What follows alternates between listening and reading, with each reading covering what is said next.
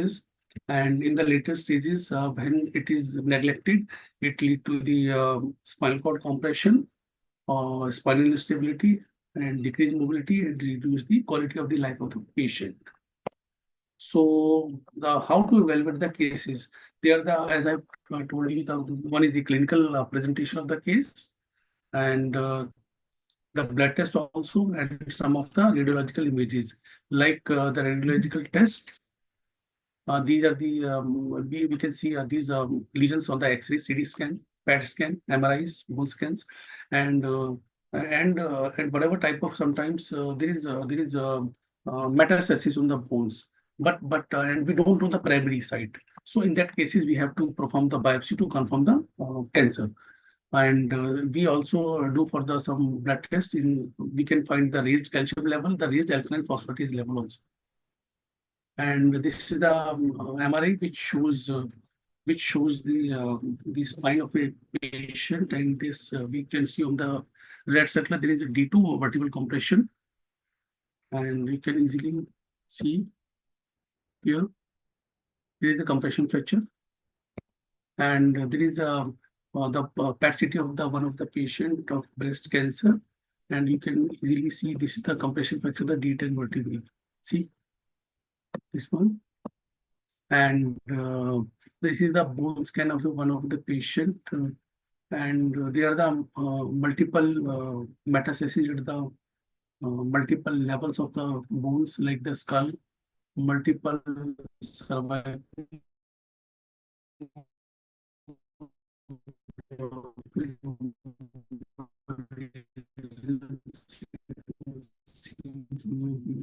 the pelvis also, and the sternum. There are the multiple. And what is the role of the physiotherapy in bone metastasis? Now we have to learn about how to manage that sort of cases which come with us with the bone metastasis. So our aim of the physiotherapy is to, first of all, to reduce the pain, and to protect the affected spine or the affected bones, and to maintain and improve the body posture, sitting, standing, and walking in, like in all the posture. And, to maintain and improve the joints movements, to maintain and improve the mobility of the joints, to maintain and improve the activities of the daily lives, like toileting, bathing, swimming, etc., that sort of, and to improve the quality of the life of the patient after that. And so, first of all, how to control the pain of the patient. For this, we have to unlink the affected bones to reduce the pain. So we have to modify the ideals, like we have to tell the patient how to do the ideals, like how to go to the toilets, and how to do the bathing and the other activities and grooming, and without affecting, I mean, putting any weight on the affected areas that the patient has to love. The same way, the patient has to turn in a single log on the bed, like there is no twisting moment in the spine to prevent the other further damage to the bone. And we have to tell how to get up from the bed and how to get in the bed. In this, the patient has to turn on either side, and with the help of the other hand, the patient has to get up. I have some videos, and I will show you how to get up from the bed and how to get in the bed, and I'll show you after the few slides. And we always ask the patient to use the Western toilet. The patient are not supposed to use the Indian toilet, because whenever the patient bend down for the Indian do and get up, it further damages the spine or the affected bones. So the patient is advised to use the Western toilets, and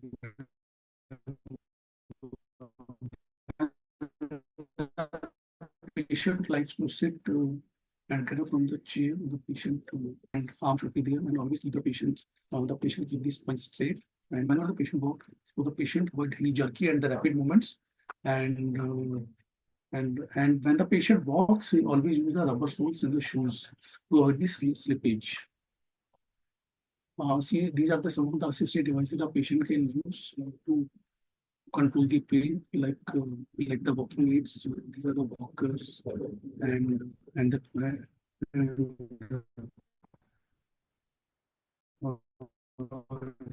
these are the walking is like sticks, quadriplex type. We have to assessment in the evaluation of the patient which sort of walking needs is suitable for the patient. And the next thing is stability. It is achieved by the placing of the orthosis. So when the patient is having the bone metastasis at the spinal level, we have to give the braces to the spine. What is the role of the spine? The role of the braces are the to stabilize the spine and prevent or limit the spinal movement, thus reduce damage the vertebrae, spinal cord, nerves, and surrounding structure, reduces the pain. This is the main aim of this with the spinal braces. So these are the the cervical collar, the rigid one we have to give to the patient when the patient is having the metastasis at the cervical level. So the idea is to restrict the neck movement to greater degree than the soft collar, and to prevent the further damage to the bones and the surrounding structure in the spinal cord. And this is the another one which we have to give the patient when the patient is having the bone metastasis at the multiple thoracic and the lumbar level. This is the thoracolumbocervical orthosis to cover the whole of the spine. And this is the lumbocervical brace when the metastasis at the lumbar spine areas. And stability, to achieve the stability, we have to provide some orthosis. This is the knee ankle foot orthosis here for when to provide to restore the function at the same time, as well as to support the affected bones. And this is another orthosis. This is the HKF2, which provide the stability to these areas, the pelvis and the femur also. Now the next is the how to maintain and improve the function of the patient. So the patient is advised to do the regular exercises. The aim of the exercise is to maintain and improve the range of motion of the joints, to maintain and improve the tone in the muscles, to maintain and improve the muscle strength, and to prevent the muscle wasting. So these are the type of the exercises we have to prescribe to the patients and fully explain the patient as well as the patient's attendant and the caregiver. So the patient can do all these exercises at home, and if the patient is not able to do, the caregiver must know all these exercises, how to perform these exercises to keep a watch on the patient. And if the patient is not able to do, the caregiver has to perform the exercises. Like the passive exercise, if the patient is the bedridden or the patient is not able to do the limb and the muscle power is zero, the active assisted exercises when the patient has a little bit of power to improve the weakness of the muscles, and the active exercises when the patient is able to perform the exercises, but the patient has to keep the range of motion of the joint and keep the profile. The standing exercises to improve the muscles power and strengthen the muscles. Stretching exercises or also provide the patients to prevent the contractures. And this is a chart which shows the active exercise for the upper limb, like the patient can perform the exercises for the neck. Not always all the exercises the patient has to perform. Basically, fully evaluate the assess the patient, then we plan the exercises.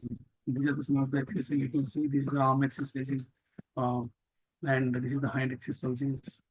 You can see in the lying position, in the sitting position, in the standing position also. So there are the various exercises which the patient has to perform, like the hand exercises, the elbow flexion extension, shoulder flexion extension, reduction, and the shoulder guard exercises.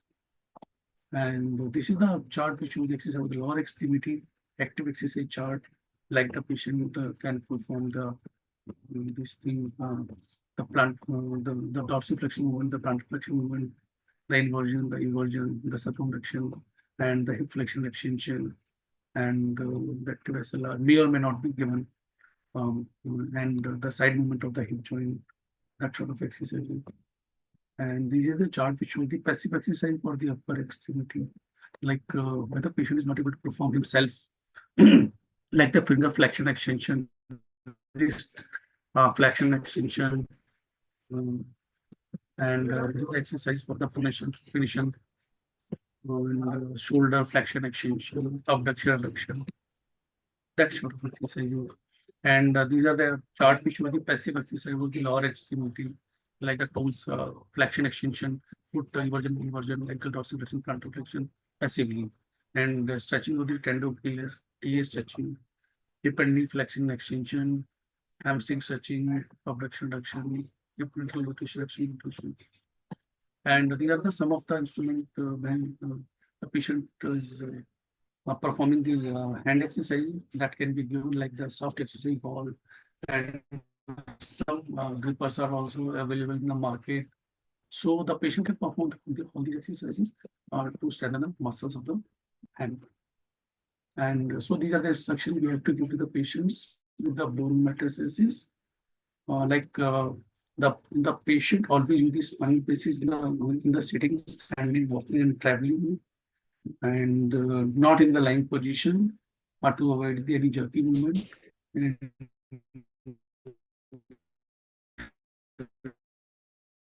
to keep this spine straight and erect and prevent the further damage to the spine. And we have, as I've told you, like when the patient wants to get out of the bed, both the knees take both the knees, turn on either side, either the left or the left side, and with the help of the other, the patient is to get up and sit on the side of the bed and then get up from the bed. And the patient, while get up from the bed or sit down on the chair, the patient has always the chair with the support and the armrest. And we ask the patient to do not sit on the floor, do not bend forward, and do not twist the spine, and do not go in the toilet, and always use the toilet, and use the rubber sole in the shoes to avoid the slippage, and do the regular exercise to maintain and improve the body's functional efficiency. And the patient is advised to walk as much as possible, just 2 to 3 times in a day. And our aim is to keep the patients pain-free and mobile, active, so the patient feel he's performing all his activities and he's physically fine. So this is a video which shows how a patient has to get up from the chair and how to sit on a chair. And this is a video which shows how to get up from the bed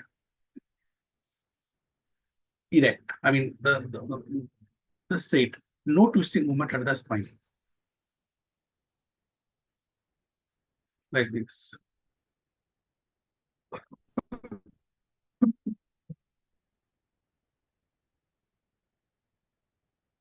Now, this mm, you show some of the exercises the patient has to perform.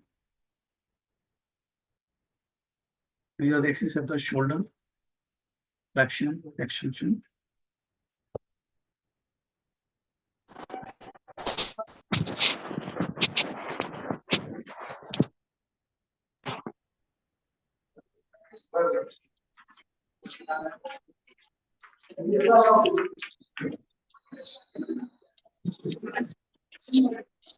Rotations, shoulder rotations.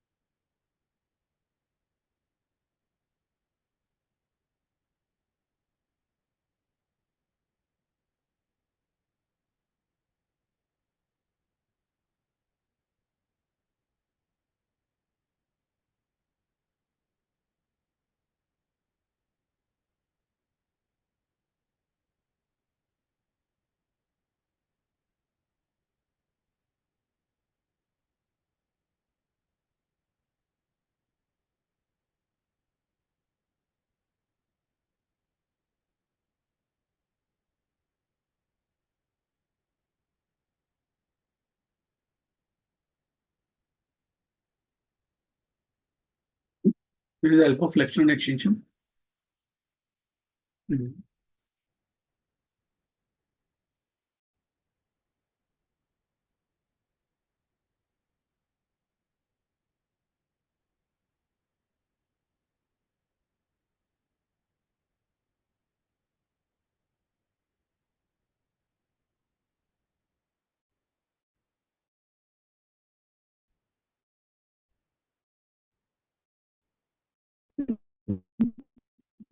Wrist and hand exercises.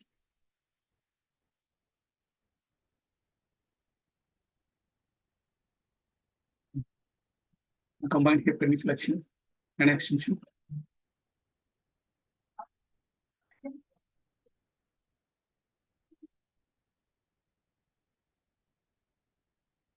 Adduction. Adduction.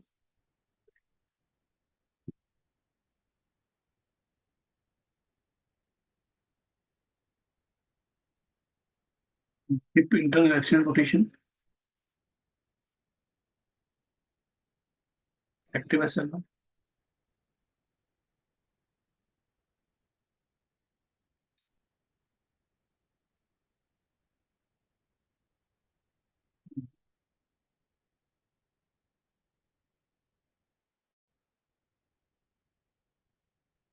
Combination of the anteroflexion, dorsiflexion, inversion, inversion.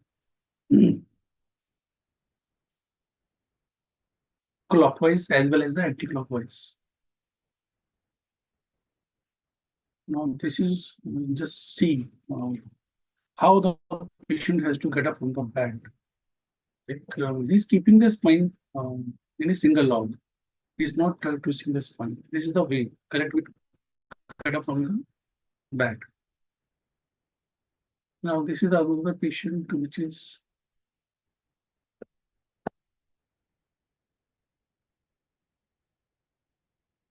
also performing some exercises.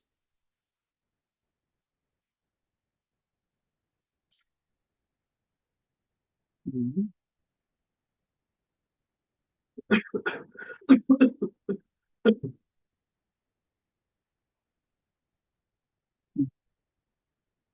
The abduction and adduction of the hip joint. Mhm.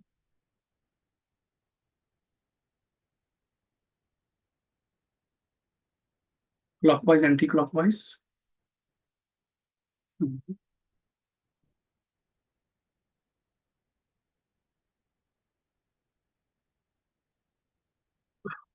Hand exercises.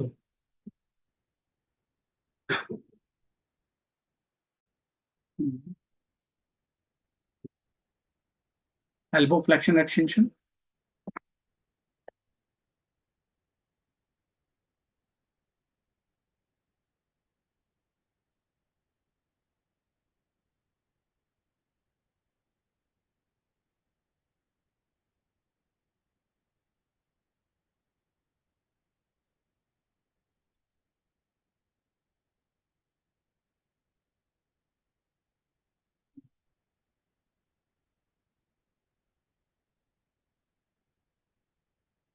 Shoulder movement.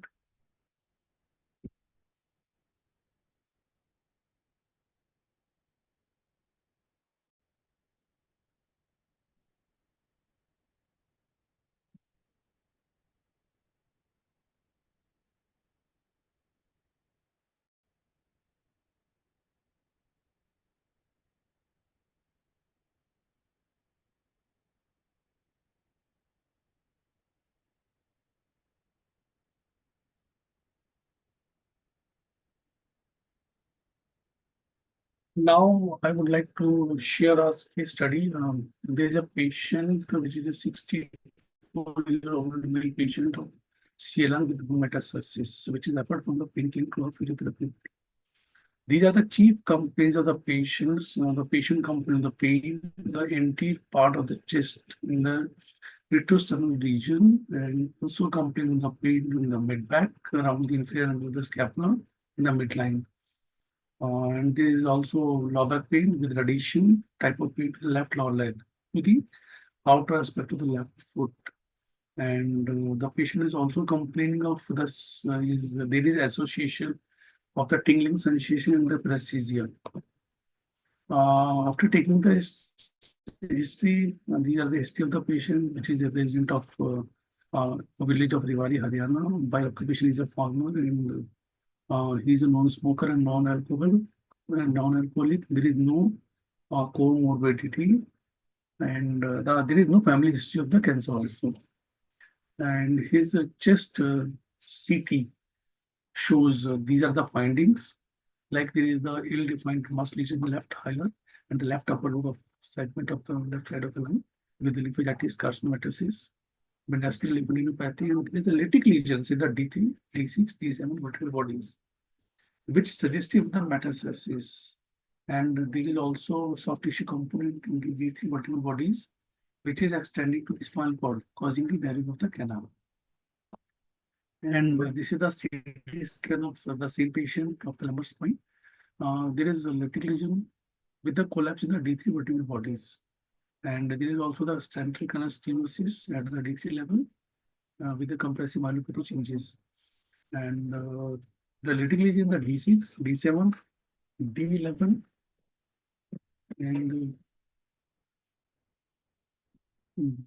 L1, S1, which are suggestive of the spinal metastasis. And this is the CT scan, PET CT of this patient.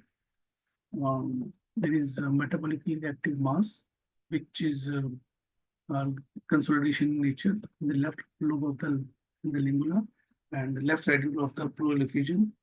Metabolically active bilateral supraclavicular mediastinal upper abdominal lymph nodes, lytic lesion D3, D6, D7, D11, L3 vertebrae, right sacral of velar and the left eyelid bone. And on examination, there is no complaint of the cuff sputum, like there is no respiratory symptoms, but the patient complained of the back pain, and the patient there is no restriction of the range of the motion of the joint of the bilateral and the upper extremity, and all the joints are pain-free, but the spinal movements are painful. As I've told you, the patient was complaining of the pain at the mid and the lower back, and the patient complained of the pain all the time, but aggravate while the patient get up from the bed, bending forward. And on inquiry, it is found that the patient is using the Indian toilet. On further examination, it is found that the patient is able to sit, stand, and walk his own without any help. But sometimes when the pain is aggravated, sometimes the patient needs some assistance from the family members, and the pain, the VAS score is 7 to 8. And after examination, it is found that the muscle power is 5/5 for the both the bilateral upper and the lower extremity. There is no sensory loss, and there is no blood in the bowel involvement. So after proper examination, I advise the following treatment to reduce the pain. I advise in the aerial modification, as I have told you earlier, like how to get up and get out of the bed, how to sit and get up from the chair, how to turn in the bed, and I advise to change the Indian toilet to the Western comfort. And I advised him this the thoracolumbosacral brace and other exercises which I advised, like to maintain and improve the range of motion of the joint, the active range of motion exercise for the bilateral extremities, and to maintain and improve the quality of life, I modified the activities of daily livings, and I also advised them. I advise him to do the regular walk and other activity as much as possible, but only using after wearing the brace. And these are the instructions which I gave to the caregiver. Caregiver is was his son. The son has to look whether the patient is following all the instructions carefully and using the brace and following the ideal modifications as I advised, and doing all the exercises and the proper walking advised. And also help in case when the patient is not able to perform himself. And this is the photo of the patient, which is wearing the brace, and the patient came after 1 week. And as I advised, the patient started following the ideals modification as I advised, and changed the Indian toilet to the Western commode, start using the night brace, Taylor's brace, and performing all the exercises, walking. And doing all his activities of daily living independently with less pain, and the pain score was 3 to 4. And this is the another case studies. Again, there is a old female of 65 years old, patient of CA lung with bone metastasis. And this lady was admitted in our palliative care unit of our cancer center. The chief complaint of the patient is again the mid back pain for 1.5 months. And also complaint of the patient is getting up from the bed, standing and the walking, and the generalized weakness. And after taking the history, it is found that the patient is from a village from the Meerut, Uttar Pradesh. By occupation is a homemaker, and the patient is a non-smoker, non-alcoholic, no comorbidity, and no family history of the cancer. And this is the small history of the patient's present illness. Patient was all right almost 9 months back, but she started feeling some pain almost 9 months back, and he took some medicine from the local doctor and got some relief. But the pain was still continuous, and it was on and off type of pain. But 1.5 months back, the patient has history of fall followed by the aggravation of this back pain. And for this, the patient consulted the local doctor, and the patient advised some X-rays and the MRI of the dorsal spine. And on the MRI, it is found that there is the severe collapse of the D5 vertebral bodies with the convexity of the posterior vertebral column. See, yeah,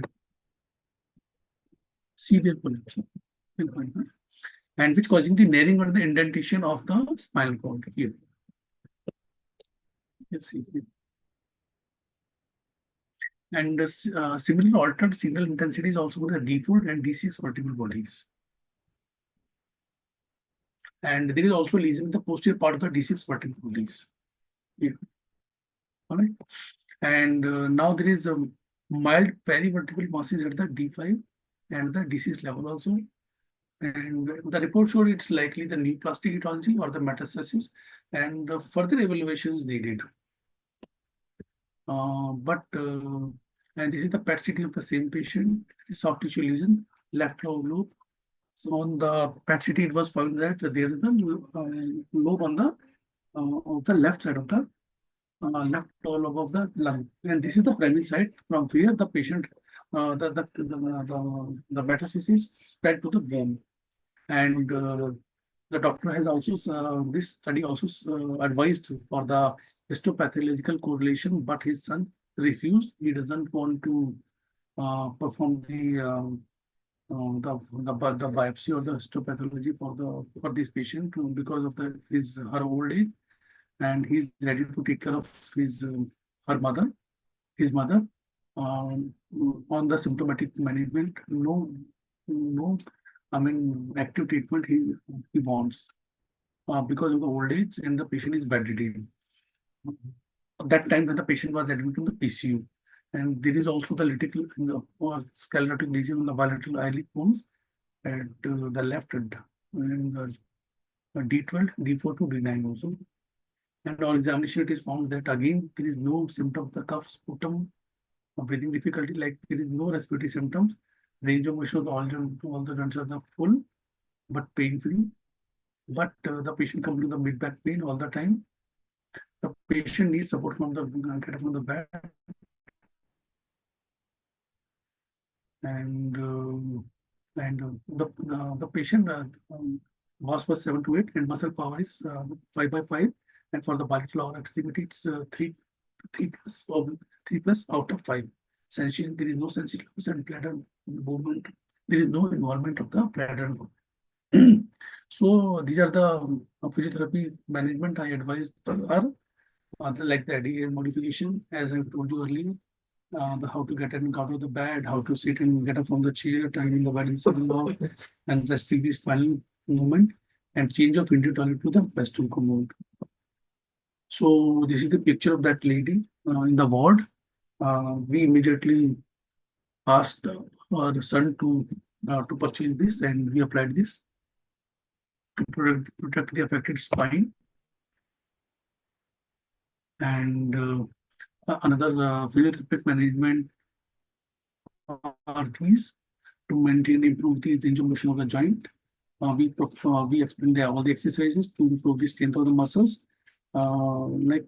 She was having the weakness of the lower extremity. We advised some quadricep exercises, some resistance exercises, and to maintain and improve the quality of the life, we asked her to perform her activities herself with the limited or the no help or the limited help, and do the regular walk and other activities. And we also suggest to look whether the patient is performing all the exercises and performing and following all the eating modification and feeding the brace and walking, and help her if she needs any help. And this is the patients in the ward. After a few days with some exercises, the patient is able to walk independently. The patient came, was bedridden and not able to sit up and get up from the bed. But after a few sessions, the patient is able to walk independently by wearing this brace.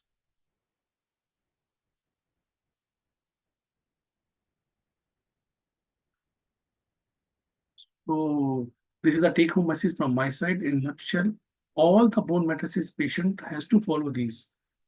First of all, they have to wear the brace or the whatever orthosis advised. They have to wear as advised by us. It has to be wear all the time and follow all the ADL modifications. And the patient has to do the proper and the regular exercise 2 to 3 times in a day. And the patient has to walk with or without the support 2 to 3 times in a day. And also the patient has to advise his or her activities independently as much as possible, so the patient is independent, and this will also boost his or the mental health. The patient is not depending on the other for his or her physical activity. So in the case of the bone metastasis, our idea is to make the patient mobile, to perform his or her activities independently with little or the no help. And the patient has to advise, the patient has to wear the orthosis or the brace, and the patient has to understand after some time. In some cases, when the patient's pain reduced and the patient is able to walk, they feel there is no need to use the braces. Say sometimes they make the mistakes and they stop using the orthosis, but it should not be done. We have to counsel the patient whether the pain is there, whether the muscle power has improved, but always they have to follow these instructions, whatever we have given. Not like this. After some time, when the patient improves, to stop using and following the instructions whatever we have given. So these are the lifelong process. The patient has to always follow the instruction and has to wear the braces all the time uh, for the instruction whatever we have given, whether there is pain or no pain. So this is all from my side. Thank you.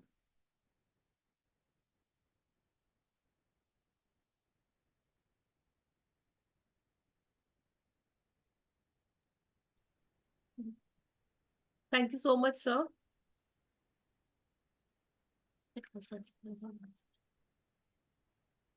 Thank you so much, sir, for your depth analysis and for your sharing your expertise in physiotherapy in bone meds. We are truly grateful for your time. We have some questions, sir.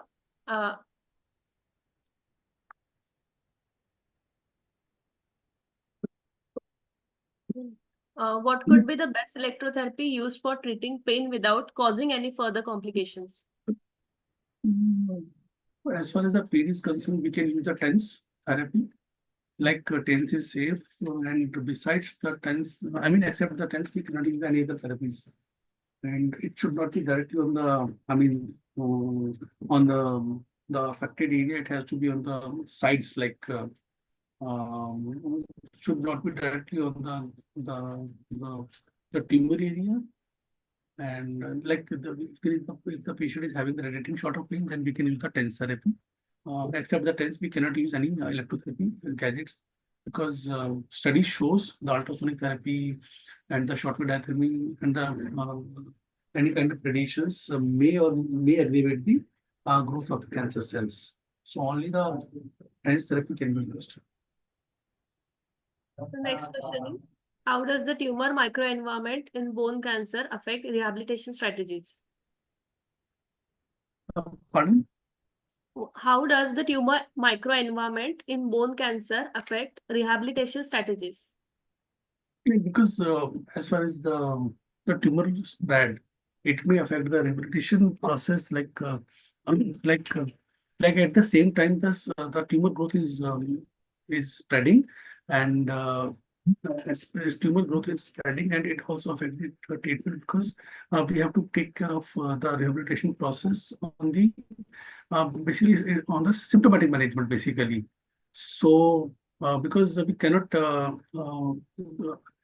the same time the patient is getting the treatment for the cancer also, and it may or may not be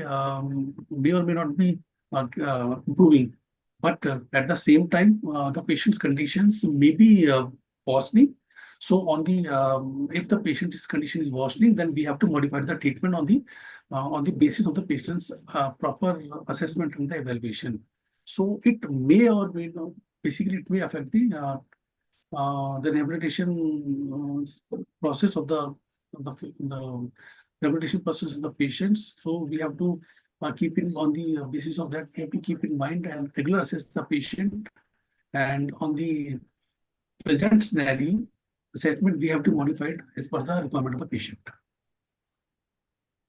So we are having one more question. How can proprioceptive training improve functional independence in patients with bone cancer? How? Proprioceptive training improve functional independence. That can be basically our idea is to for the strengthening of the muscles and the mobility of the joint. And if the patient is able to perform the activities, like the patient can able to do the limbs, the patient is performing the hand exercises, and the leg exercises. The patient is performing the turning movement. So the patient is able to perform all the activities, whatever will be there. And the proprioception is also helpful if the patient is we can improve the strength of the muscles.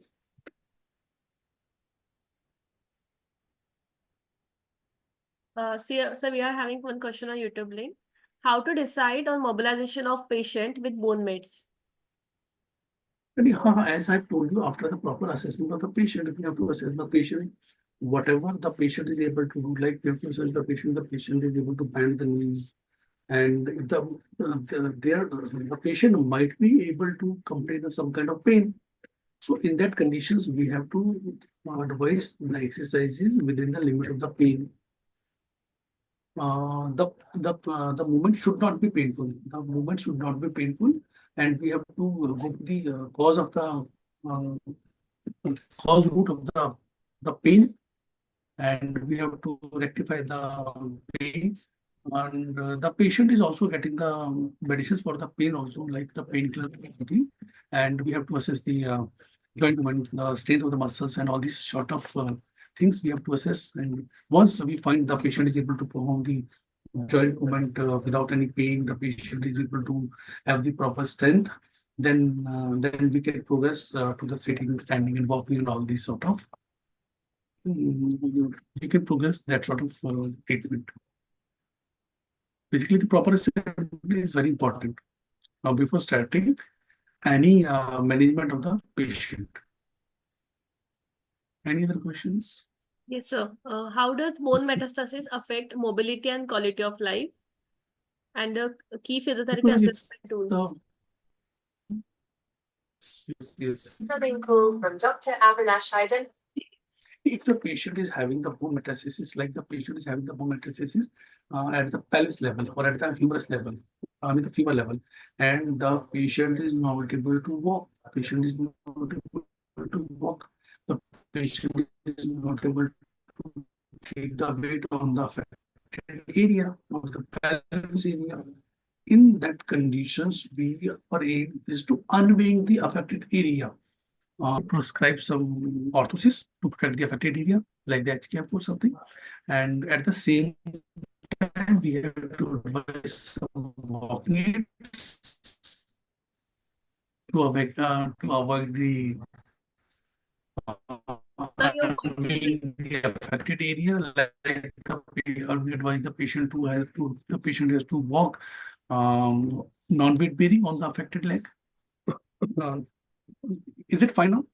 Hello? Hello, sir, is it yes. fine now? Yes, sir. Am I audible now? Yes, No, sir. yeah. I just wanted to say the basically the what happens, the bone mats causes two things basically. One is the pain. Next one is the it may get fractured. These are the weakened part. So weakened part.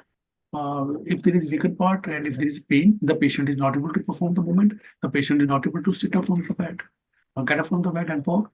If the patient is having the bone mats at the pelvic level or the femur level, the patient unable to walk or feel difficulty in walking or have the pain during the walking.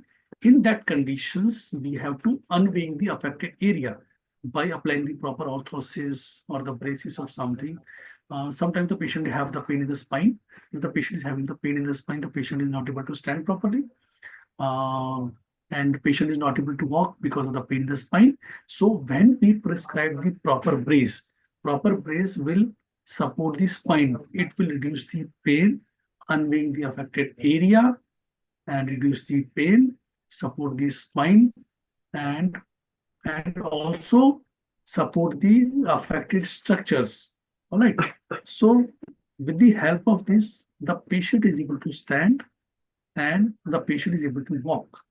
So this way, the bone metastasis affected the mobility of the patients by the pain, and the patient is not able to take the proper weight and reduce strength in the muscles. All right. Yeah. Any next questions? Yes, sir. One last question. Yeah. Fit principle for bone cancer. Sorry. Fit principle. Fit principle for bone cancer.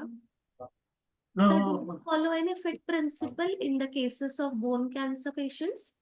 Basically, as I have told you in the last slide, basically, this is the basically the principle which we have to follow. Like the patient always use the braces or the orthosis as advised. First of all, this is the main principle. What is the affected part? It has to be stabilized either through the braces or the orthosis. It could be the spine, it could be the limb. All right. Skull, we can't do anything. Sometimes the patient is having the problem in the pelvis area, the humerus area. Sometimes the patient comes with the pain in the arm area. So, like the patient is having the arm area. So, in that condition, we have to provide some brace or some support like the triangular sling to unwind that area. So, this is the main principle. First of all, we have to provide some brace or orthosis to support that particular area. One thing. Second target is to maintain the range, to maintain the and improve the ideal modification. So we have to modify the ideals to the patients as per the requirement of the patients. So the patient is able to perform his ideals without putting any pressure on the affected bones. All right. So first of all is the brace. Second one is the modification of the movements, modification of the ADLs. Second thing. Third one is the regular exercises and the proper exercises, because we want the patient's joints should be all right. All right. So the regular exercises and the proper exercises are very important 2 to 3 times in a day. Whether the patient has to perform himself or herself, or somebody has to do like the passive exercises on the behalf of the patients. Third one. Fourth one is the walking. if the patient is able to walk, the patient has to walk as much as time the patient walks, but at least 2 to 3 times in a day. But when the patient is bedded in that condition, it is not possible.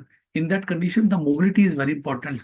Mobility of the joints for to maintain the range of motion of the joint, and also to prevent the to maintain and improve the strength of the muscles. So these are the main things. And basically, and the next one is we want the patient should be actively independent. The patient is able to perform all his or her activities independently as much as possible. So these are basically the principles. Our idea is to keep the patients pain-free, one thing, provide the braces or the orthosis, second thing, performing, the patient is able to perform his or her ideals without or minimum help from the others, perform the regular and the proper exercises, walk 2 to 3 times or as much possible, his or her, whether with the help of the patient, the attendant. The patient has to be independent by following all these activities. So these are the main goal of the physiotherapy in case of the bone metastasis cases. Any other questions? Or is it clear? Or Thank you so much, sir. Thank you so much for your session. Insightful words, sir. thank you, thanks a lot. Many thanks for giving me the opportunity to share my knowledge. Thank you, thanks a lot, and the experience. Yes, thank you so much, sir. Thank you so much. Sir, please, will you please just close your slide share? Mm. Stop sharing your screen, sir.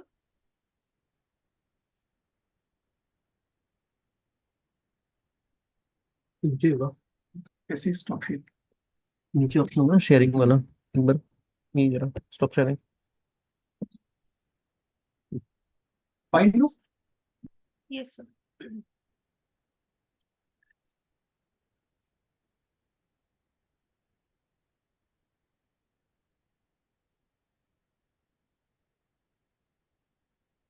Up next, we have our second keynote session of the day titled Medical Oncology and the Timing of Referral to Physiotherapy Department.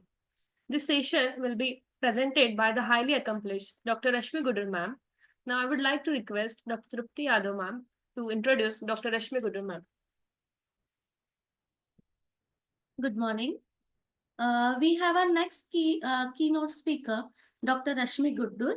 She is a highly accomplished consultant medical oncologist at Krishna Institute of Medical Sciences, Karan.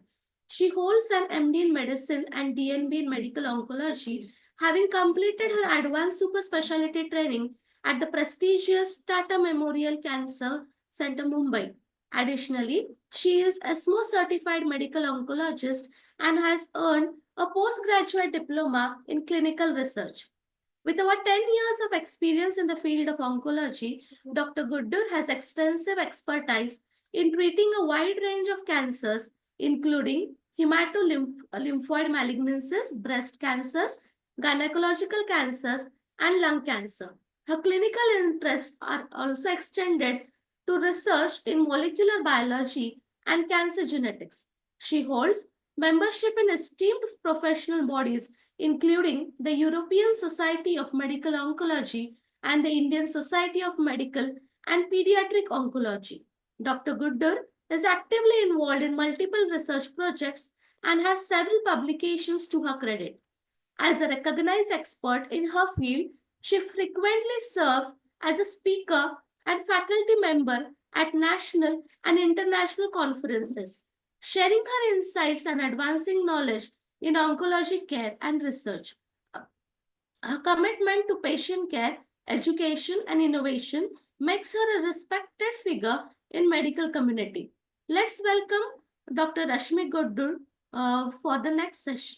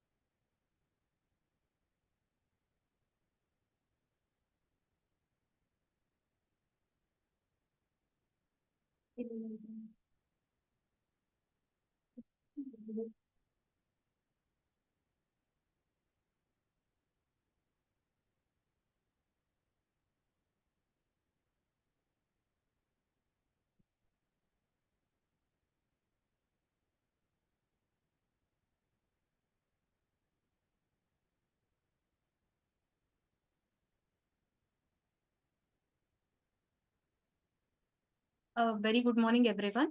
I would like to have extend my greetings on World Cancer Day from the Department of Oncology, Krishna Vishwavidyapit, Karat. First of all, I would like to thank Dr. Rajulu sir for arranging such a beautiful conference on a very nice topic. And surely a big thank you to Tripti, who has very nicely, as you can see, selected the topics and curated the whole program. I'm sure the participants will be very much benefited by this. I'm Dr. Rashmi Gudur. I'm medical oncologist at Krishna Vishwavidyapit, Karat. So the topic which was given to me today was what should be the timing of referral in medical oncology to the physiotherapy department. But I have taken a bit of liberty to extend this to timing of referral to physiotherapy in all the settings, that is surgery, radiotherapy, and medical oncology.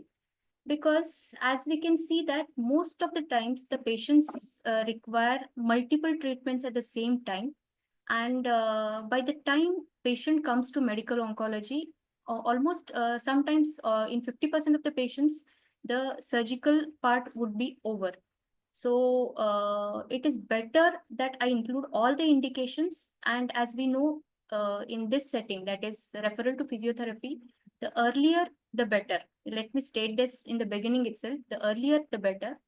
And when it comes to treatment of cancer, around 50% of the patients in Western world present in localized condition, whereas in India, only 20 to 30% of the patients present with a localized disease. So mostly the patient requires surgery, radiotherapy, and chemotherapy or other systemic therapies in combination. So it is better that all the branches do know when the patient should be referred to physiotherapy. So we'll discuss this today's topic in following headings. That is, what is the need of this discussion at all, and what are the settings in which physiotherapy will be useful, benefits, what are the barriers of providing physiotherapy in cancer patients, and few special scenarios. Now, if you see this graph, this is the overall survival graphs of almost all the adult cancers over last, say, 50 years. That is from 1972. This chart includes up to 2007. It can be seen that in 1970s, 80s, that is up to the year 2000, the survival, that is 5-year survival of most of the solid malignancies and hematolymphoid malignancies was less than 2 years, 1 year or 2 years. But in recent times, that is after the year, after say 1990 and 2000, where the cancer therapies have improved so much in leaps and bounds that survivals of most cancers have improved. If we see myelomas, lung cancer, colon cancer, ovarian cancers, breast cancer, leukemias and lymphomas, the survivals, majority of the patients go on to survive more than 5 years. Similarly, in pediatric cancers, at around 1950s and 60s, hardly 10 to 20% of the patients diagnosed with childhood malignancies used to survive. Whereas presently the cure rates, we don't call survivals in pediatric cancers, we call them cure rates. They have improved to more than 70 to 80% in majority of the types of pediatric cancers. These two slides, as I told previous one and this one, indicate that previously when cure rates were not very high, hardly patients used to survive more than 6 months to 1 year. So the question of symptom relief, only cancer control was the major goal. But as the patients go on surviving with cancer, and after cure also, because majority of the cancers and its treatment can leave long-term sequelae. We can see that majority of the patients, that is around 60 to 70% of them, will go on living with cancer or even after treatment with its sequelae. There will be a shift of focus from curing cancer to improvement in patient-related outcome measures. That is how the patient feels about the disease, how the patient feels about the treatment, and overall quality of life. Because initial focus used to be only on targeting the cancer, malignancy. But now, once the patient gets the relief from cancer and goes back to life, the routine life, there are multiple other factors which they feel are important for maintaining quality of life. And quality of life mainly includes symptoms of the disease, overall health, whether the patient can go back to everyday chores, how is the mental status of the patient, that is anxiety, stress about the disease, about functionality, mobility, and how he can maintain the social, whatever his role was there before the diagnosis. If they can maintain the same friends and relationship scenario, it will improve the quality of life. So initially, as I told, the survival or disease control was the main goal in most of the clinical trials also. But nowadays, quality of life assays have become integral part of assessing treatment outcomes. And most of the drug trials, clinical trials, which test the treatment modalities in cancer, include quality of life in various aspects as secondary endpoints. So we have become more concerned about after the treatment and during the treatment, whether the patient's quality of life is maintained or not. And if you take patient's perspective, so often if the patient gets cured, or even if it is it's a palliative setting where cure is not a possibility, in such patients also, patient wants a better quality of life compared to just cures. That is, in simple words, what we say is adding days to life is important, but adding life to the days is more important nowadays. And that is where the role of physiotherapy comes in. Keeping in mind, WHO recently did a initiative, that is WHO Rehabilitation to 2030 initiative, which identifies rehabilitation specific recommendations in guidelines for oncology care. And it is observed that if guideline concordant rehabilitative care could be improved, it can have a substantial impact on function and quality of life among survivors. So even the highest authorities like WHO, European societies, American societies, Australian societies, all these are now concentrating on improving rehabilitation facilities which are available and how it can be incorporated into oncology cares. Before I start with the role of physiotherapy, I would like to emphasize the fact that cancer treatment is a multidisciplinary team play, where the role of each person is very properly defined, overlapping, but equally important. In this team, the first person who is most important is the general practitioner in the society, who first picks up the signs of cancer. From there, the patient comes to diagnostic services, oncologists, multiple oncologists, pathologists. Then comes the oncology nursing staff, nutritional dietitians, and social worker, psychiatric treatment counselors are important. And as you can see, the physiotherapy and occupational therapists are very much important part of the whole team. So when we take it as a team, everyone should play their roles so that the best outcomes can be achieved. Coming to the cancer treatment as such, the core team consists of the oncologists. The cancer treatments are divided into mainly three ways. One is the well-known surgical part and the radiation therapy part. Surgery and radiation are the local therapies. That is, in surgery, we remove the tumor, whereas in radiation therapy, we irradiate the disease, local disease, or a few metastatic diseases, so that these two form the local therapies. But other major part is systemic therapy, what we in general terms call chemotherapy. It can include chemotherapy, hormonal therapies, targeted therapies, immunotherapies, bone marrow transplants. Multiple options have come up. So when we are talking about when the patient should be referred to physiotherapy, it is also important that the physiotherapy team should be aware of the treatment modalities which are offered to the patient. Because as I told, oncology is a field where newer treatment modalities, newer drugs are coming almost every day. The physiotherapy team and other supporting team should be knowing what changes they expect in the patient and what extra they need to do for these change kind of therapies. So hence, all the team members should be knowing what the patient exactly is receiving as a treatment modality.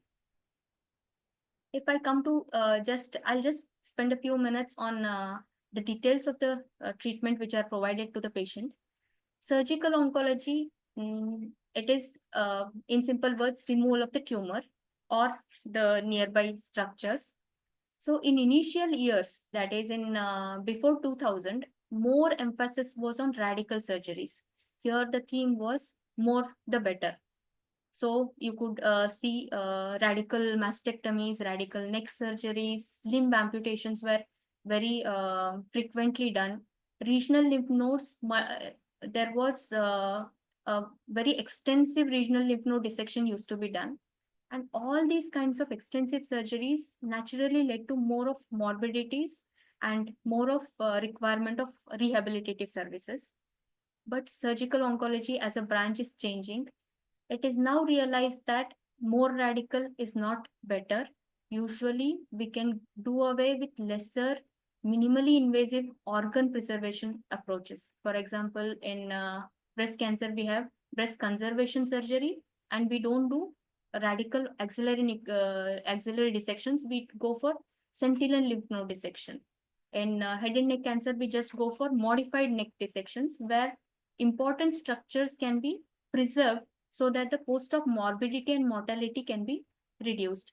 Also, minimal access surgeries like laparoscopic instead of laparotomies, thoracoscopic surgeries instead of thoracotomies, and additional reconstructive surgeries for, say, limb reconstruction, breast reconstruction. These have become a common factor. And surely the complications which used to arise out of radical surgeries compared to minimal access surgeries are going to be quite different, although less, but they pose different kinds of problems, and the team should be very well aware of what the patient is going to undergo. Another newer approach is robotic surgery, although not many of us are still exposed to this modality, but I'm sure with the availability of cheaper alternatives and Indian-made robots, we are going to have robotic surgeries done very frequently. These different modalities will pose different complications, and everyone should be prepared for facing such scenarios. Coming to radiation oncology, the era of cobalt treatments is long over, and most of the centers have linear accelerators which provide conformal radiations, image guided or intensity modulated radiation therapies, higher end treatments like rapid arc, stereotactic body radiosurgery. All these are higher end treatment modalities in radiation oncology, even which our institute also has. Here, the normal tissue toxicity is reduced because the radiation is provided just for the tumor. And hence, although the complication rates have decreased, but still they come with different kinds of acute and late toxicities. Palliative RT is usually most commonly used in advanced diseases, and this also comes with few of the complications. Coming to medical oncology, this branch is the one which has changed rapidly in last 20 to 30 years. Like I have been practicing for last 15 years. When I began my career, I started my practice having few of the chemotherapy drugs and hormonal therapy drugs. And in just last 10 to 15 years, we have seen so many newer agents being added, which act in a different way compared to the cytotoxic chemotherapy, which include targeted therapies, various forms of targeted therapy, immunotherapy, which targets the patient's immune system to boost the immune system to fight against cancer. So these types will have a different kind of side effects compared to cytotoxic chemotherapy or hormonal therapy.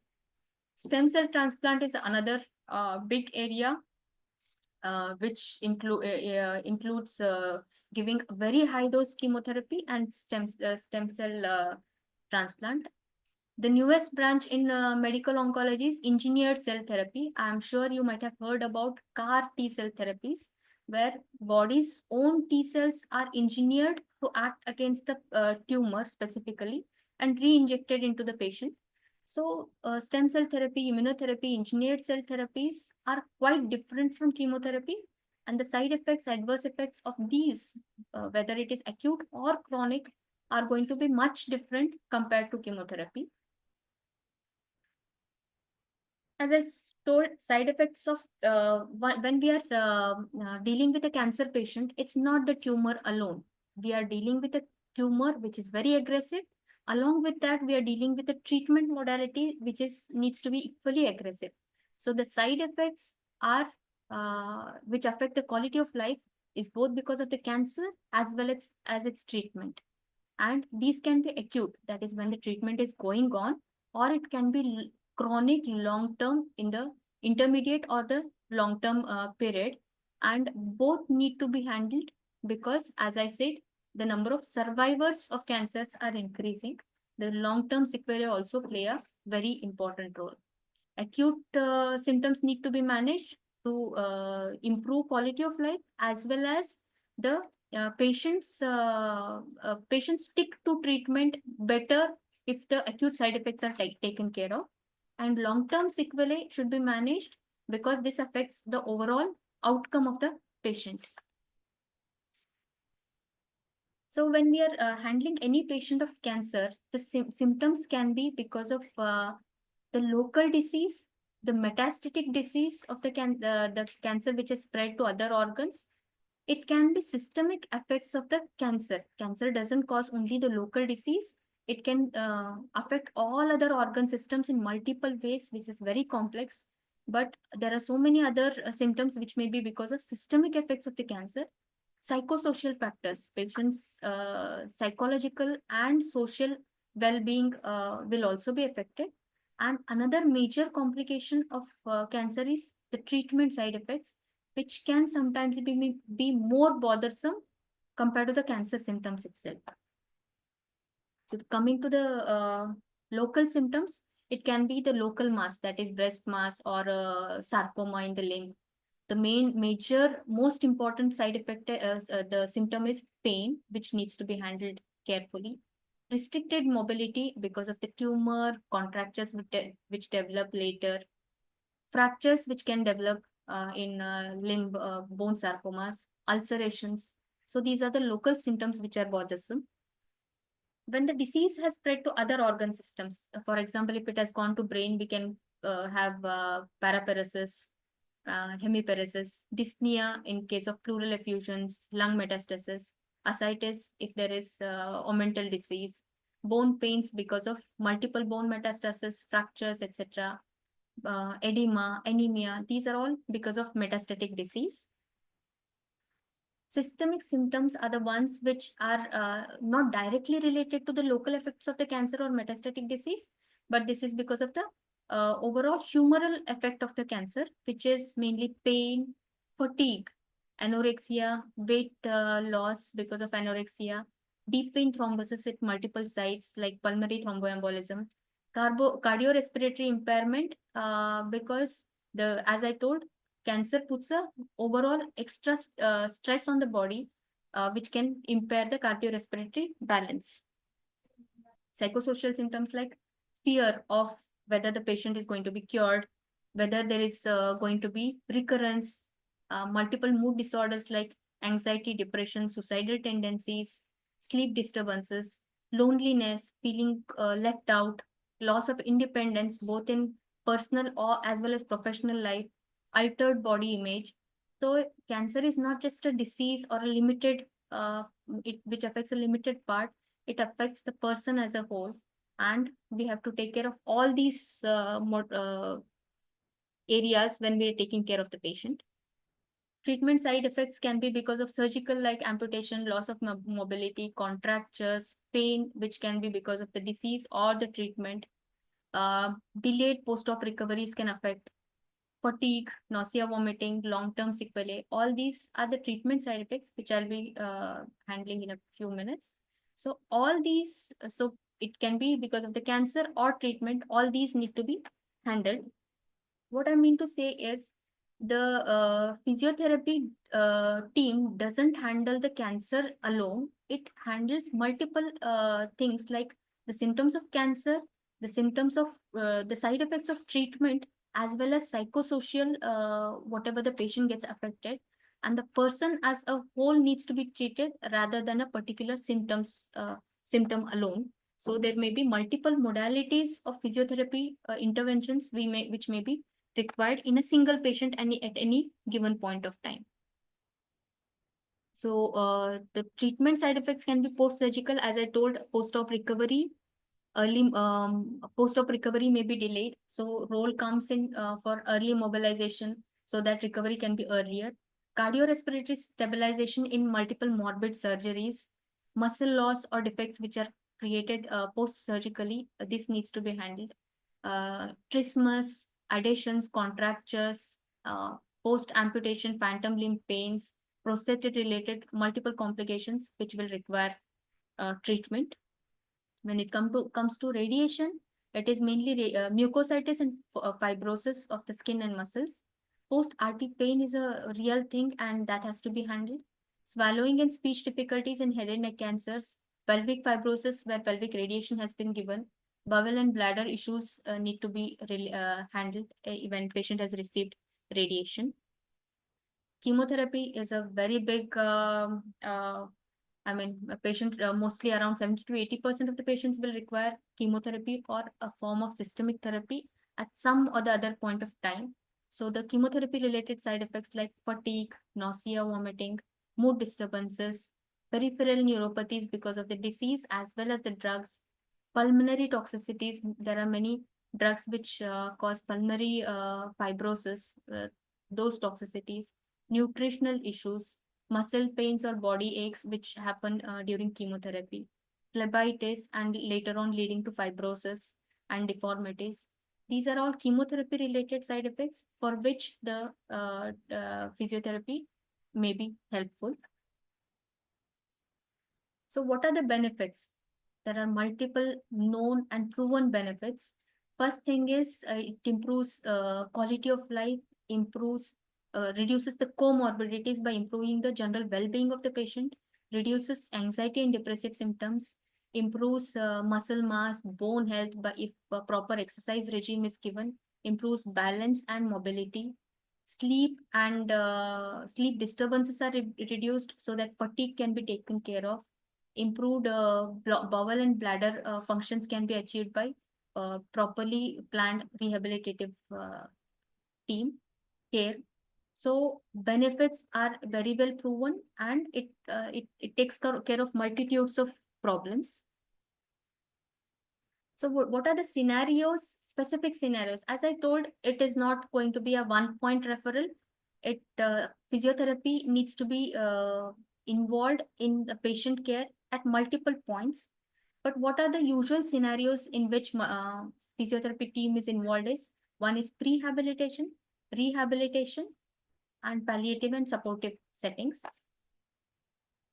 Coming to prehabilitation, what happens is most often when the patient is diagnosed, the first and foremost thing which is paid attention to is treatment of cancer.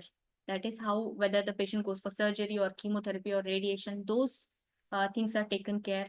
Whether the patient is fit for surgery, fit for chemotherapy, those are taken care. So in this scenario, the importance of involving physiotherapy team at this stage, that is at the point of diagnosis, has to be presently stressed, because we have realized that the earlier the team is involved, the better will be the results during treatment and after treatment. So prehabilitation is that setting which involves physical and psychological assessment to identify patients' baseline functional level and possible pre-existing comorbidities, so that we are prepared for what we are going to face ahead. This allows for the implementation of appropriate interventions aiming to optimize patients' health before starting acute treatments. For example, if surgery, say thoracic surgery is involved, then it is better we stabilize the patient's cardiorespiratory reserves, so that patient can tolerate this complex surgeries and the post-operative recovery is easier. So often the complex surgeries are not possible because of the pre-existing comorbidities. If these can be taken care during prehabilitative phase, then those surgeries become easier. And because of this early intervention, it can restrict development of later on disabilities. Also, it educates family and caregivers regarding the total overall care. Exercise, respiratory physiotherapy, nutritional support, psychological counseling. This encompasses multiple modal approach. It also provides an opportunity for the patient to become immediately involved in their own care. I mean, we all know that we involve the patient when it comes to treatment modalities being decided, but patient should also be involved in taking decisions regarding what are his or her wishes regarding other quality of life issues. It offers opportunity for patients to proactively engage in their rehabilitation process, simultaneously improving physical and psychological health outcomes. It improves patients' emotional as well as physical health overall, if we see. So benefits are, first and foremost, is we can locate a therapist in the near vicinity at the earliest opportunity. So this reduces the hassles which will be involved later after the treatment is done, and when complications develop, the patient's gone searching for the therapist. This can be avoided so that we know the therapist from the beginning, so that they can be involved in overall care. It reduces length of stay in the hospital, reduces post-treatment complications, enhances recovery following treatment, enhances quality of life, improve cardiorespiratory fitness, improves nutrition, and improves overall neurocognitive function throughout the treatment period. Coming to rehabilitation, the word is usually used when the cancer is completely controlled or cured. So here, as the word indicates, it's a set of interventions designed to optimize functioning and reduce disability in individuals with health conditions in interaction with their environment. It aims at restoring normalcy in achieving everyday goals as well as the professional and vocational goals, whatever the patient wants to achieve post-treatment. Most often, physiotherapy is by default used in rehabilitative settings. But as I told, there are multiple other scenarios which the team can be involved. Palliative and supportive care, where the patient's cancer cannot be cured, but we want to reduce the symptoms because of the cancer or its treatment. Here, physiotherapy team is involved in promoting maximum level of comfort, achieving highest level of functionality, independence, for pain relief, maintaining cardiorespiratory functions, so that supportive care is required less often, and it reassures feeling of self-worth and control. Here, the main aim is to improve the symptoms and not the cure or rehabilitation. Here, we are supporting the patient till the requirement is there. But there are multiple barriers when we try to involve physiotherapy in the cancer care. One is, okay, anybody has unmuted? Okay. Please mute yourself.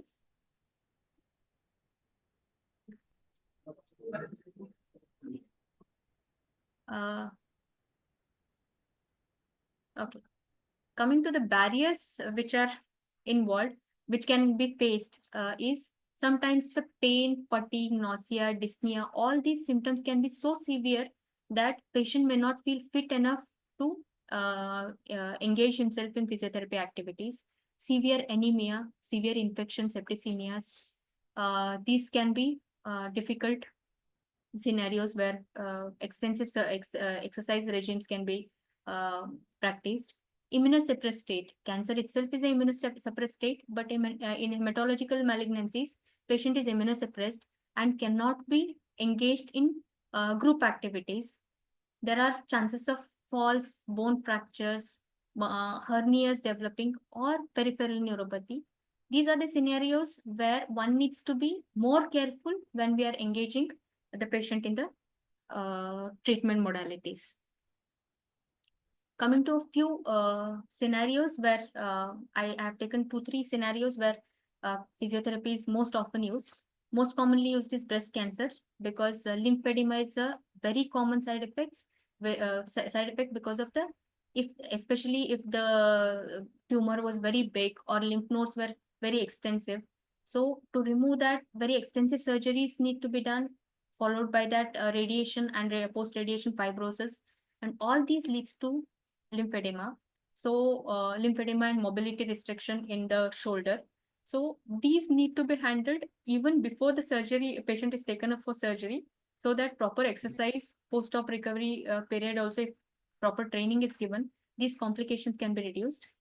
Pain, sexual and psychosocial issues, body image issues, these are the post-treatment complications which patients may be facing, issues which may be faced, and these need to be handled in breast cancer patients.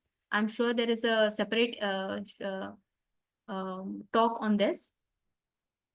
In pelvic malignancies, that is genitourinary prostate cancer or gynecological malignancies, there can be disability in movement, altered bowel or bladder functions, sexual dysfunction, androgen deprivation, which happens in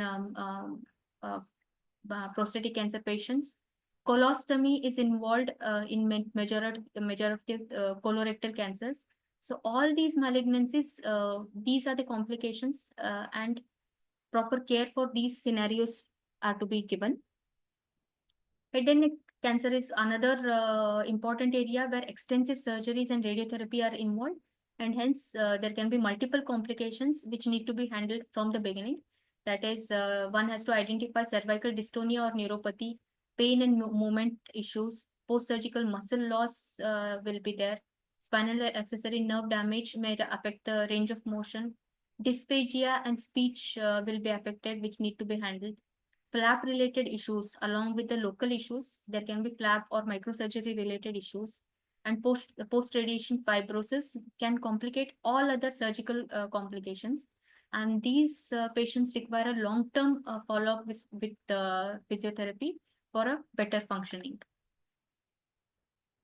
Lung and esophagus, that is thoracic malignancies are a very complicated, require very complicated surgeries, and rehabilitation plays a very important role to improve cardiorespiratory reserves, post-operative chest physiotherapy for early recovery, early mobilization of patients in these surgeries improve the recovery period, chest physiotherapy later again for improving the cardiorespiratory reserves.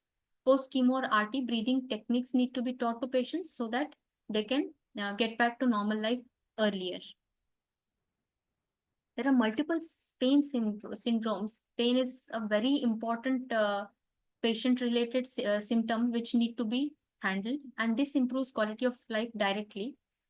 Pain is present in nearly 80 to 90% of the patients at some or the other point.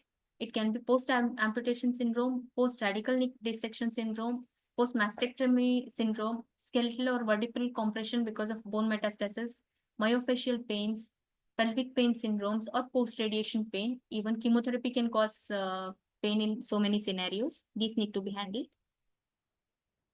chemotherapy-induced peripheral neuropathy is more common if there is peripheral neuropathy pre-existing because of some of the comorbidity. So controlling comorbidities, regular assessment for quality of life, exercise programs targeting this, massages, electrotherapies, all these are important because this can ensure compliance with the treatment. Another very important area where I think this needs to be a separate branch of oncophysiotherapy, that is pediatric oncophysiotherapy. Because when we are treating pediatric cases, we are not talking about 2-year survival or 5-year survival. The patient goes on to live for lifespan of 60 to 70 years further. So it is not just the acute complications, but the later growth and development, organ function disturbances, fertility related issues, psychosocial related issues, neurocognitive functions, all these things need to be handled.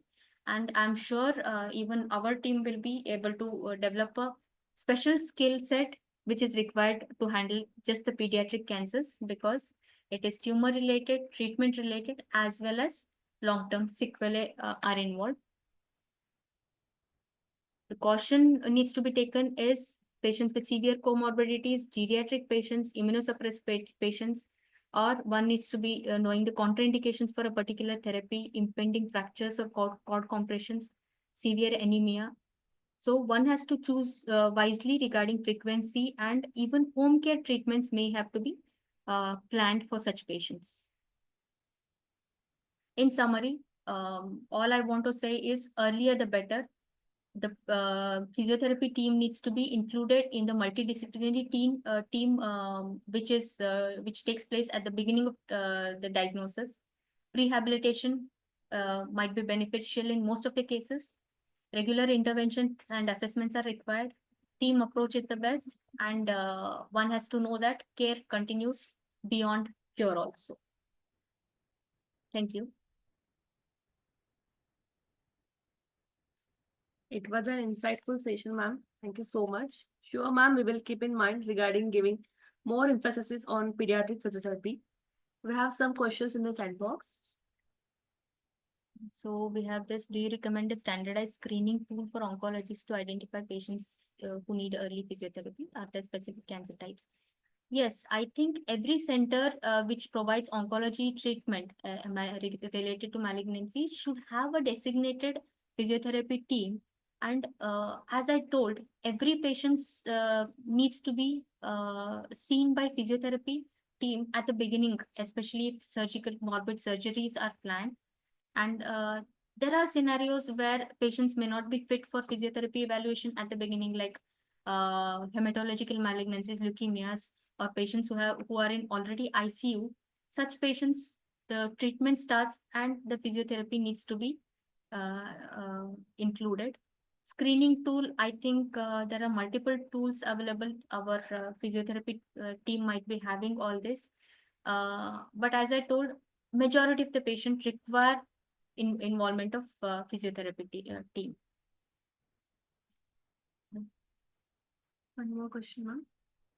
Are there any specific cancer types or treatment regimes which I think the most important one is breast cancer, where immediate post-surgical, if exercise schedule is started, the contractures can be reduced. Then cardiothoracic surgeries which are involved, like esophageal or lung resections, if they are there. Earliest, if the physiotherapy team is involved, as I told, in rehabilitative phase, will surely improve the benefits. Most others, like patients of sarcoma and all, the team can be included later. But these are few scenarios where earliest is the better. Thank you so much, ma'am. Thank you so much for your detailed and insightful presentation. Your session has provided us with much food for thought. Thank you, ma'am.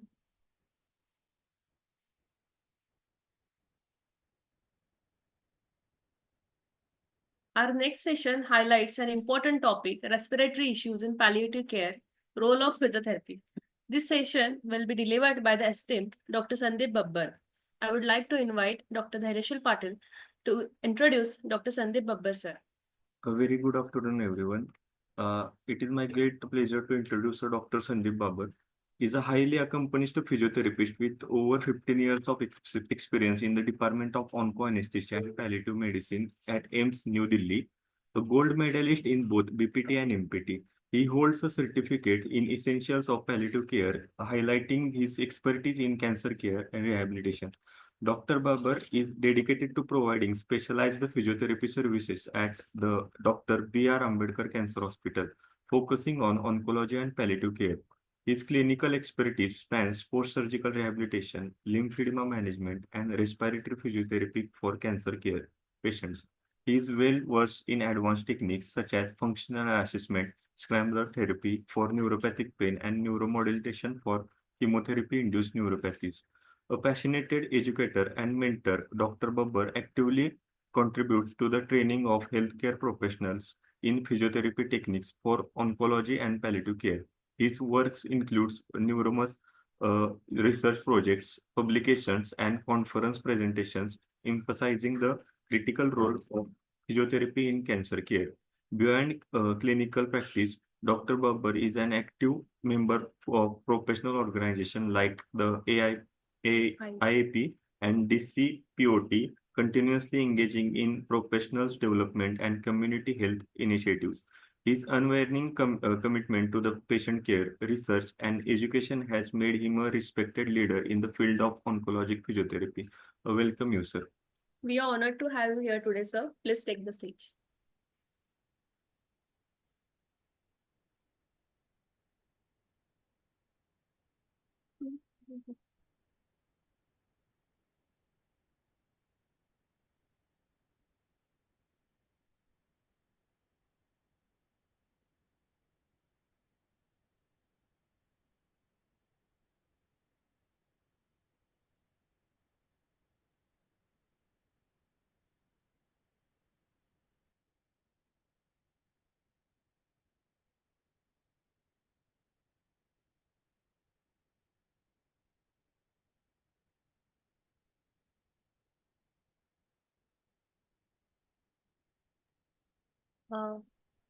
Sandeep, sir.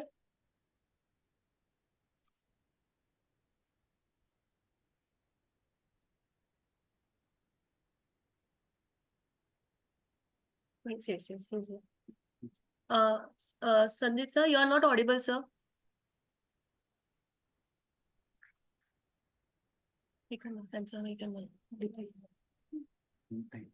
Yes, sir.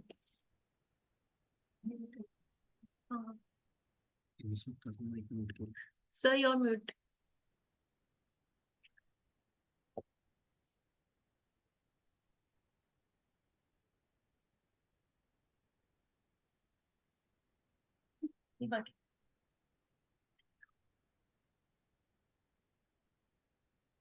Sir, you are not audible, sir. Sir.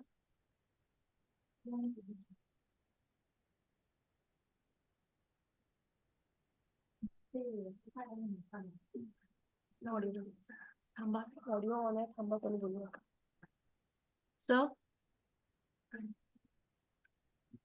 Call Am I audible now? Yes, sir. Now audible, sir. Yes. Okay, fine. I need to share my own screen. Okay, sir. No problem, sir. We'll stop sharing. Yes, sir. Yes.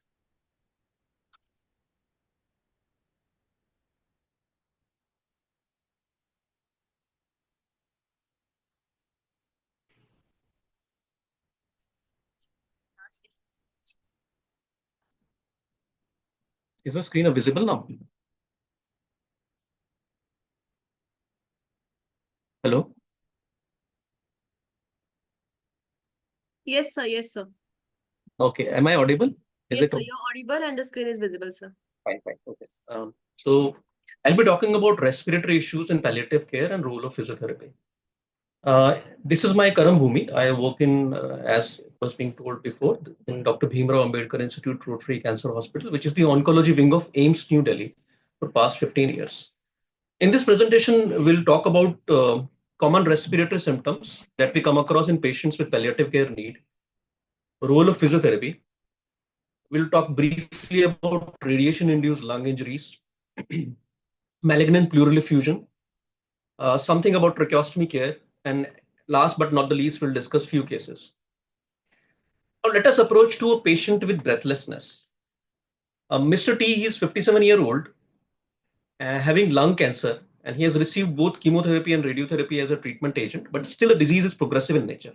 Right now, he's having shortness of breath, and his respiratory rate is about 23 breath per minute.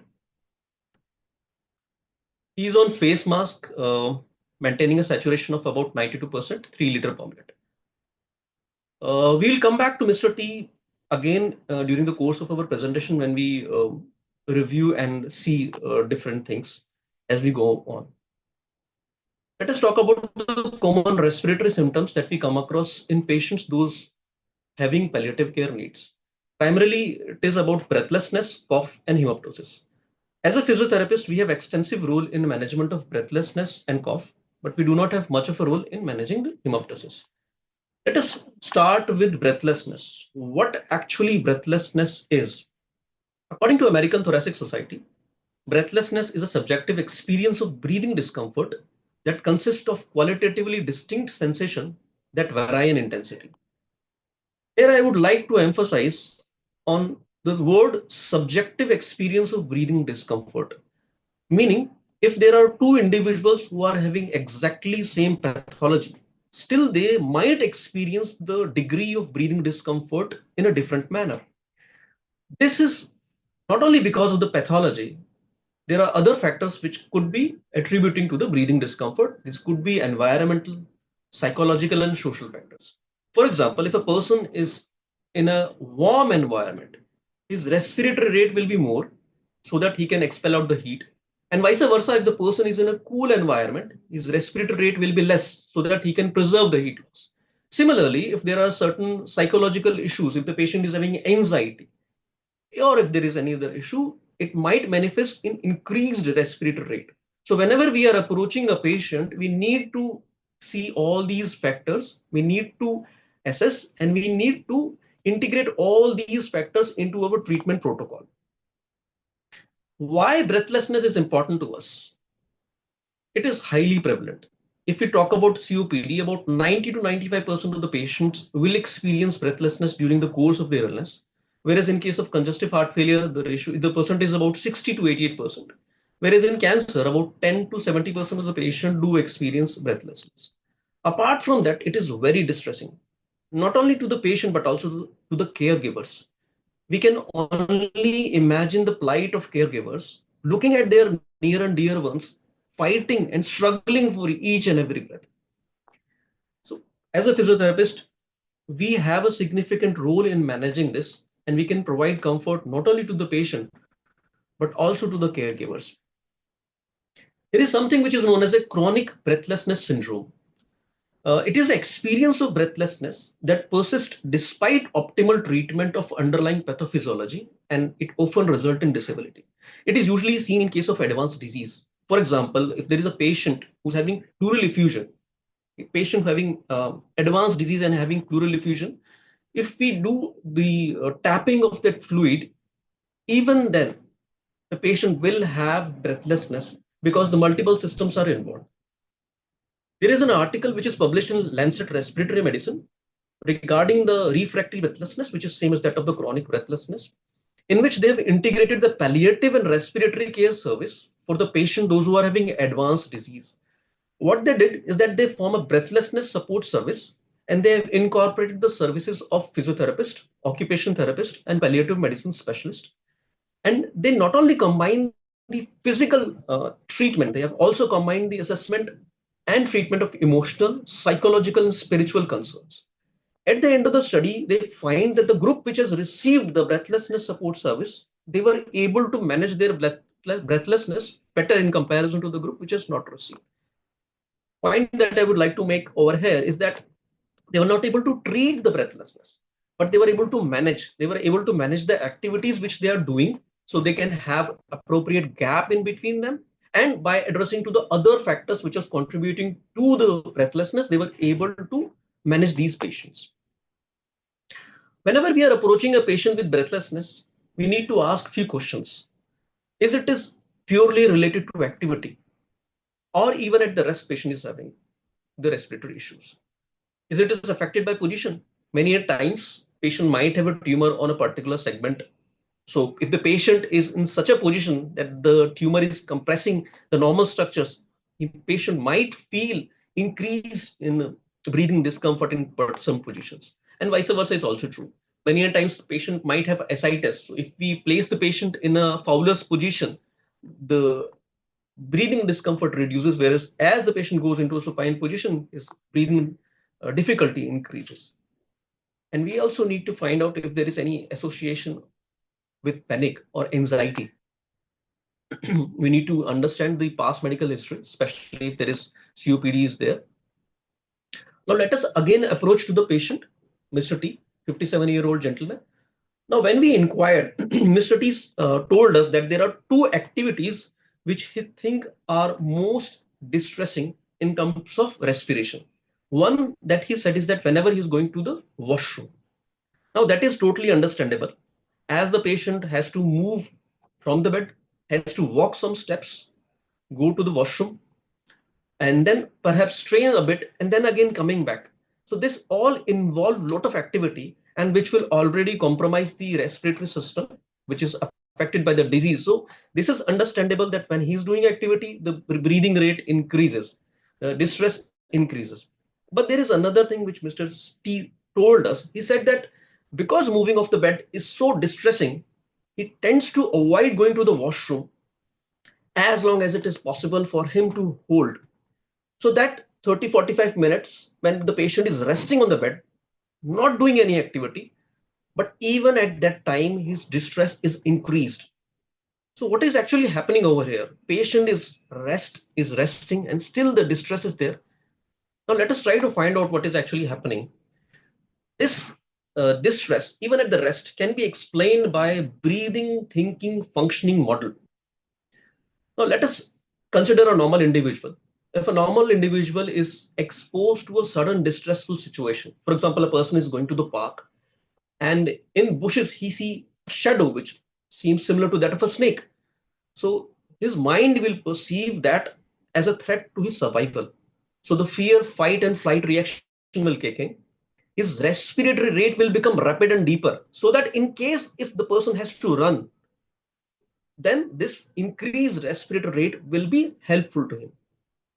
But in case of individuals, those who are having chronic conditions which is affecting the heart and the lung, any anxiety, any panic, which is usually associated because of the disease or because of the social and the family structures, it will affect the breathing and it will further compromise. Let us try to understand this with the help of this diagram. In the center, you see there is a breathlessness. The circle of breathlessness is being augmented by three different circles: breathing, thinking, and functioning. When we talk about the breathing, if the patient is not breathing appropriately, if the patient is using the respiratory rate, if the patient is using accessory muscles for respiration, that will lead to inefficient breathing. So as a physiotherapist, we have a significant role in making patient and their attendant to understand how they should breathe, but it should be the proper breathing technique so that we can reduce the work of breathing. Similarly, thinking. Many a times we come across with the patients, those who have been recently diagnosed, and a lot of thoughts are going in their mind regarding the disease, what will happen to their family, who will take care of the finances. All these factors will lead to increase in anxiety, increase in panic, and all these things will lead to increase in breathlessness. Then next is functioning. As we have seen in case of Mr. T, he tends to avoid movement. So gradually what will happen? The locomotor muscles, they will become weak because of less use. So when the person tries to walk, this disuse atrophy will further overload the already compromised respiratory system. And again, it will lead to increase in breathlessness with the activity which was previously not causing. This is also known as dyspnea spiral.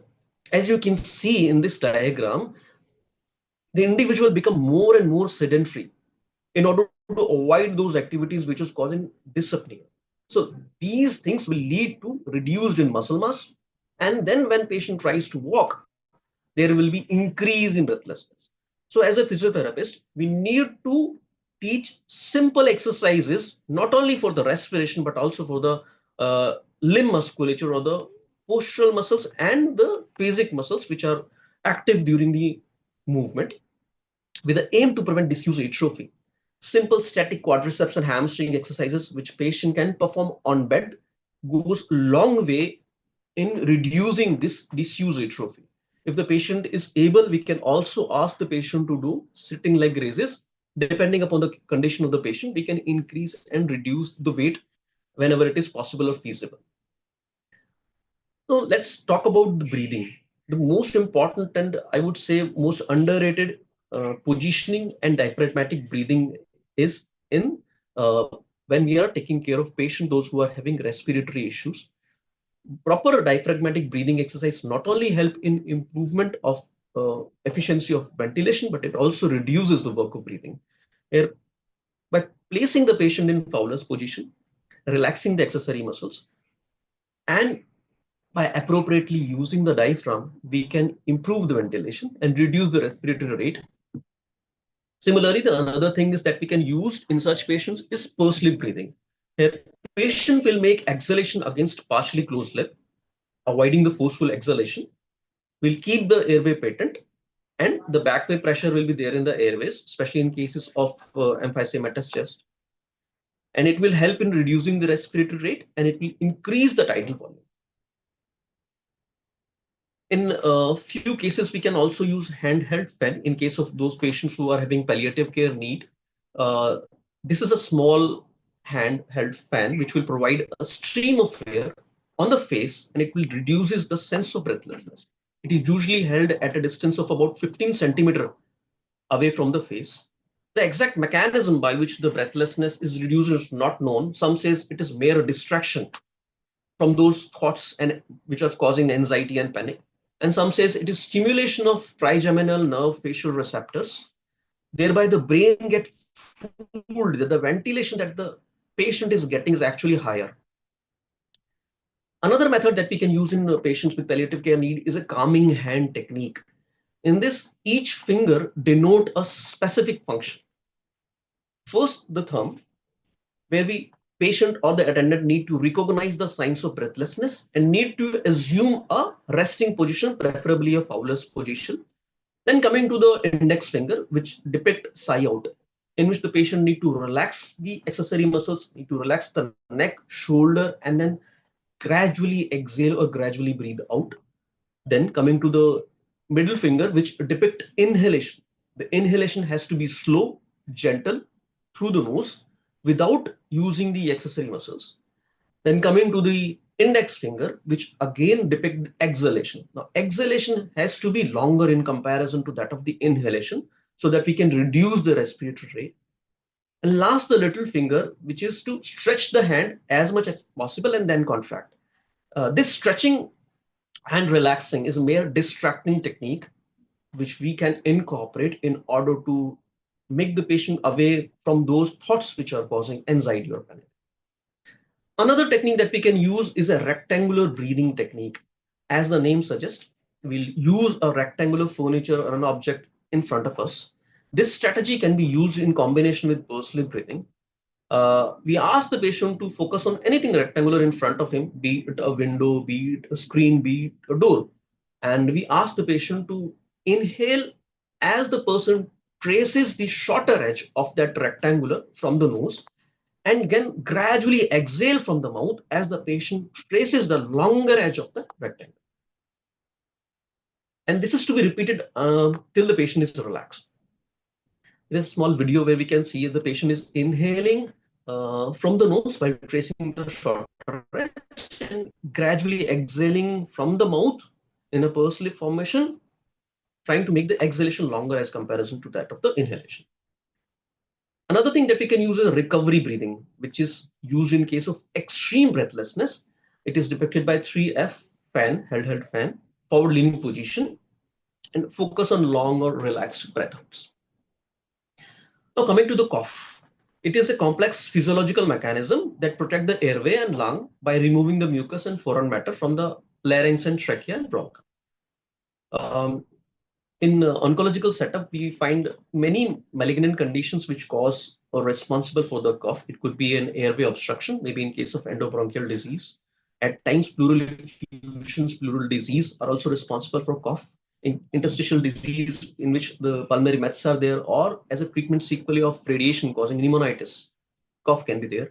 In case of vocal cord palsy, in case of hilar tumors, we'll find patients will be having cough. Whereas in case of non-malignant cases, in case of acute or chronic infections, or in airway disease like COPD, in case of parenchymal disease, those who are affecting the interstitial fibrosis, it could be because of irritation of smoking, or cardiovascular disease in which we can have ventricular failures.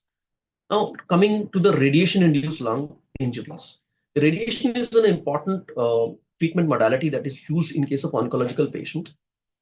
In this, ionizing radiations are given to destroy or affect the cancerous tissues. But inadvertently, the normal structures are usually exposed, especially in cases of those having lung cancer, esophageal cancer, or breast cancers, where the radiation causes the injury to the normal lung parenchyma. Now, this effect or this changes because of the radiation can be categorized into early effect or late effect. In early effect, it could be because of inflammation and accumulation of the metabolites leading to hypoxia and pneumonitis. Whereas in case of chronic effect, the normal lung parenchyma is gradually replaced by scar tissue and lung fibrosis will happen over the course of time. About 5 to 20% of the patient, those who have received radiation, might have dysapnea, lung fibrosis, and ultimately leading to impaired quality of life. So as a physiotherapist, we have a significant role in managing these lung fibrosis. As a physiotherapy modality, we do not cause any change in the structure which is already being affected by the radiation. But because of, I think somebody's fiddling with the pen. Anyways, okay. So coming to the next slide, there was an article which was published regarding the pulmonary function changes post radiotherapy in lung and esophageal cancer. So they have included about 15 studies, and they have specifically focused on pulmonary function tests. The values that they have focused is FEV1 and DLCO. What they find at the end of the study is that in case of lung cancer patients, those who have received radiotherapy, both FEV1 and DLCO were reduced. However, the reduction in DLCO, that is the diffusion capacity across the membrane in the lung parenchyma, was much more in comparison to that of the FEV1. Whereas in case of the esophageal cancer, the FEV1 is not changed significantly, whereas the diffusion or DLCO value were decreased. So here we can see the effect of radiation on the lung parenchyma, where because of the fibrosis and long-term changes, the diffusion across the membrane in the lung parenchyma is affected. Now let us talk about the malignant pleural effusion. Half of the patients with cancer developed pleural effusion. There was a study which was published regarding the efficacy and the effect of physiotherapy in patients with pleural effusion. It was a randomized controlled trial in which they have enrolled about 104 patients. In the control group, they have given standard treatment, whereas in a physiotherapy group, they have given additional physiotherapy intervention. And at the end of the study, they find out that the group which has received physiotherapy intervention has a comparably lower length of hospital stay. So we can see how important physiotherapy modalities are there for the patient, those who are having pleural effusion. Next, we talk about tracheostomy care.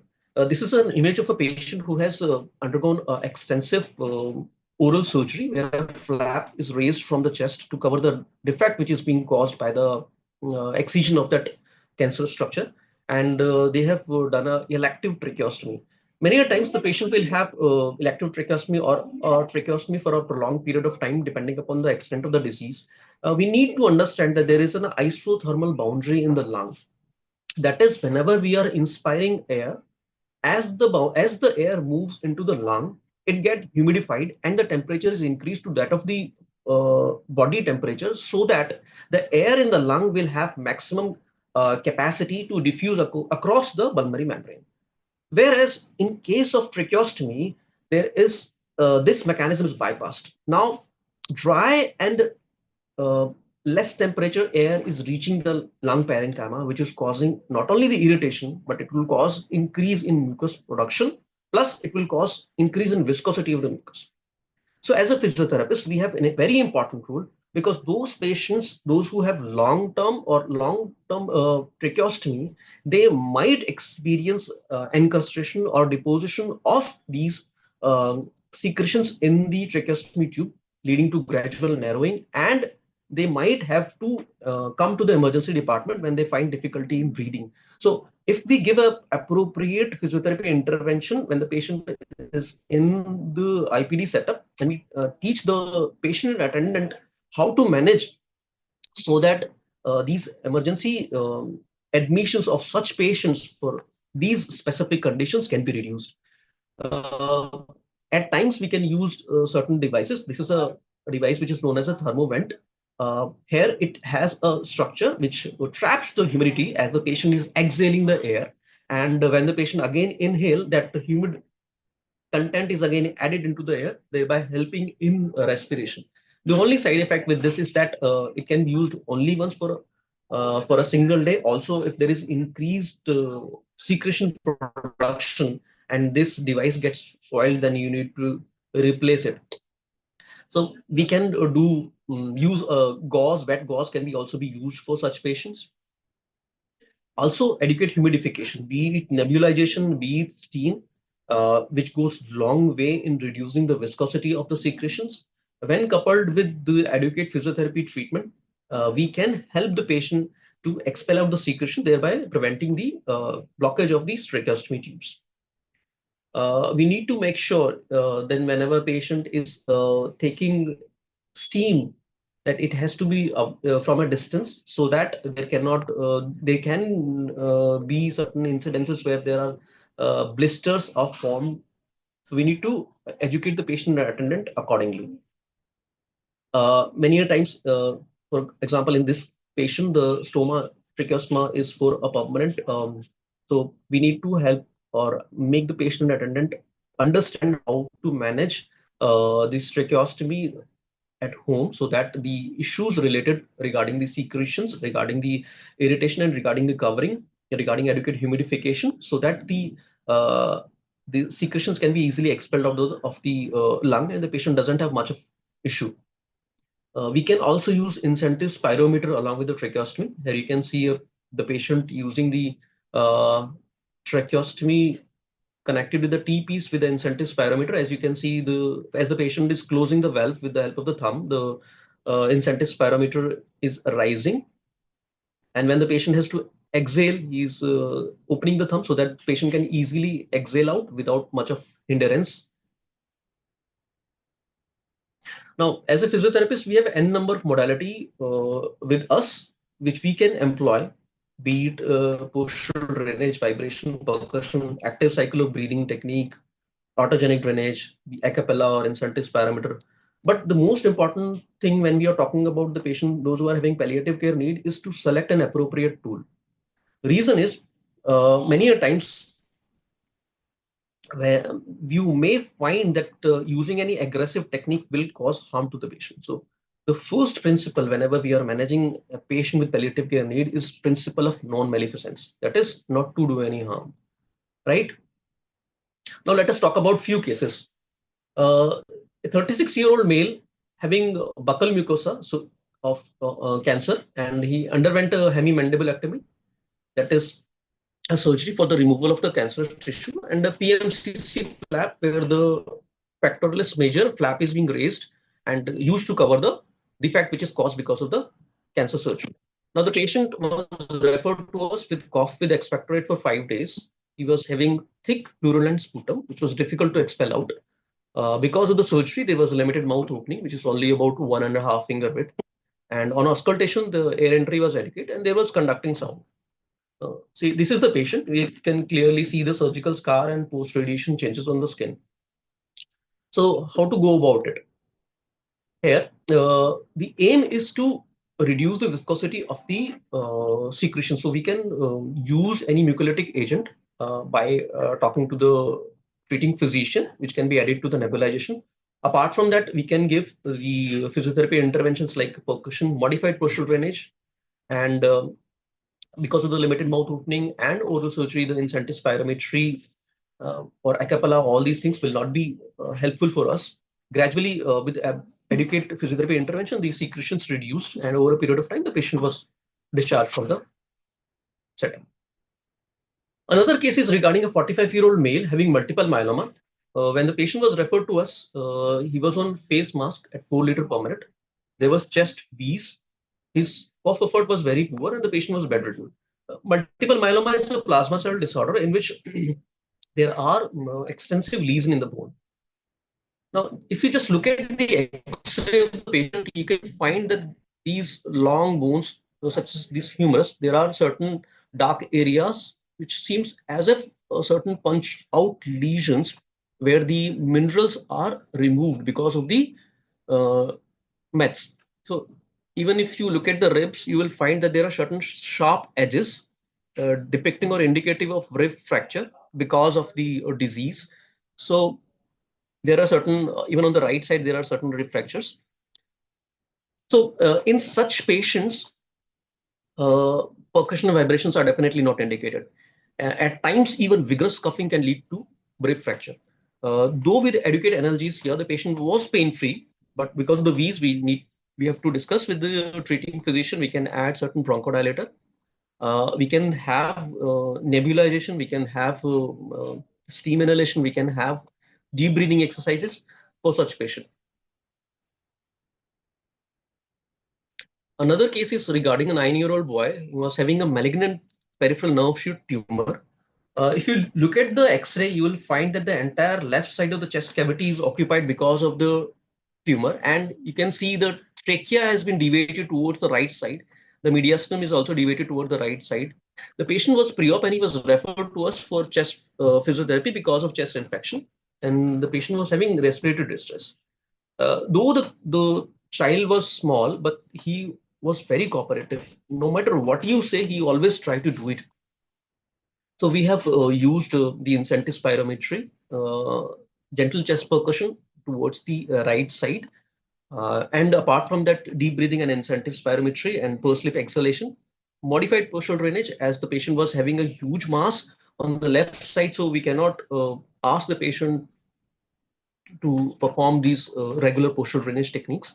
Gradually, over a period of time, with small and repeated physiotherapy techniques, we were able to improve the lung infection, and the distress was reduced, and the patient was subsequently taken up for the surgery. Another case was of about 81-year-old gentleman. He was a diagnosed case of CS stomach, underwent radical gastrectomy. There was a feeding jejunostomy site leak, and he was re-explored. He was referred to us on post-op day 12 with decreased air entry on the left side.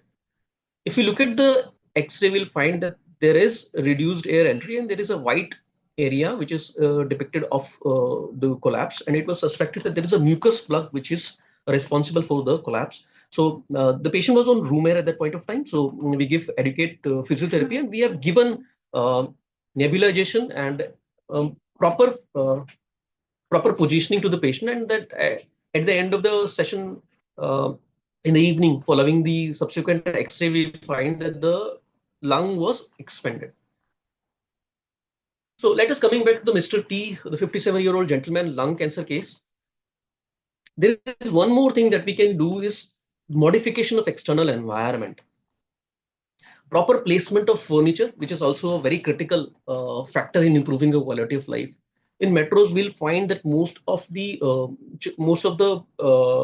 old age individuals are with their spouse only. The children have moved away. So slight modification in their furniture, slight modification in their environment goes in long way in preventing the distress which is caused because of excessive movement and breathlessness.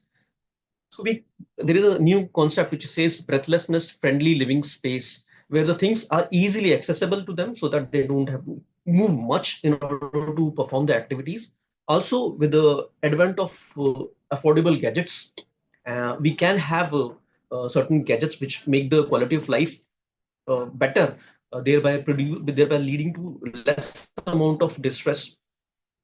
Also, furniture layout should be such that the patient can easily negotiate. They don't have to walk much whenever they are going to the washroom or the kitchen to perform activities. When we talk about the palliative patients, there are certain things that I would like to point out. Is there is something which is more important than to know what is to be done. That thing is what is need not to be done. Because in palliative patients, whenever we are incorporating any physiotherapy intervention, we need to make sure that that intervention should not cause any harm to the patient. That is foremost. Then our approach has to be slow. That is, and we need to have short-term goals. And these goals need to be adjusted daily because of the waxing and waning picture of the patients, those who are having palliative care needs. We understand the therapy is goal-directed, but the patient comfort is equally important. We have to strive to achieve both these things, but at times when both these things is difficult to achieve, we'll strive to have patient comfort. We'll strive to have patient comfort, which is our top priority. And also, we can modify the standard practice according to the underlying condition of the patient. Thank you.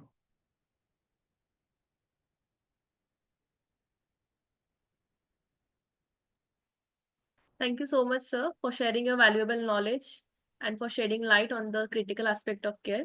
We have some questions in the chat box. First question. The first is ventilatory muscle training using weight is indicated in palliative care? Not exactly. Not exactly in palliative care patient, because here goal is not try to improve much, but just try to support the patient.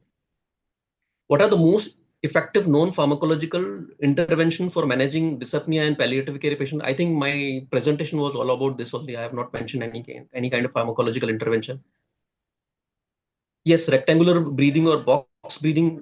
Yes, kind of same. The box has to be rectangular so that we can have that difference in inspiration and exhalation. What is the ratio of rectangular breathing? We try to achieve the exhalation has to be twice as that long of that of the inspiration. So 1:2 can be. Can we give chest physiotherapy percussion in case of lung mets? So there is not a clear-cut contraindication. Chest physiotherapy percussion are not clear-cut contraindication. We just need to make sure that we are not targeting the area which is having lung mets. Many a times patient will not have lung mets in the entire lung, right? So if there is some specific segment which is not affected and the patient needs chest percussion, then we can give, definitely, depending upon case to case.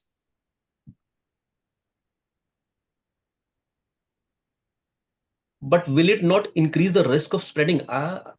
Chest percussion will not cause increased risk of spreading. That is for sure.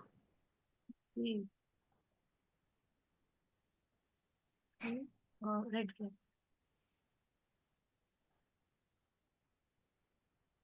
I think all the questions I have No, sir, some questions. answered. No. Are there specific red flags that physiotherapists should be aware of when receiving late referral in oncology cases? Is this related to mine? But that was for the previous speaker. Yes, That was for the previous speaker, I guess. sorry, sir.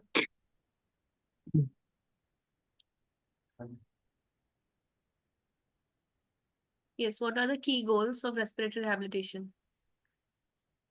Key goals. I think I have already answered this. Yes, We sir. try to reduce the breathlessness. That is the key goal when we are talking about the palliative care patients. Yes.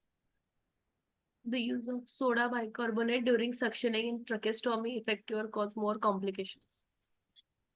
Yes, it can cause, but when we are talking about the palliative care patients, we usually don't encourage use of sodium bicarbonate during suctioning. It can be used in case of intensive care setup where we have all the other modalities to manage the patients, especially in case of the patient, those who are at managing the tracheostomy at home. We definitely don't indicate or teach the attendants to use sodium bicarbonate while doing suctioning. Thank you so much, sir. Your expertise and thought-provoking ideas have left us with a deeper understanding of respiratory issues in palliative care and role of physiotherapists. Thank you so much, sir.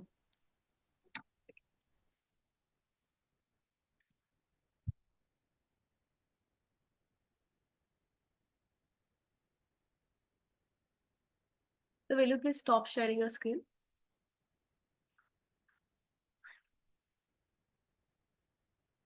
I think I have already stopped. It is from your side. Yes, sir. Yes, sir.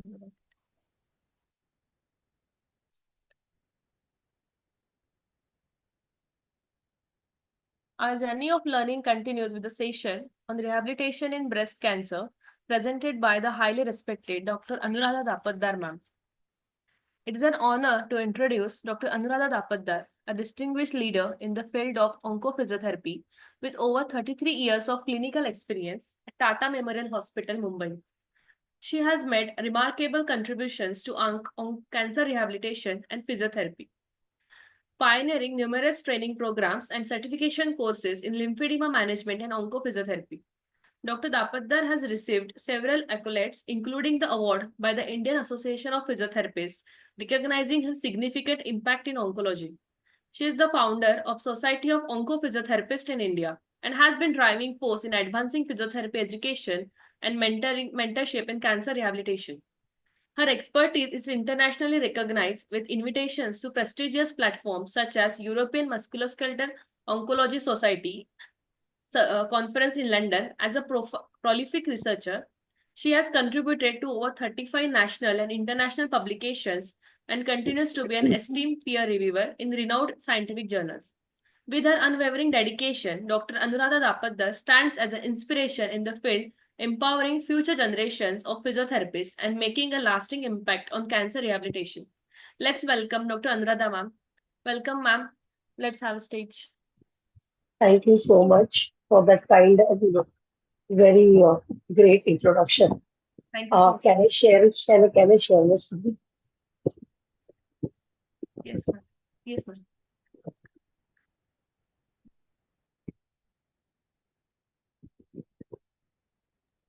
Ma'am, you can share your screen, ma'am.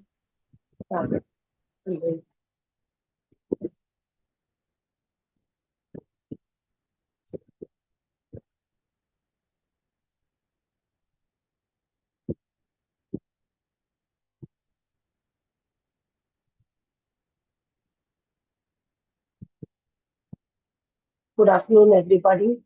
At the outset, let me thank Krishna College for giving me this opportunity. Am I audible? Yes, ma'am. Yes, ma'am. Okay. And apologies because I'm not keeping too well. That's why there may be some pitch in my voice, So coming to breast cancer. Breast cancer is a malignant tumor arising from the cells of the breast. If it arises in the lobules of the breast, it is called a lobar carcinoma. And if it is arising in the duct, it's called as a ductal carcinoma. It accounts for 16% of all female cancers and 22.9% of invasive cancers in women. It is also the leading cancer death, including both male and female, and about 18.2% are coming in this category.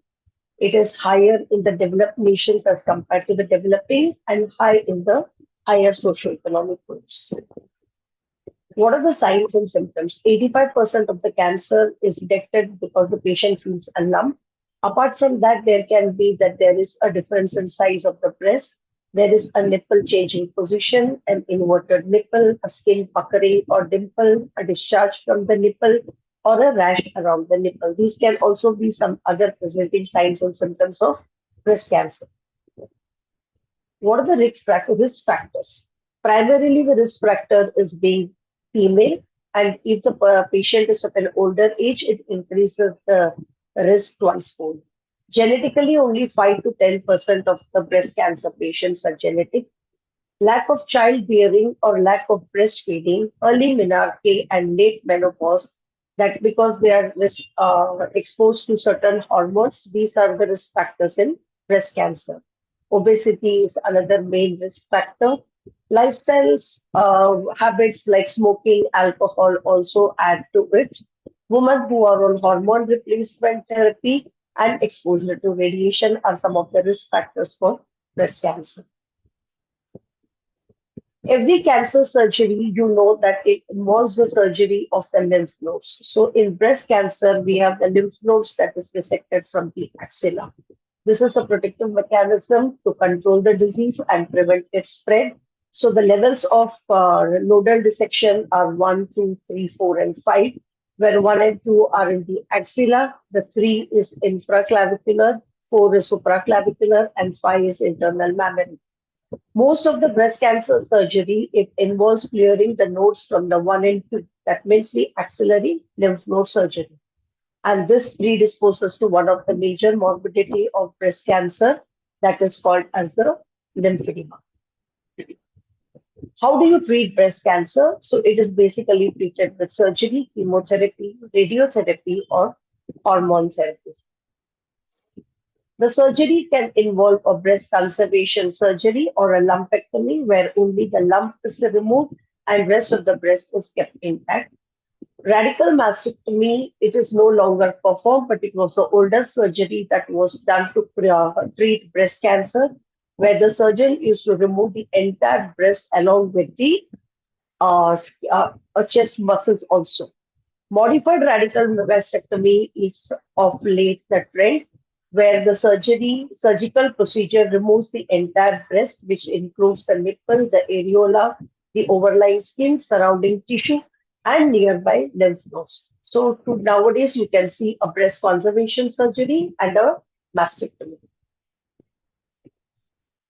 So you can see here that you can see there is a only lumpectomy removed in the figure, and you can see a radical mastectomy where the chest wall muscles are also removed. Sometimes reconstructive surgery is also present, also done for the patients to give a breast mound. Most of the time, the reconstruction surgery uses a tissue flap.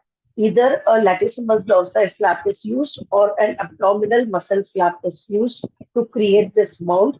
And sometimes a silicone implant is also used for reconstructive surgery.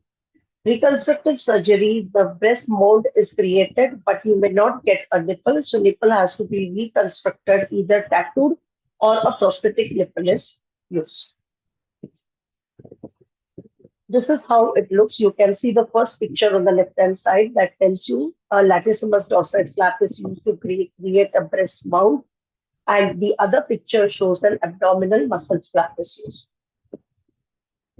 What are the post-operative problems in any of these surgeries? Pain is the important one that we as physiotherapists have to take care of. Second is there can be a wound infection. Seroma is very common. It is nothing but pocket of clear serous fluid that sometimes develops in the body after surgery. And it is basically nothing but blood plasma. So many times what happens is the seroma that can be collected, it forms pockets and it can restrict your movements or it can cause pain.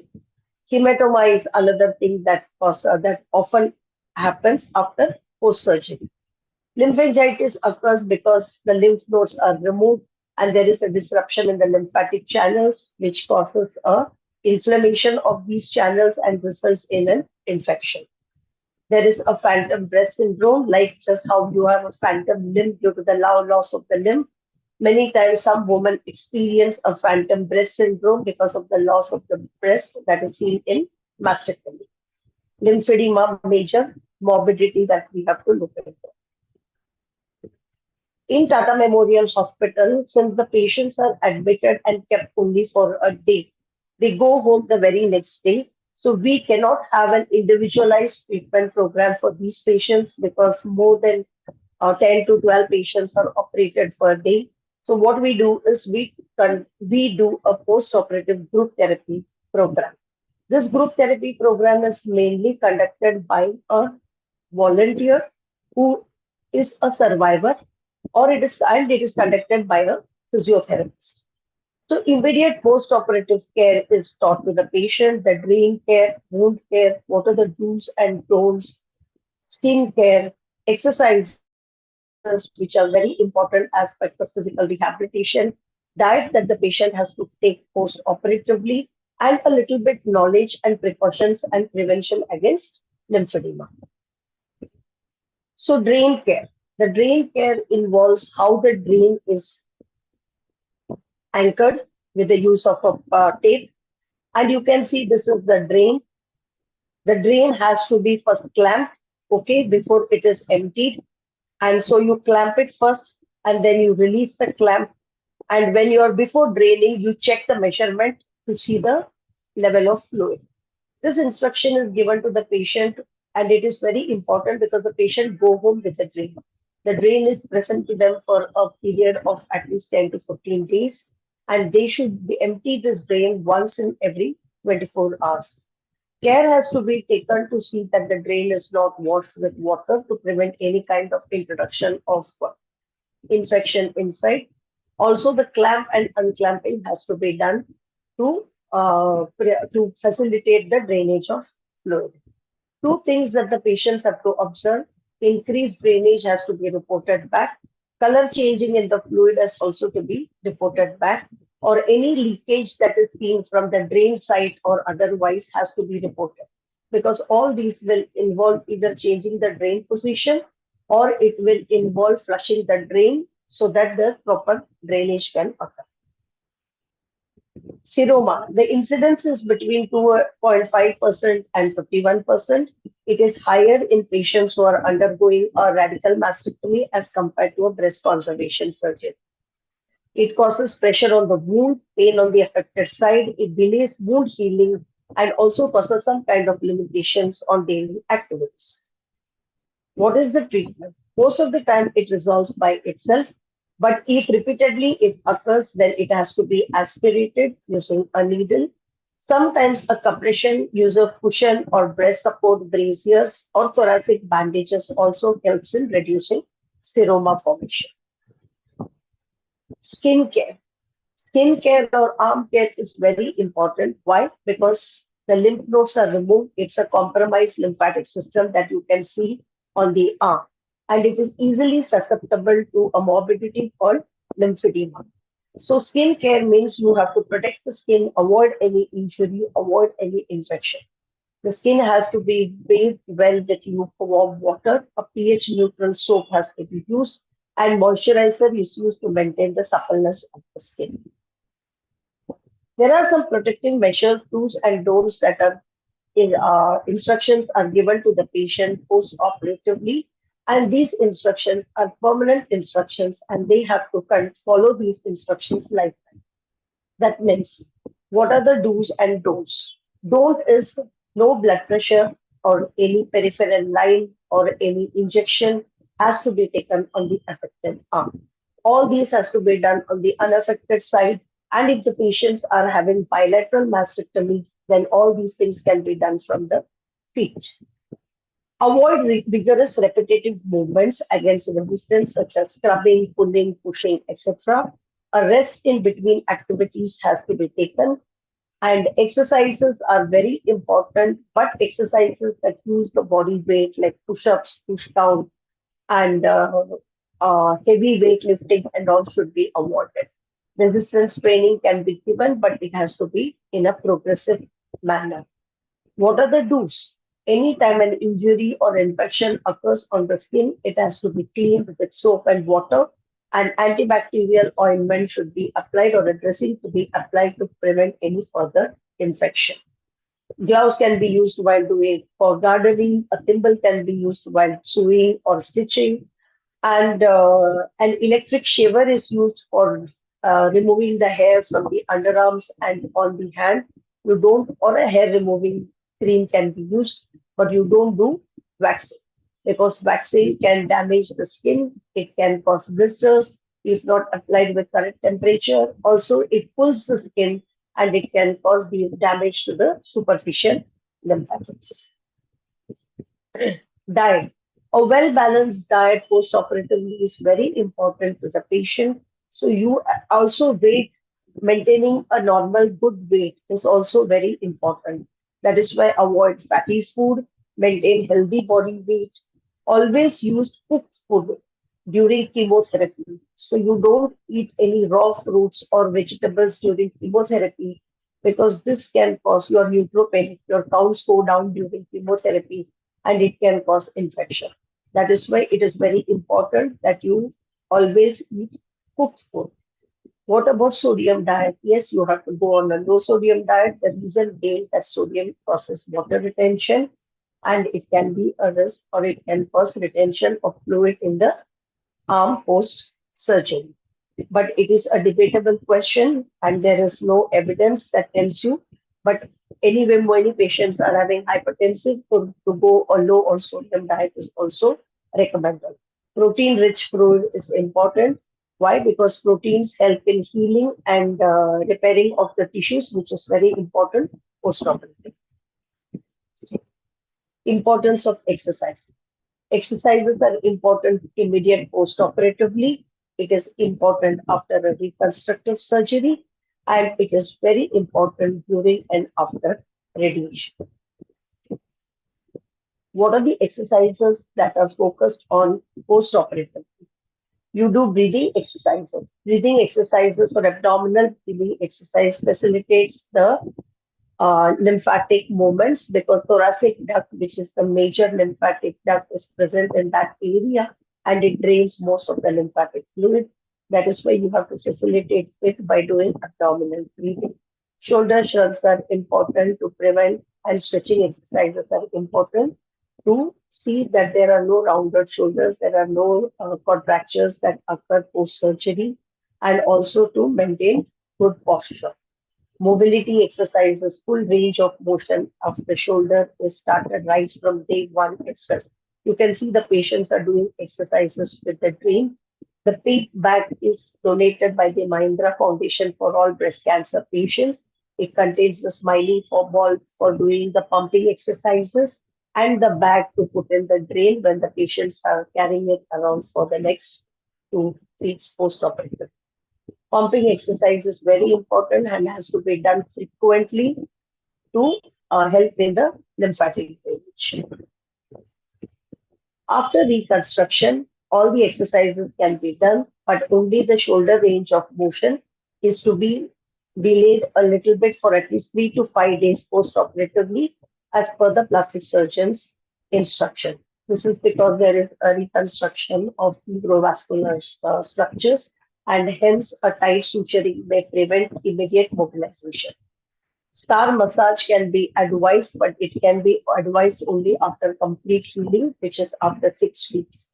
And if the patient is advised radiation post-operatively, then a scar massage is not allowed or not permitted during radiation, because radiation should not interfere with any of the oil or any massage cream or anything. So anyway, irradiated skin is very supple and very sensitive, and it can easily crack or break. That is why during radiation or post-radiation, without consent from the radiation oncologist, you cannot start a scar massage. Trunk flexion, as we said that because abdominal flap is used, we don't want to cause stretch on the anastomosis. That is why for the initial 5 days, the patients are asked to walk with the help of a walker and with a little bit flexion of the trunk. And later on, gradually, after 1 week, they can slowly start becoming erect. Abdominal muscles strengthening is very important, and it is done 3 months post-operative after the full healing has occurred, because the abdominal flap is used. There are infections that are seen post-operatively. It can be in the form of a lymphangitis, which is because of the lymph nodes are resected. So it is bacterial infection of the lymphatic vessels. It is characterized by painful red streaks below the skin surface. Cellulitis also can be a most common post-operative complication. The prevalence is about 2 to 7%, mainly occurs through cuts or bruises. How do you identify it? The area is warm to touch, it is red, swollen, and the infection sometimes presents with chills and swollen glands. The immediate treatment is to rest and treat the patient with a course of antibiotics. So anytime you observe any such signs, you immediately refer the patient back to the treating physician. You will not treat this patient till the infection has subsided. Once the infection settles down, you can continue with your rehabilitation. Coming to lymphedema. Lymphedema is a major morbidity that we see in breast cancer. So breast cancer patients, about 30% of the breast cancer patients present with a breast cancer related lymphedema. It is mainly because of the lymph node dissection. It can also occur post radiotherapy to the axilla or to the chest wall where there is fibrosis occurring and which prevents the lymphatic drainage. Early detection is very important. Early stages of lymphedema, and if detected early, can be well managed. Physiotherapy is an important aspect of lymphedema management, and it is associated with skin care also. How do you define lymphedema? So lymphedema can be defined as accumulation of protein-rich fluid in excess in any body part that has experienced damage to the lymphatic system. So this is how the arm presents with. What are the risk factors for lymphedema? So the risk factors are what is the type of surgery, especially the axillary lymph node dissection has got a high risk of lymphedema as compared to a axillary lymph node sampling where only few nodes are needed. Radiation therapy, high BMI, older age, there can be excessive incidence of seroma or wound complications. There can be poor nutritional status because a dehydrated patient will have a reduced lymphatic flow. There can be recurrent infection, which can also precipitate lymphedema. And there is something called as an axillary web syndrome, which occurs because of the damage to the lymphatic system. So a cord-like structure forms from the axilla down up to the thumb, and this can prevent the complete range of motion at the shoulder, and that is why it can prevent the lymphatic drainage, good lymphatic drainage, and it can cause stasis and cause lymphedema. How do you assess lymphedema? So apart from the medical assessment, there is lymphedema assessment. Lymphedema assessment is you assess the swelling, you assess the tissue changes. According to that, you grade the lymphedema and also you check the severity of lymphedema. Lymphedema assessment is the gold standard method is called as a plethysmography, or it is called as a volume measurement. Other is a circumferential tape measurement. There is something called as a bioimpedance spectroscope. Water displacement or plethysmography, this is the gold standard for volume measurement. So you can see this is a volumeter here, and this is filled with water. The patient immerses the arm inside, and the water that is displayed, this is following the principle of Archimedes, where the displaced water is giving you the volume of the arm that is immersed. Okay, so a comparison between the unaffected and affected arm will tell you the volume of water that is displaced. So if the difference is less than 20%, the lymphedema is graded as mild. If it is 20 to 40%, it is graded as moderate. And if anything greater than 40% is graded as severe.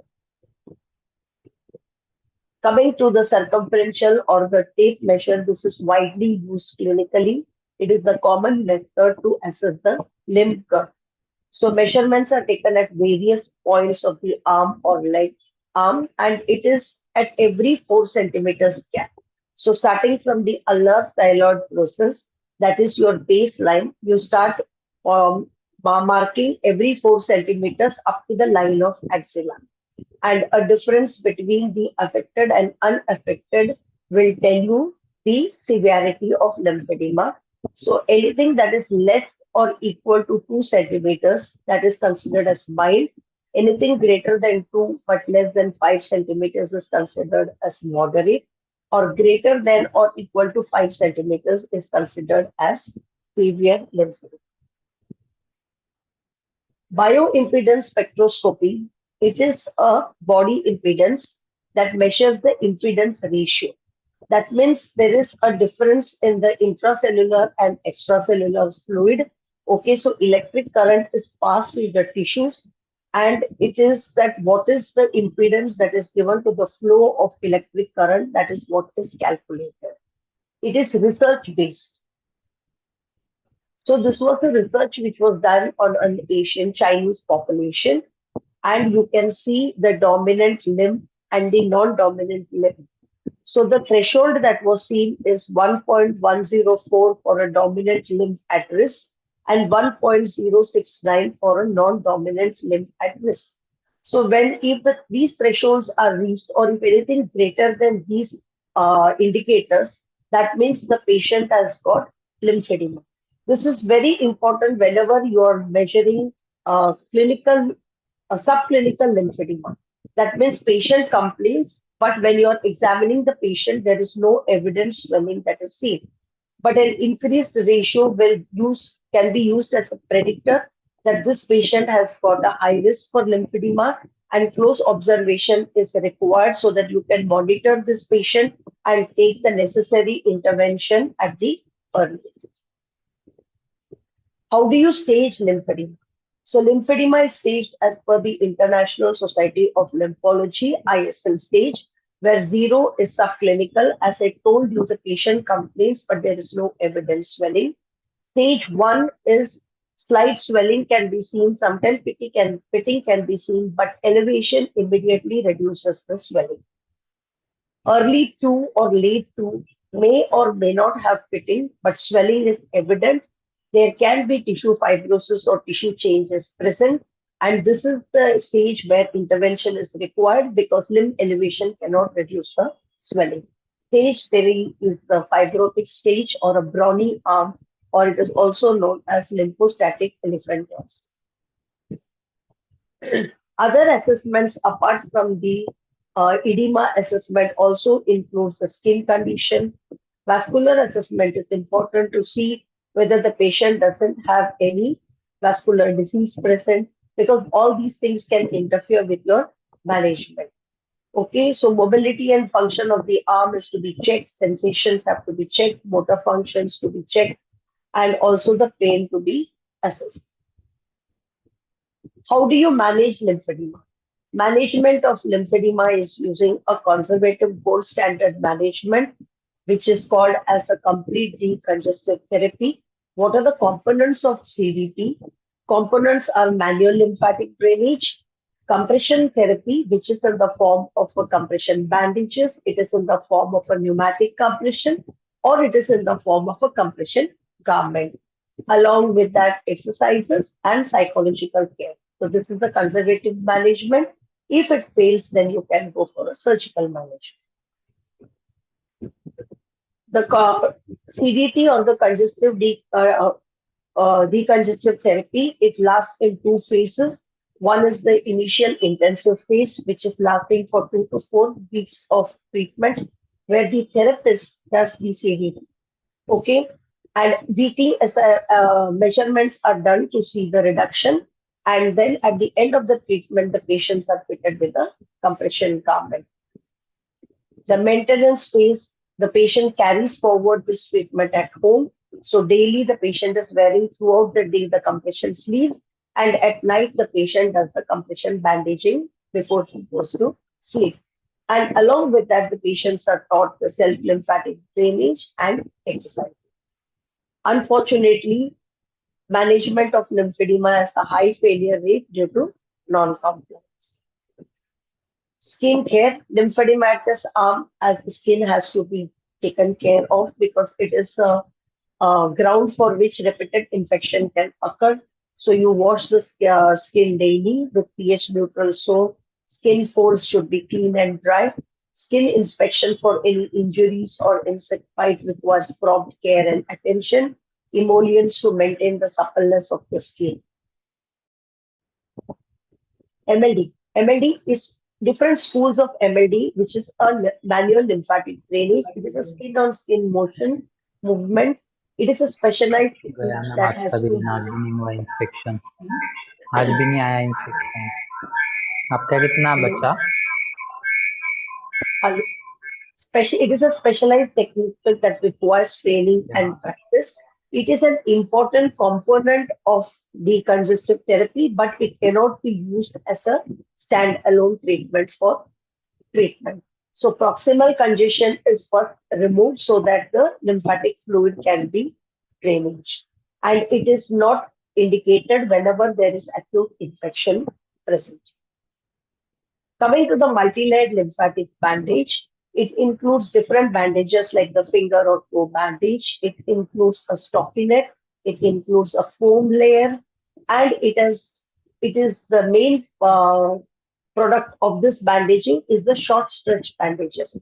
So inelastic or short stretch bandages are very important. They are the standard gold bandages that are used for a lymphedema management, not the elastocrate long stretch bandages. So you can see from the picture here, this is the stockinette, these are the finger bandages, this is the foam that is wrapped, and these are the short stretch bandage. Post bandages, we check for the range of motion of the arm, we check for circulation, we check for sensation and the level of comfort. If the patients cannot keep the bandages for long, instruct the patients that whenever they complain of severe pain, when there is tingling numbness present, or when their fingers or toes become cold, they are instructed to remove the bandages as soon as possible without further instructions from their therapist. And next day, just tell the therapist how long could they keep the compression. Intermittent pneumatic compression. It is a mechanical compressor. So you can see this is a sleeve. It's a compression device. Okay. And it has got a 4-chambered to 12-chambered sleeves that are given. The machine is also 4-chambered for home use and 12-chambered for institutional use. Can be used as an adjunct for CDT, but again cannot be used as a standalone treatment. It can be given for a period of 30 to 120 minutes daily. And the pressure that is normally used therapeutic is from 30 to 60 millimeters of mercury.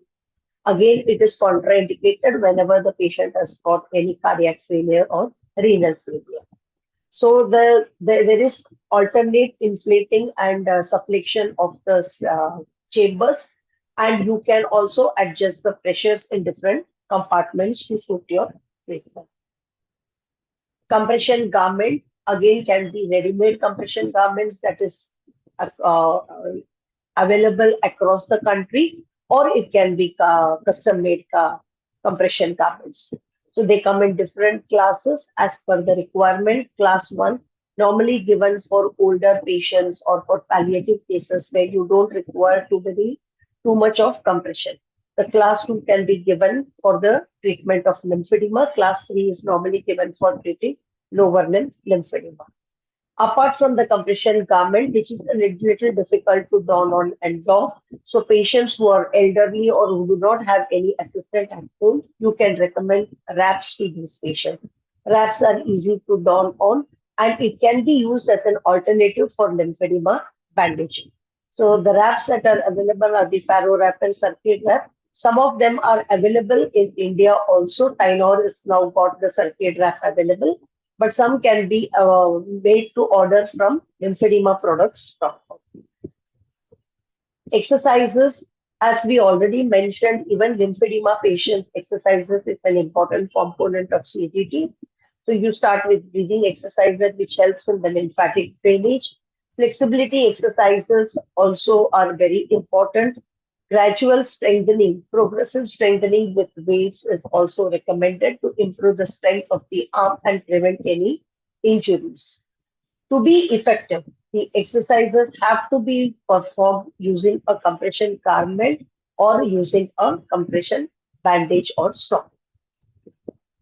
These are the different exercises, as you can see, the pumping exercises, stretching exercises, and the mobility exercises.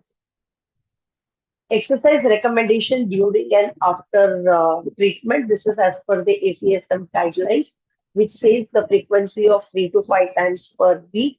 Okay, intensity can be 60 to 80% of HR max or RP 11 to 14. At least 20 to 30 minutes of duration per day. And the mode should be a combination of aerobic and resistance exercises. Whether to lift weight or not for lymphedema. Yes, lymphedema patients can lift weight. There are 2 studies which says that the lymphedema doesn't increase. So progressive resistance training is very feasible, and it is safe and recommended for lymphedema patients. Aquatherapy, very beneficial because the limb becomes very lighter underwater. And this is the only exercises where you do not have to perform using a compression garment. Water's buoyancy itself acts as a resistance, and hence the patient can perform exercises without using any compression garment. So swimming is recommended to patients. So patients who know swimming can use it as a part of their aerobic exercise. There are some contraindications which need to be followed because most of these patients go for adjuvant treatments like chemotherapy. And as I told you, chemotherapy has a lot of problems and it damages the hemophilic profile of the patient. So always the blood counts have to be seen before you prescribe exercises to the patients. So any platelet count less than 50,000, that means no resistant exercises. Less than 20,000, no exercises at all. Watch out for hemoglobin less than 8, no exercises. If it is 8 to 10, then only active exercises. Greater than 10, you can go for resistance exercises. Watch out for lymphangitis, nausea, vomiting, chest pain, dizziness, and acute infection or fever. No exercises advised. When the conservative management fails, there are many plastic surgery methods are also used to treat lymphedema. So one is lymphovenous anastomosis, where they bypass the lymphatic node drainage and they directly transfer the lymphatic vessels into the vein. Second is debulking or reduction, liposuction, removing all the fat, and lymph node transfers are some of the plastic surgery methods that are used to treat lymphedema when conservative management fails. Low-level laser, there are evidence which says that low-level laser is effective in reducing the limb circumference and volume rather than the shoulder mobility or pain. It is an effective treatment approach for women with PCRL, as seen in the systematic review, which is recently published. Okay. There is also evidence which tells that kinesiotaping is a complementary therapy for reducing lymphedema. It can be used as an alternative, but cannot be used as a substitute for multi-layer compression. As applying tape, as I told you, skincare is very important. Donning the tape and pulling out the tape can cause the skin damage as well. So coming to prevention of lymphedema.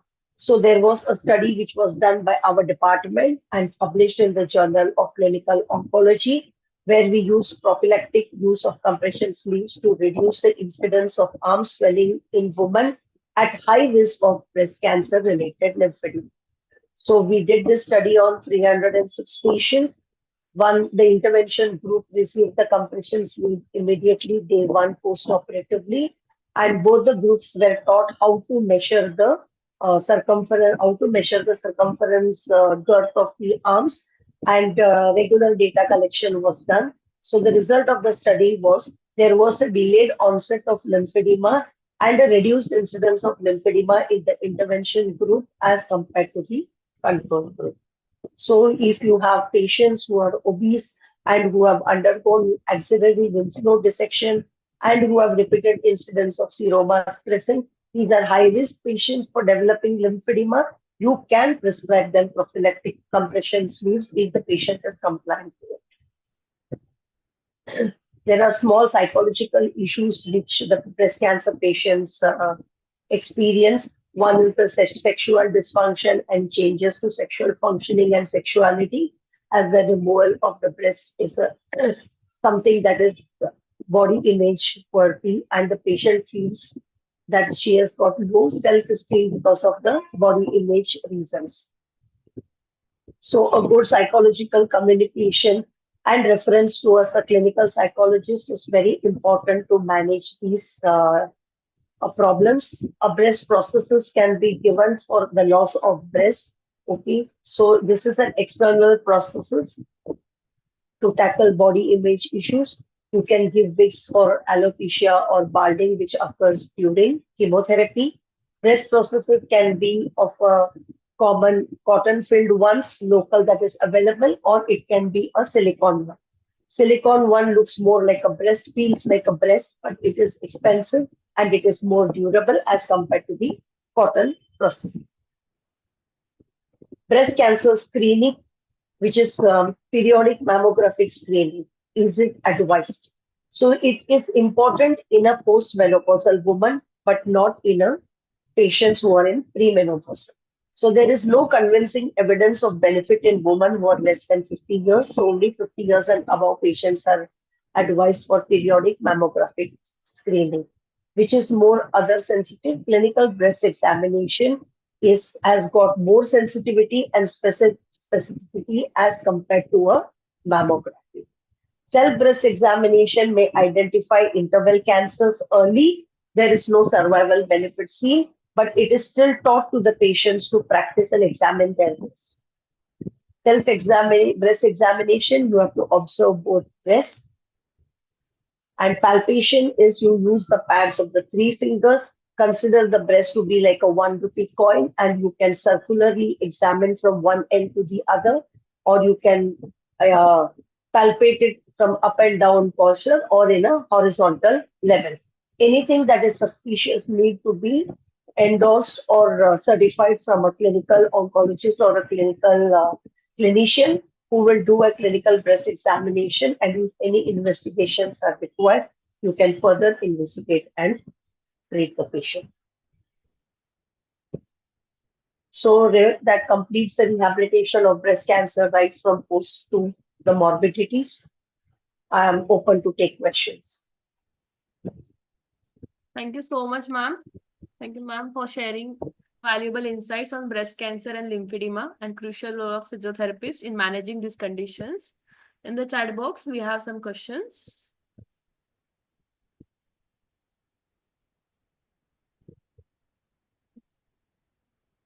Do I read the? Okay. Can you tell the question or can I read it? Yes, ma'am. I'll read the question. Yeah, please. Okay.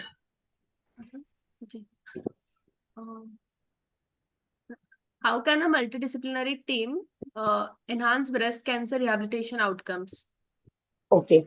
So multidisciplinary team mainly has, you can have the physiotherapist, you can have a psychologist, you can have a nutritionist, and you can sometimes have an occupational therapist also. So in TMH, like, the post-op breast care exercises are immediately started by the physiotherapist. Okay. Physiotherapists also treat the morbidity, lymphedema management, and some of these are treated by the occupational therapist also. Body image issues like the breast prosthesis are mainly given by the occupational therapist. The psychologist, as I told you, when there is sexual dysfunction or when there is any partnership issues and all that, these are tackled by communication. And for this, we have good clinical psychologists. Maintaining body weight is very important, and here the role of nutrition plays an important function. So that's how the multidisciplinary team can help in rehabilitation of the patients. Thank you, ma'am. We have one more question from YouTube Live. Can you share insights on chemotherapy-induced peripheral neuropathy? Yes, okay. So chemotherapy-induced peripheral neuropathy normally occurs after the 2nd or the 3rd cycle, where the patient starts complaining or feeling of numbness, tingling numbness that is present in their peripheries. It is more present in the feet and in the fingertips, Sometimes it is mainly sensory affection that is seen most, but sometimes motor affection can also be seen. If motor affection is seen, then probably strengthening exercises and any adaptive devices and all have to be given to take care of these problems. In sensory affection is there, then we have to re-educate. So sensory re-education or desensitization techniques are used as per the pain and problems that is associated with these patients. Are there any emerging technologies or innovative tech therapies improving rehabilitation in breast cancer patient? So innovative or this like, see, tele-rehabilitation has now again come into vogue, like, so you can go for a lot of digital technologies. So there is AI assisted technology that is available in most of the rehabilitation. Then there are tele-rehabilitation that can be used for breast cancer survivors, okay? So that you can rehabilitate them and take care of their issues in long term where they cannot physically be present. But at the same time, you can conduct these programs virtually or digitally for them. There is virtual reality techniques like, that is there where issues like balance, issues like mobility, and many cognitive related issues which are developed because of the chemotherapy. So all these things can be taken care by virtual reality mechanisms. Yes, ma'am. One last question. Can kinesiology taping be included in maintenance phase in the lymphedema training management? Yes, you can introduce kinesiotaping, as I already told that there is evidence, okay. But the thing is, as I told you, there is the problem of the skin care also. So if it is not applied in a proper way or not removed in a proper way, it can cause skin damage. But with proper instructions, you can still use it for in the maintenance phase. Thank you so much, ma'am, for your inspiration and wisdom. Thank you so much, ma'am. Thank you. The next session is on rehabilitation in oral cancer, a topic of immense significance. It will be delivered by the esteemed Dr. Ajita Kulkarni, whose dedication to oral oncology care is truly remarkable. I would like to invite Dr. Trupti Yadav, ma'am, to introduce Dr. Ajita Kulkarni. So it's my privilege to welcome Dr. Ajita Kulkarni.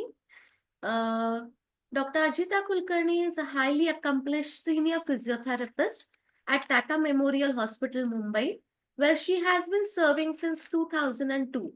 With extensive expertise in cancer rehabilitation and physiotherapy, she holds degrees in BPT, MPT, and MSc in psychology, along with certification in lymphedema therapy. Dr. Kulkarni is distinguished author and researcher, contributing to several book chapters on pre-rehabilitation, physiotherapy in cancer care, and cancer pain management. Her work has been recognized at national conferences and workshops, where she has been invited as a speaker. She is a life member of Indian Association of Physiotherapists and currently serves as the executive committee member and treasurer of Mumbai branch. Additionally, she is an esteemed member of Maharashtra State OTPT Council, the Indian Musculoskeletal Oncology Society, and founding member of the Society of Oncophysiotherapists.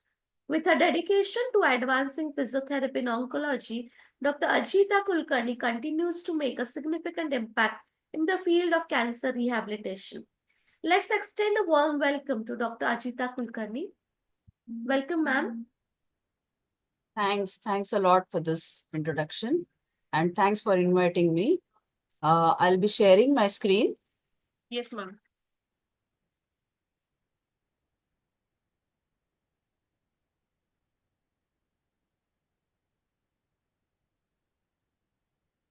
Is it visible? Yes, ma'am. Yes, ma'am.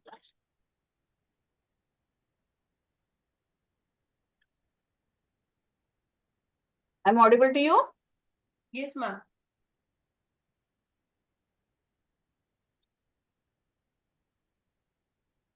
Okay, let's begin with rehabilitation in head and neck cancers. Rehabilitation is inclusive of the preventative, restorative, supportive, and palliative care. And here, more so, I'll be focusing on the preventative and the restorative aspects in head and neck cancers.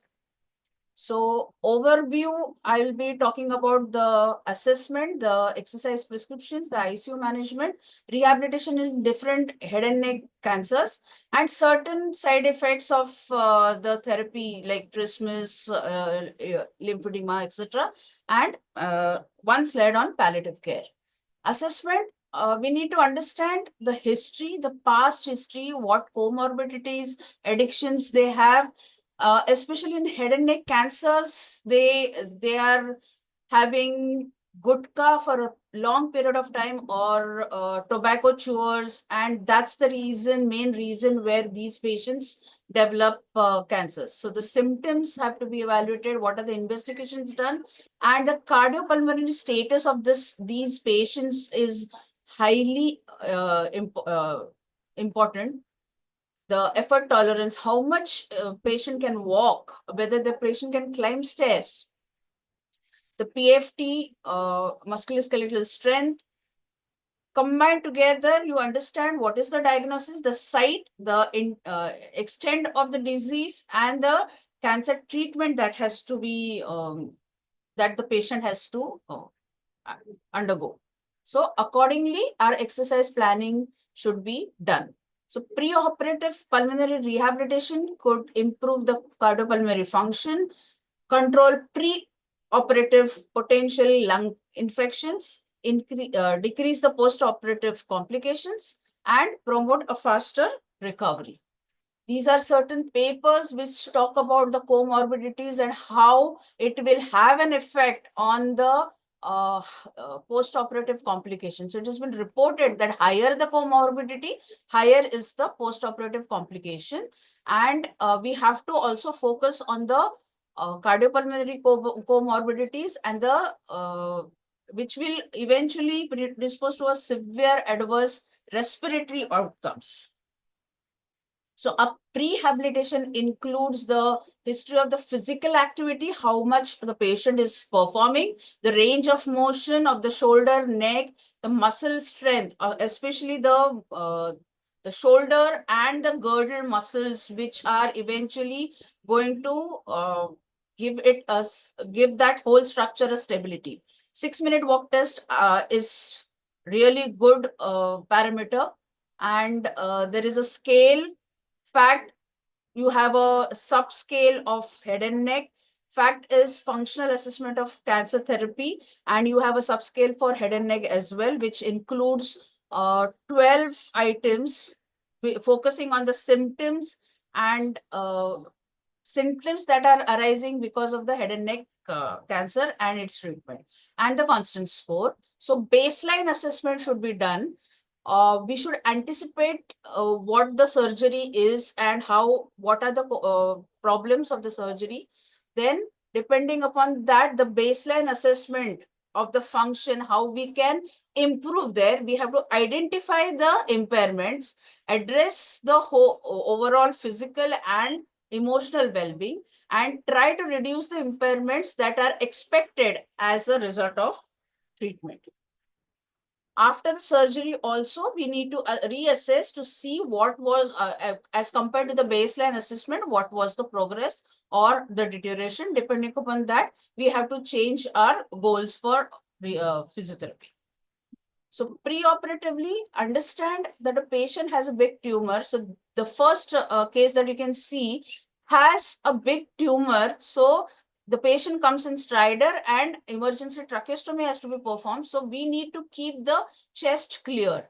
Secondly, even if patients may have certain COPD conditions wherein preoperatively you need to give them postural drainage or modified postural drainage to clear the lungs. Breathing exercises, thoracic expansion exercises, all this is taught. So what in our physiotherapy department at a Memorial Hospital, we conduct a pre-operative pulmonary rehabilitation sessions to cater to the fitness of the patient. You can see this. This is a modified spirometer. You connect it to the T-tube, and this is how the patient will be able to perform spirometer exercises through the tracheostomy. Post-operative interventions will focus mainly on the respiratory care in the first 48 to 72 hours when the patient is in the ICU and shifted to the ward. Then, depending upon the case, the surgery, the neck and shoulder exercises will be modified. We have to also take care about the donor side, then general mobility exercises and other important rehab aspects. This is a picture of ICU, and you can see good humidification. in the tracheostomy, for the tracheostomy. And the head position, when especially free flaps are conducted, your head position should be in neutral position. And there are those green bolsters that have kept to maintain the head positions. And good tracheal cleaning, clearance, all those aspects should be taken care of. So the respiratory care is of immense importance. Tracheostomy care with humidification, breathing exercises, active coughing should be encouraged.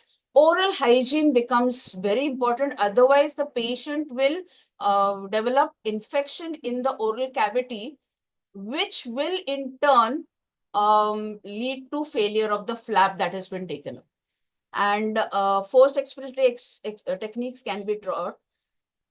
You should be very careful regarding the suctioning because the structures have been removed, and it may be the carotid artery is very close to the that site of neck, and your vigorous suctioning may lead to carotid artery burst, which we don't want. This is an emergency situation which we need to take care of. So please be careful while doing suctioning.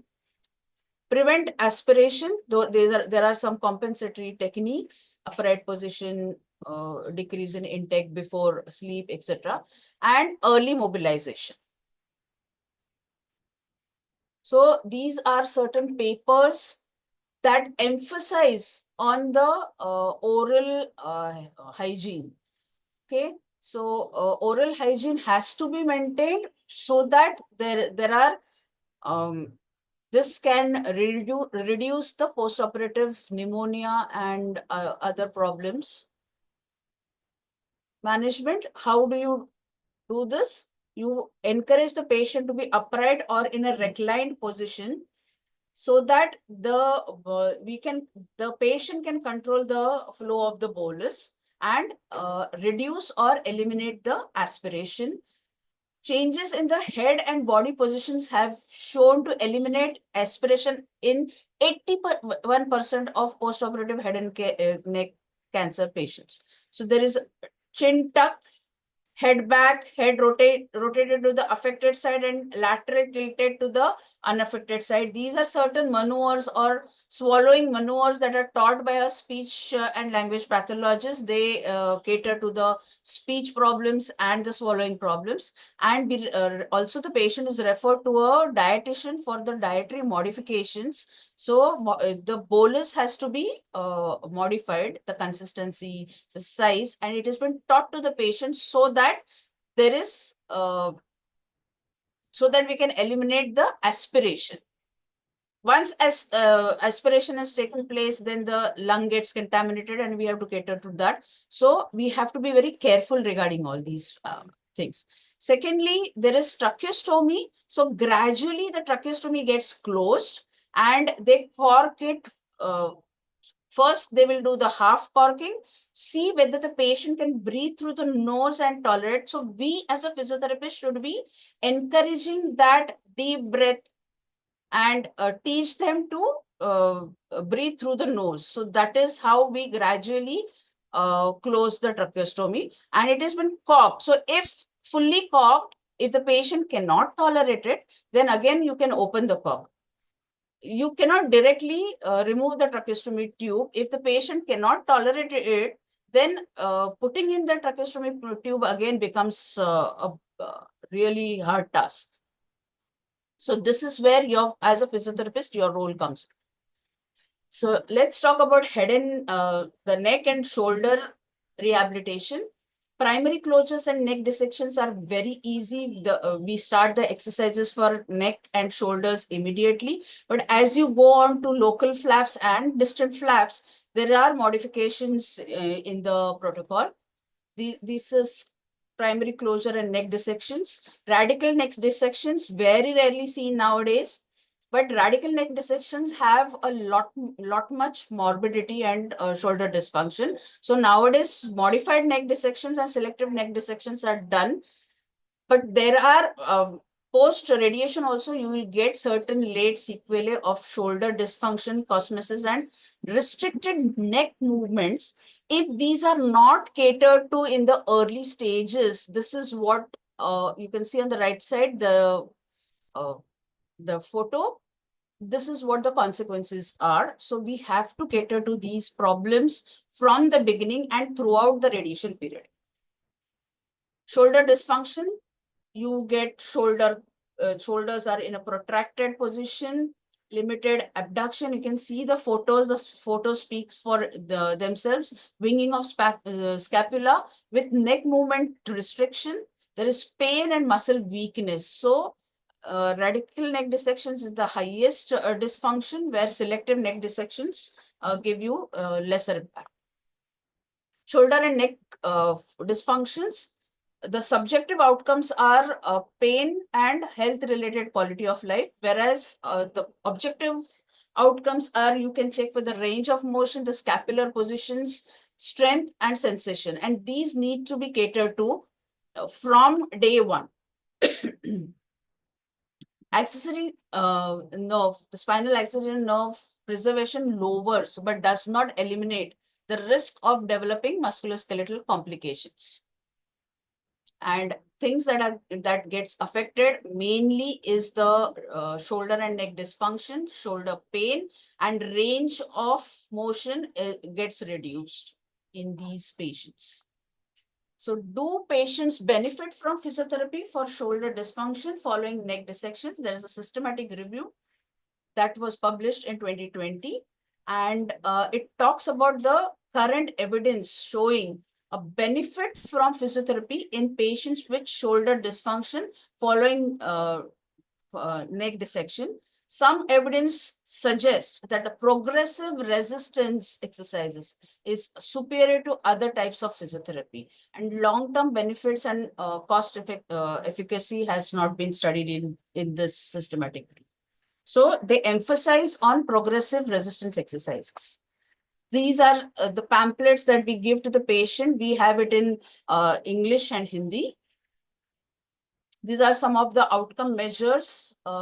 Shoulder pain and disability index, constant score, neck dissection impairment index, active shoulder abduction, and DASH scores, which can be used in your studies related to head and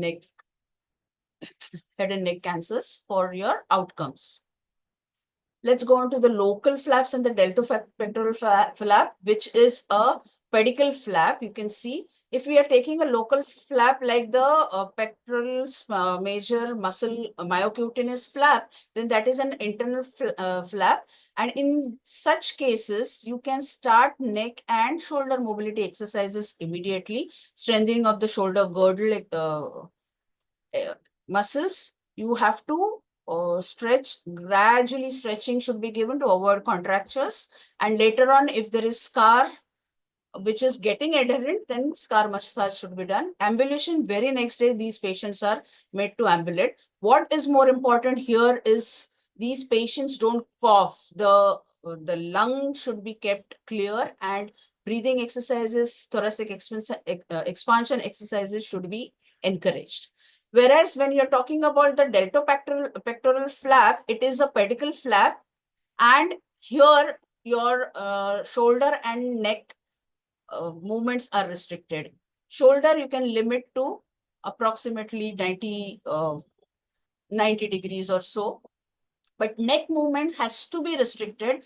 You cannot move if the patient goes into extension, the flap will get detached. So you have to teach the patient to do static neck exercises so that they don't get pain.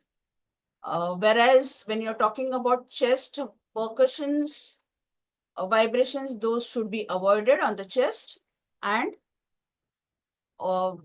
encourage the thoracic expansion exercises.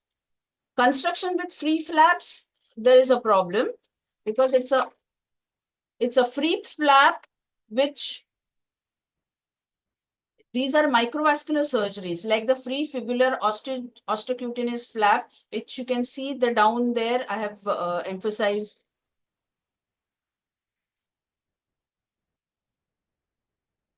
Okay, so microvascular surgery, free radial artery flap, you can see in the extreme right place. Then there is anterolateral flap which has been taken. So in these flaps, because of the microvascular surgery, you have to protect the neck. So the neck is kept in the neutral position for 48 hours, and shoulder exercises are gradually given. Neck movement should be restricted. Then we also take care of the donor side. You can see the exercises that we initiate for the knee. In anterolateral flap, what you have to protect that flap at the donor side, and that's the reason knee brace has been given and ambulation is started. So this is what I can summarize the primary closures. You start everything immediately. Neck dissections can be started immediately.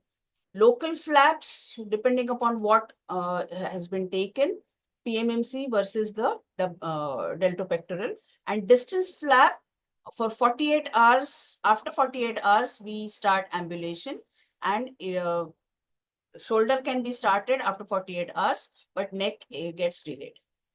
We have a ERAS protocol, enhanced recovery after surgery protocol in head and neck. And for free flaps, this is the protocol that we follow. Day 1, chest physiotherapy is started. Day 2, shoulder exercises can be started. But if you can see this, the neck exercises have been delayed. And for ambulation also, for 2 weeks, after 2 weeks, we give partial weight bearing, and 3 weeks post-surgery, we start full weight bearing. Okay, for pain management, there is superficial heat, like infrared. Hot packs cryotherapy can be given. And TENS is a good modality for pain control.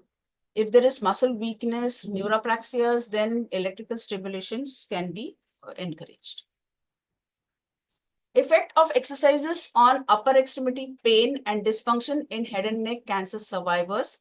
And it has been seen, and as far as 2008, where McNally has, since then, it has been proven that progressive resistance exercise training programs significantly reduced shoulder pain and disability and improved upper extremity muscle strength, endurance in head and neck cancer survivors who had shoulder dysfunction because of spinal accessory nerve damage. Cochrane review also suggests the same thing, that a progressive resistance training for shoulder dysfunction in patients treated for head and neck cancer applied for 12 weeks, 3 times per week, is more effective than standard care in relation to shoulder pain, shoulder disability, and range of motion of the glenohumeral joint. So active exercises, we can give them cuffs, weight cuffs, dumbbells, and resistance training bands, depending upon the Omni scale that we can prescribe them. These are few exercises to strengthen the shoulder and the shoulder girdle. Let's go on to parotid tumors. 3 to 6% of all head and neck neoplasms, 15 to 25% of all parotid tumors are malignant, and preoperative evaluation becomes very important for the facial nerve function. Only in radical paroidectomy, the facial nerve is sacrificed. Otherwise, if the facial nerve is preserved, then we can get good function. If it is sacrificed, then later on or immediately they can go in for a grafting, nerve grafting with posterior auricular nerve or sural nerve. So we start, as a physiotherapist, we can give them an upward massage techniques. Facial exercises, PNF techniques are given to them. And after 3 weeks, we can give stimulation and they recover really good. In radical dissection, they perform a partial tarsography to protect their the patient's eye. Precautions from our side, we can tell them to use protective goggles, and certain surgical implants are also done for protecting the eye. From our side, again, the muscle massage can be given. Exercises are given with a facial splint to maintain the angle of mouth. Post laryngectomy issues, you can see in this upward here, what has been done is the larynx has been removed, and the normal passage, you breathe through your nose and it goes down there. So the normal passage is bypassed, and now the patient will be breathing through this permanent stoma, this opening. And you can see there is a white color, this white color plastic thing that you can see.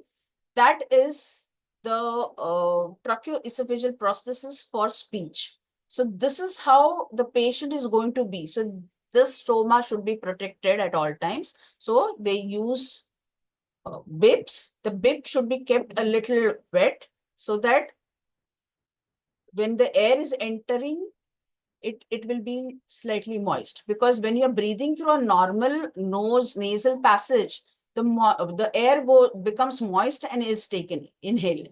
But here you're bypassing that whole system. Okay, then these patients may have breathing issues, so we can provide a latex protective protection, or you train the patient how to go in for bathing, like you take your neck forward, bend it, protect that stoma, and then you can have a bathing. So all this needs to be taught to the patient. Of course, from physiotherapy point of view, from day one, we have to take care of the stoma. We have to teach them breathing exercises, and gentle suctioning should be also seen, so that the airway is patent and there are no secretions retained.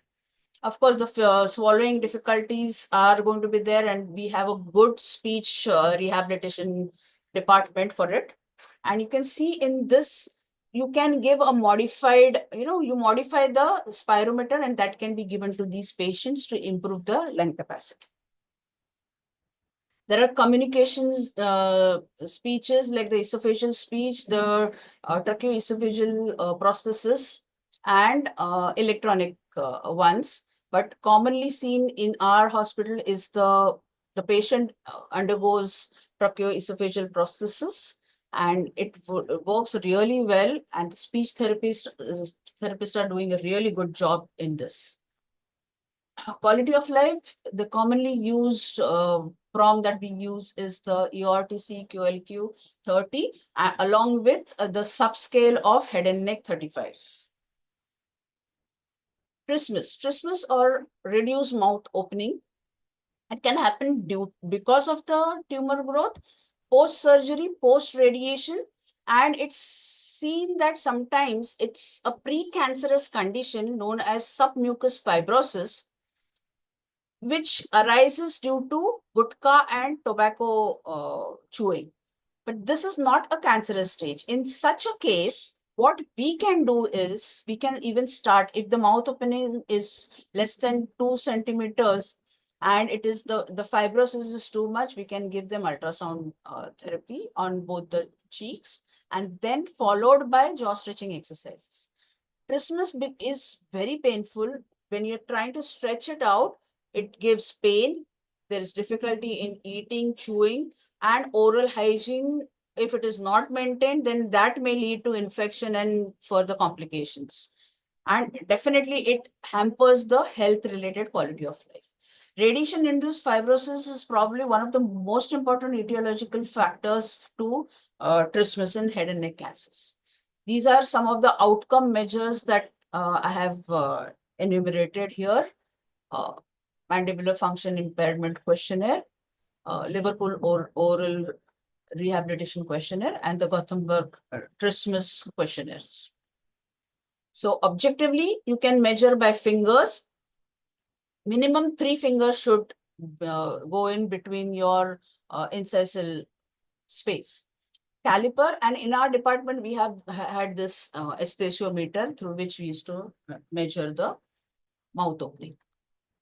So trismus is much easier to prevent than to correct. So from the pre-treatment phase itself, we need to assess the patient. If there is trismus, then we continue with the, we go on for early intervention for mouth opening exercises. Jaw stretcher keys can be given. If there is no trismus, then we have to see the risk.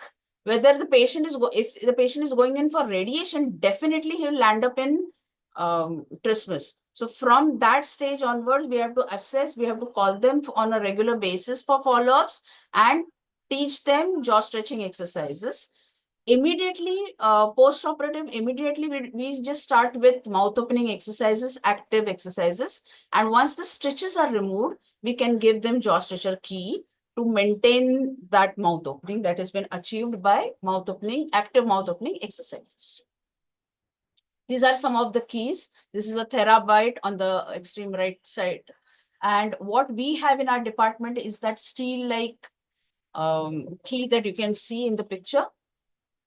If the mouth opening is not even that much that the key can go in, then we start with ice cream sticks, and then once the mouth opening is sufficient enough, then jaw stretcher key can be used. So this is how we teach them the oral exercises, jaw stretcher exercises with key.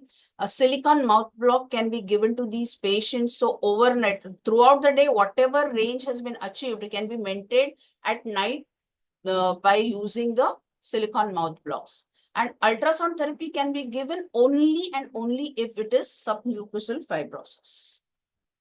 Oral oromotor exercises, range of motion exercises, your jaw exercises are to be given, and tongue, you can give them lateral movements, upward, downward, tongue protrusion, retraction. These are a few exercises that have to be taught to the patient. And this is the pamphlet that we give to the patient. Trismus, in short, what I have told you is post-operative. We start with active exercises, and once the stitches are removed, then only jaw stretcher keys. Radiation, from day one, we need to emphasize on the exercises and jaw stretcher key. And in submucous fibrosis, we can add ultrasound therapy. Other problems, these patients have loss of taste if glossectomy is done. Jaw deviation. So wide guide processes are given by the dental department. Drooling, oromotor exercises, and a chin support needs to be given to these patients. Oral mucositis, cryotherapy, low-level laser therapy. There is some amount of evidence in low-level laser therapy as well. And fatigue, these patients will complain of. So ask them to maintain a fatigue diary. And during that diary, if you can come to know that there are certain places where they're very much fatigued and certain time where they are more energetic, at that time you should prescribe the exercises to these patients and teach them energy conservation techniques. And of course, lymphedema. So lymphedema in head and neck, common in patients who have undergone surgery and radiation therapy due to disruption of the lymphatic system, resulting in accumulation of excess edema. It may happen from 2 to 6 months after the treatment. And there are two types of lymphedema that are seen in head and neck patients: the internal lymphedema and external lymphedema. We see to the external lymphedema more often, like the neck and face, and it includes the lips, the nose, the eyelids, and it can go up to the ear. So assessment of facial lymphedema, there is MD Anderson Cancer Center lymphedema rating scale, which ranges from level 0 to level 3. Level 0 is no visible edema, but patient reports heaviness. Level 1A is soft visible edema, no pitting, and it is reversible. Level 1B is soft pitting edema, reversible.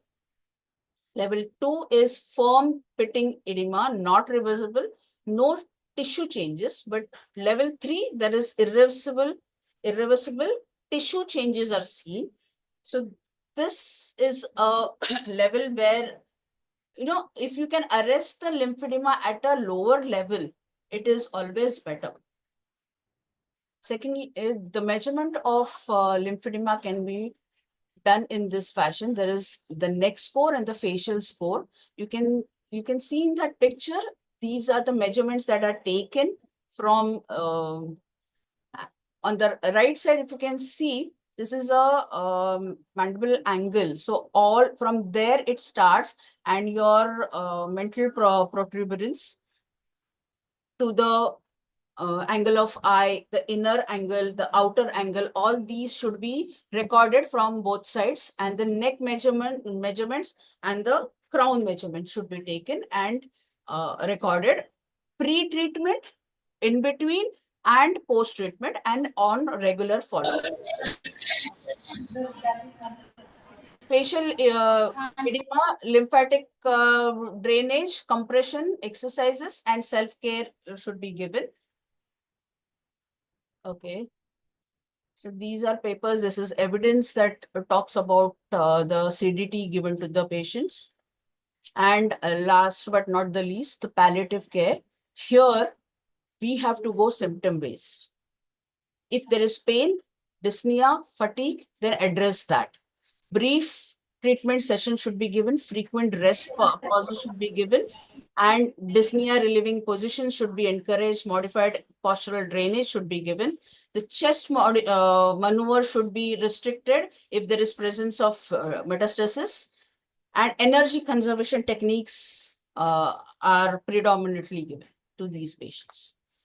Take home message: early physiotherapy interventions can prevent the catastrophic symptoms. Trismus, shoulder dysfunctions can be prevented. Management of facial edema is of significant value, and exercise interventions help in relieving other problems like fatigue, etc. Thank you for your attention. Thank you so much, ma'am, for such a comprehensive and thought-provoking session. Your expertise has been invaluable. Ma'am, we have some questions in the chat box. Okay. Yes. Can I see the chat box, or are you going to tell me? Yes, ma'am, I'll read. Which one is the best to assess lymphedema from below? MD Anderson tape measurement scale or MD AACC test scale? That is the scale. Scale. That was a short form. MD Anderson Cancer Center scale hai. Okay, okay, ma'am. Okay. What role does psychological support plays in oral cancer rehabilitation, especially in managing body image and social Very much. It is like you have to work in collaboration with the entire rehabilitation team. You cannot isolate yourself that I am the best. Physiotherapy along with psychological therapy, along with the dietary modifications, everything goes hand in hand. We have a multidisciplinary setup here under one roof. And modified spirometer works similar to our Yes, yes. Very nicely the patient can do. You have to train them a little bit. Very nicely they can, and they can achieve their levels also. Ma'am, is there any reference for proper tracheostomy care and for management for physiotherapy? Tracheostomy management for physiotherapy. From physiotherapy point of view, you have to, your physiotherapy principles will not change. Okay. Okay. You must be treating tracheotomized patients in general hospitals as well.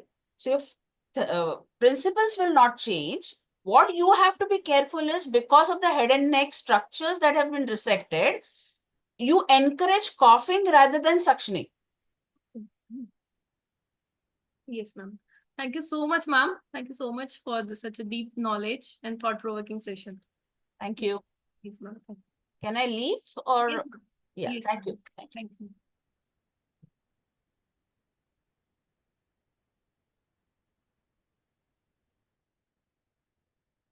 Dear delegates, I would like to announce now we are having the lunch break.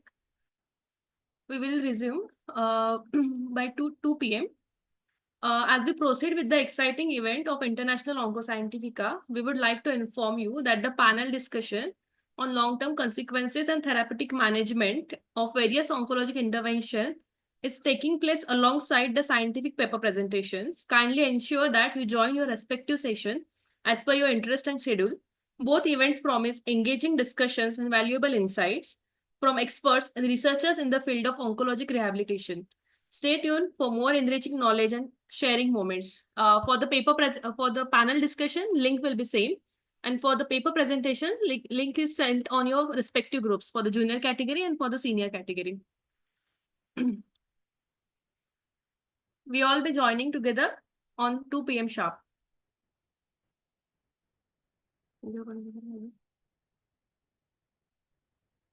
Thank you, everyone.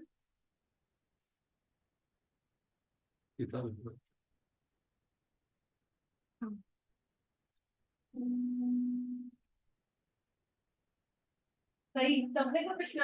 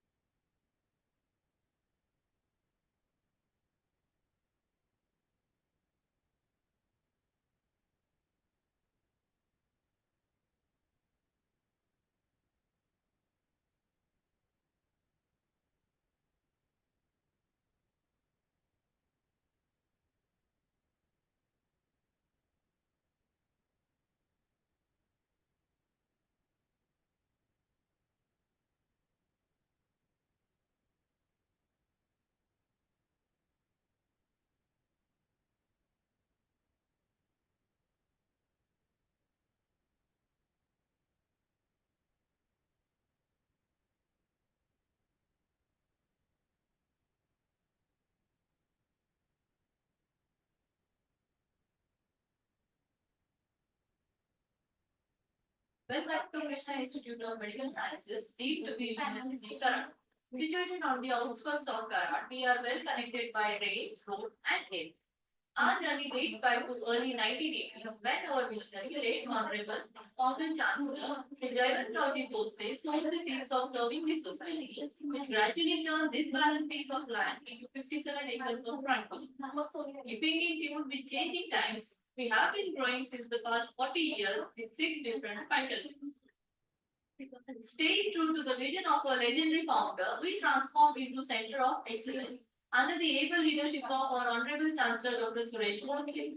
The university is ranked 73rd by NIRF in 2022 and also received various recognitions and awards. Medical College is ranked 42 by NIRF. It has the state-of-the-art museums with large collection of specimens and models, making it one of the finest and most well-staffed museums in the country. A well-established simulation lab helps the students to gain advanced simulation training in situations like trauma, nursing, and emergency responses. All lecture halls are well furnished and ICT-enabled tools with digitally interconnected with the latest technology. Our 1125-bed multi-specialty Krishna Hospital enjoys an enviable reputation and provides quality healthcare within reach of the common people. Upgraded and advanced diagnostic and imaging services like CT, MRI, mammography, etc. are offered for the patient care. There are 30 ultra-modern operation theaters with laminar airflow and 4 minor operation theaters for OPD patients, along with an exclusive cath lab facility. Apart from regular wards, super deluxe suites and master suites are also an offer for the patients. The academic infrastructure includes a modern and contemporary well-equipped central library. It is a digital library with an ambient seating facility, along with research database and internet facilities and Wi-Fi. Well-furnished models clubhouse with gym and indoor and outdoor sports facilities will spoil you for choices. A multi-level parking area and well-manicured lawns are a part of eco-friendly initiatives. A one-of-its-kind model Physiotherapy College is a built on green building concept and has a soothing ambience and spacious interiors and offers multidisciplinary rehabilitation services to all the age groups under one roof.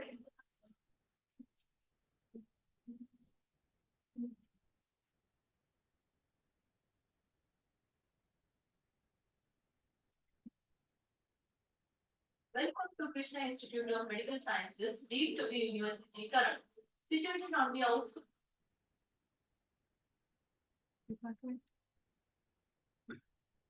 Eco-friendly initiatives.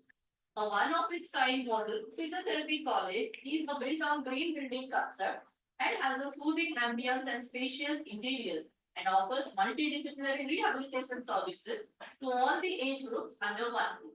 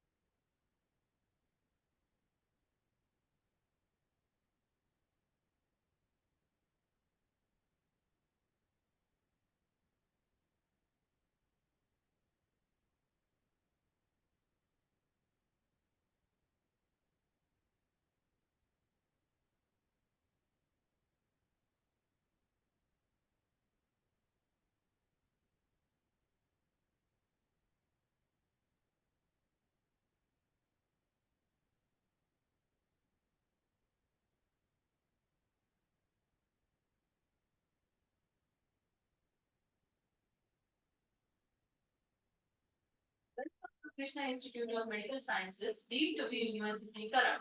Situated on the outskirts of Karan, we are well connected by rail, road, and air.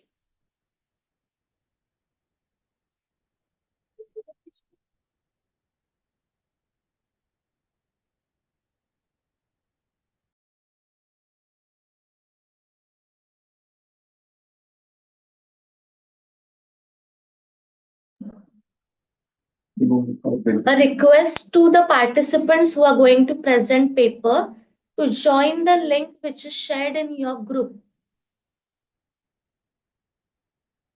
Announcement for the participants who are going to present a scientific paper to join the link which is shared in your group.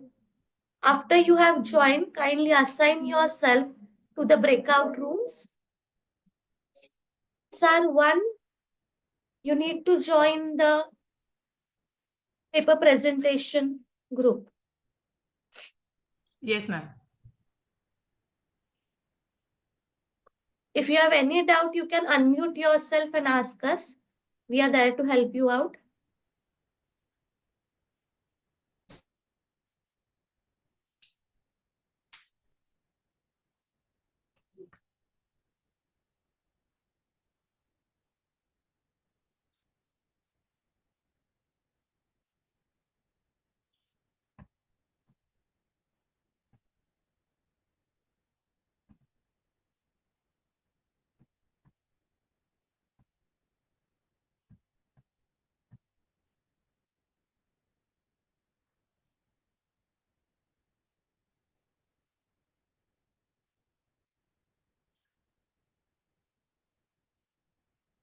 Ma'am, will you please share the link once again?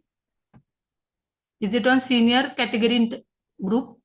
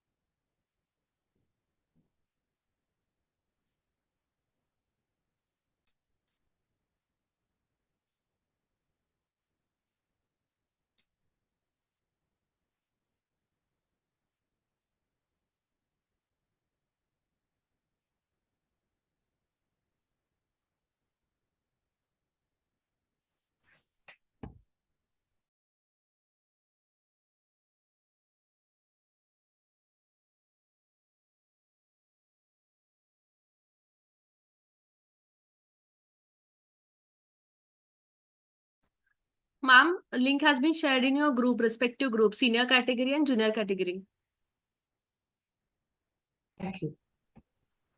Dr. Aditi, Yes, ma'am. please log in to the senior category. Yes, ma'am. Yes, ma'am.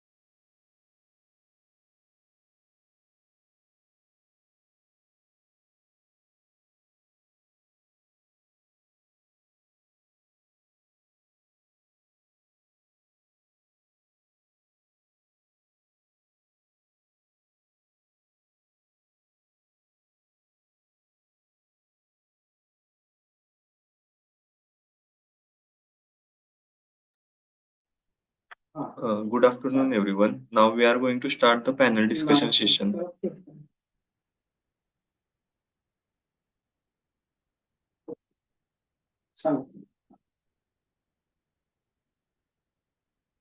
झालाय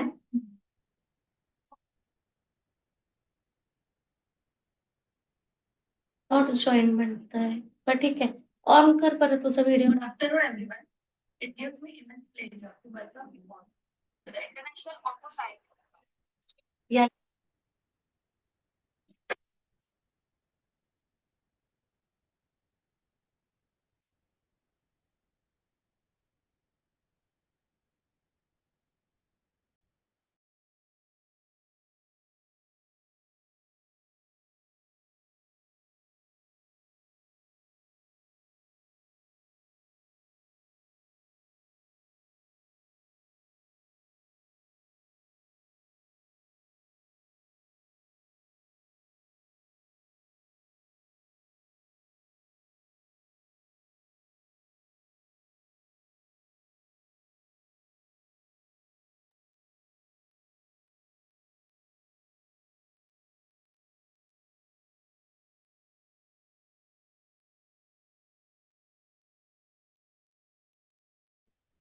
sir त्याचा आवाज जात नाही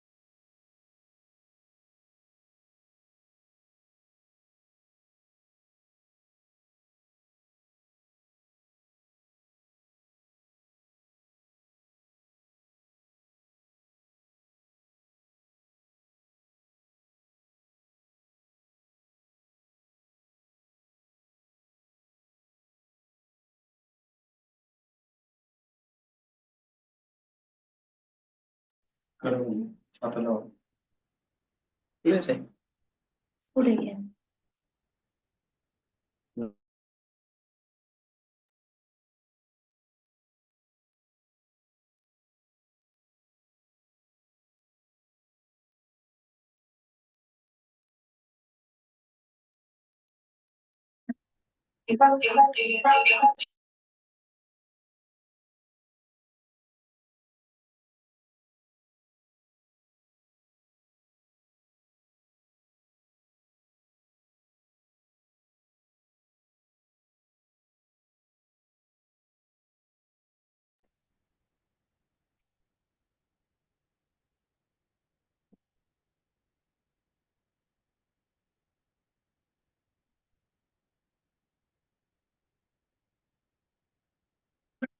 Everyone, it gives me immense pleasure to welcome you all to the International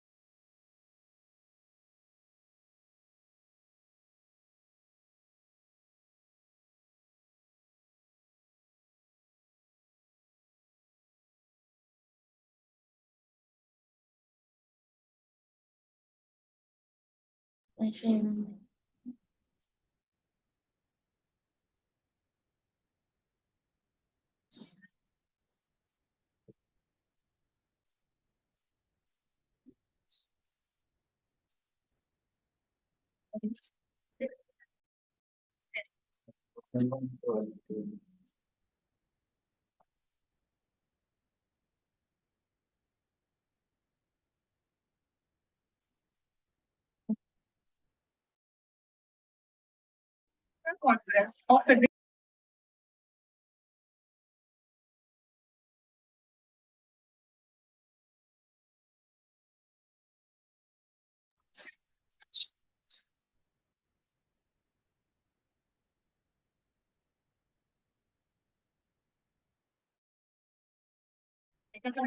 Women of Excellence Award at Impact Conference.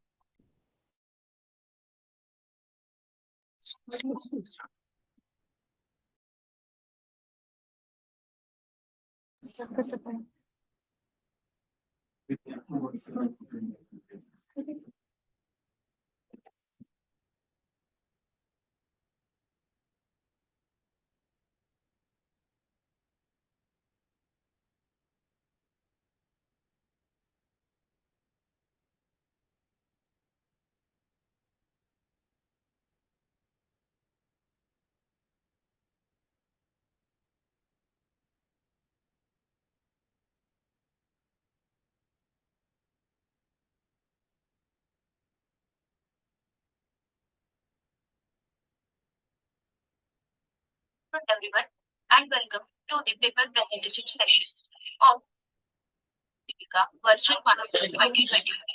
I'm Dr. This session with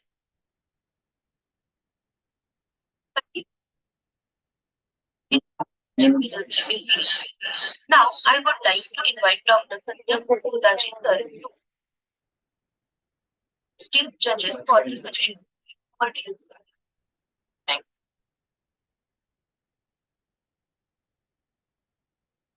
These judges for the senior category.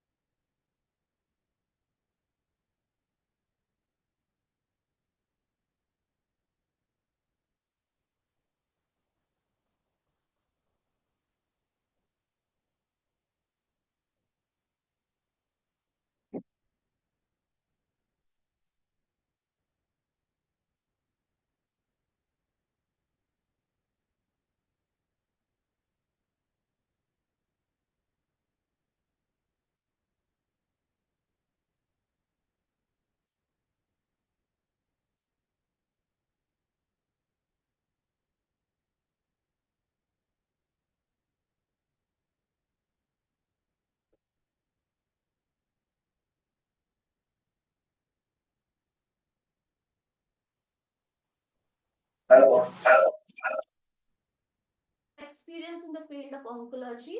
He has a teaching experience also. He has completed his post-graduation from uh, prestigious university, that is Kivadi Memorial Institute of Oncology, Bangalore. And he has taken higher technological training from the International Medical System, AG, Cham, and from Switzerland.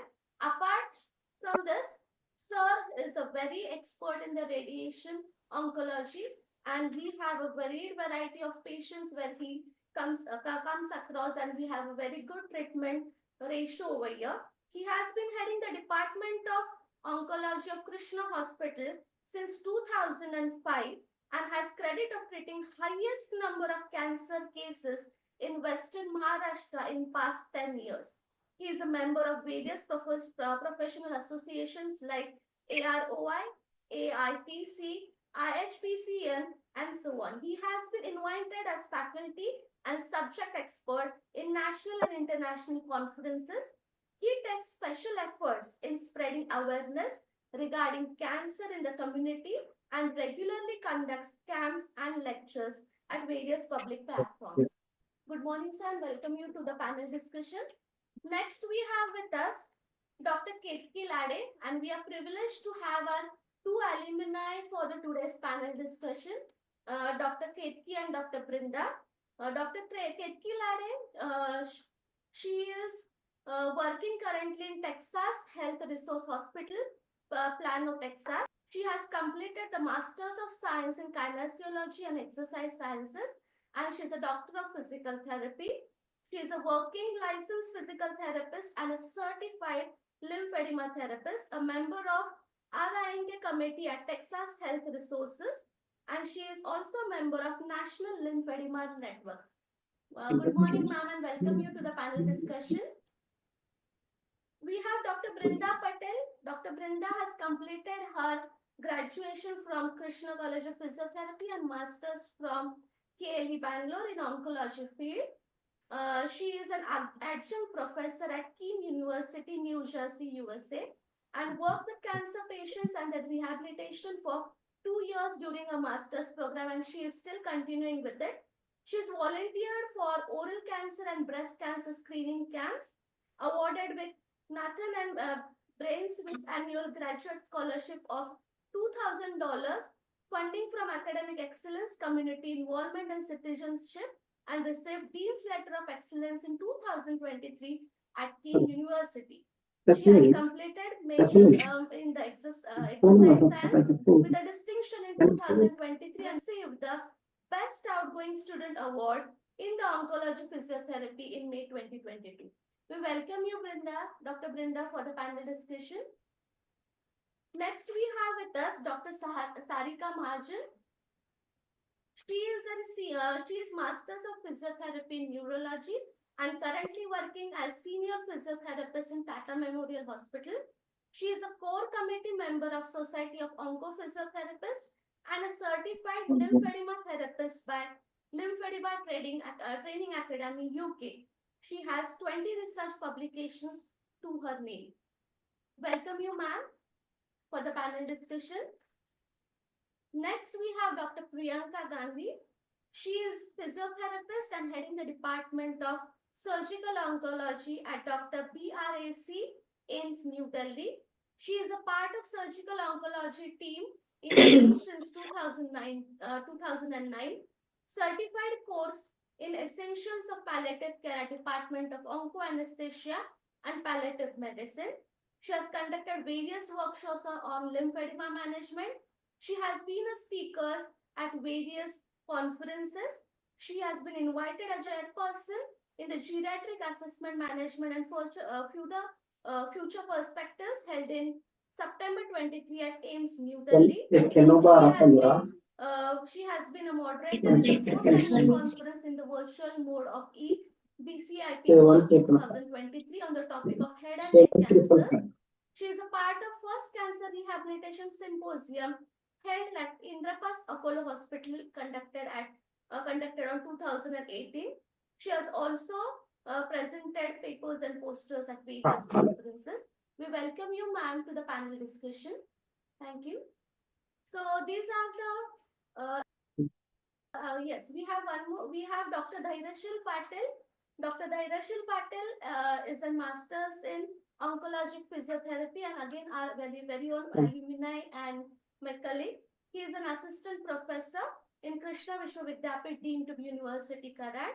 He is an young enthusiastic sports secretary in our college of Krishna College of Physiotherapy. Has 2 copyrights and papers to his name and is guiding 6 undergraduate students till now. We welcome you, sir, to the panel discussion. Thank you. So let's begin today with the panel discussion. So the topic for our panel discussion, as we said, is long-term consequences and its therapeutic management of various oncological interventions. So to begin with the panel discussion, I open the panel discussion with Dr. Anand Guddu, sir. So, sir, I would like to ask you that can you just highlight us on what all are the long-term consequences that we see recently after the cancer treatments in the field? First of all, I congratulate Dr. Trupti and the team of Oncology Physiotherapy at Krishna Vishwavidyapit.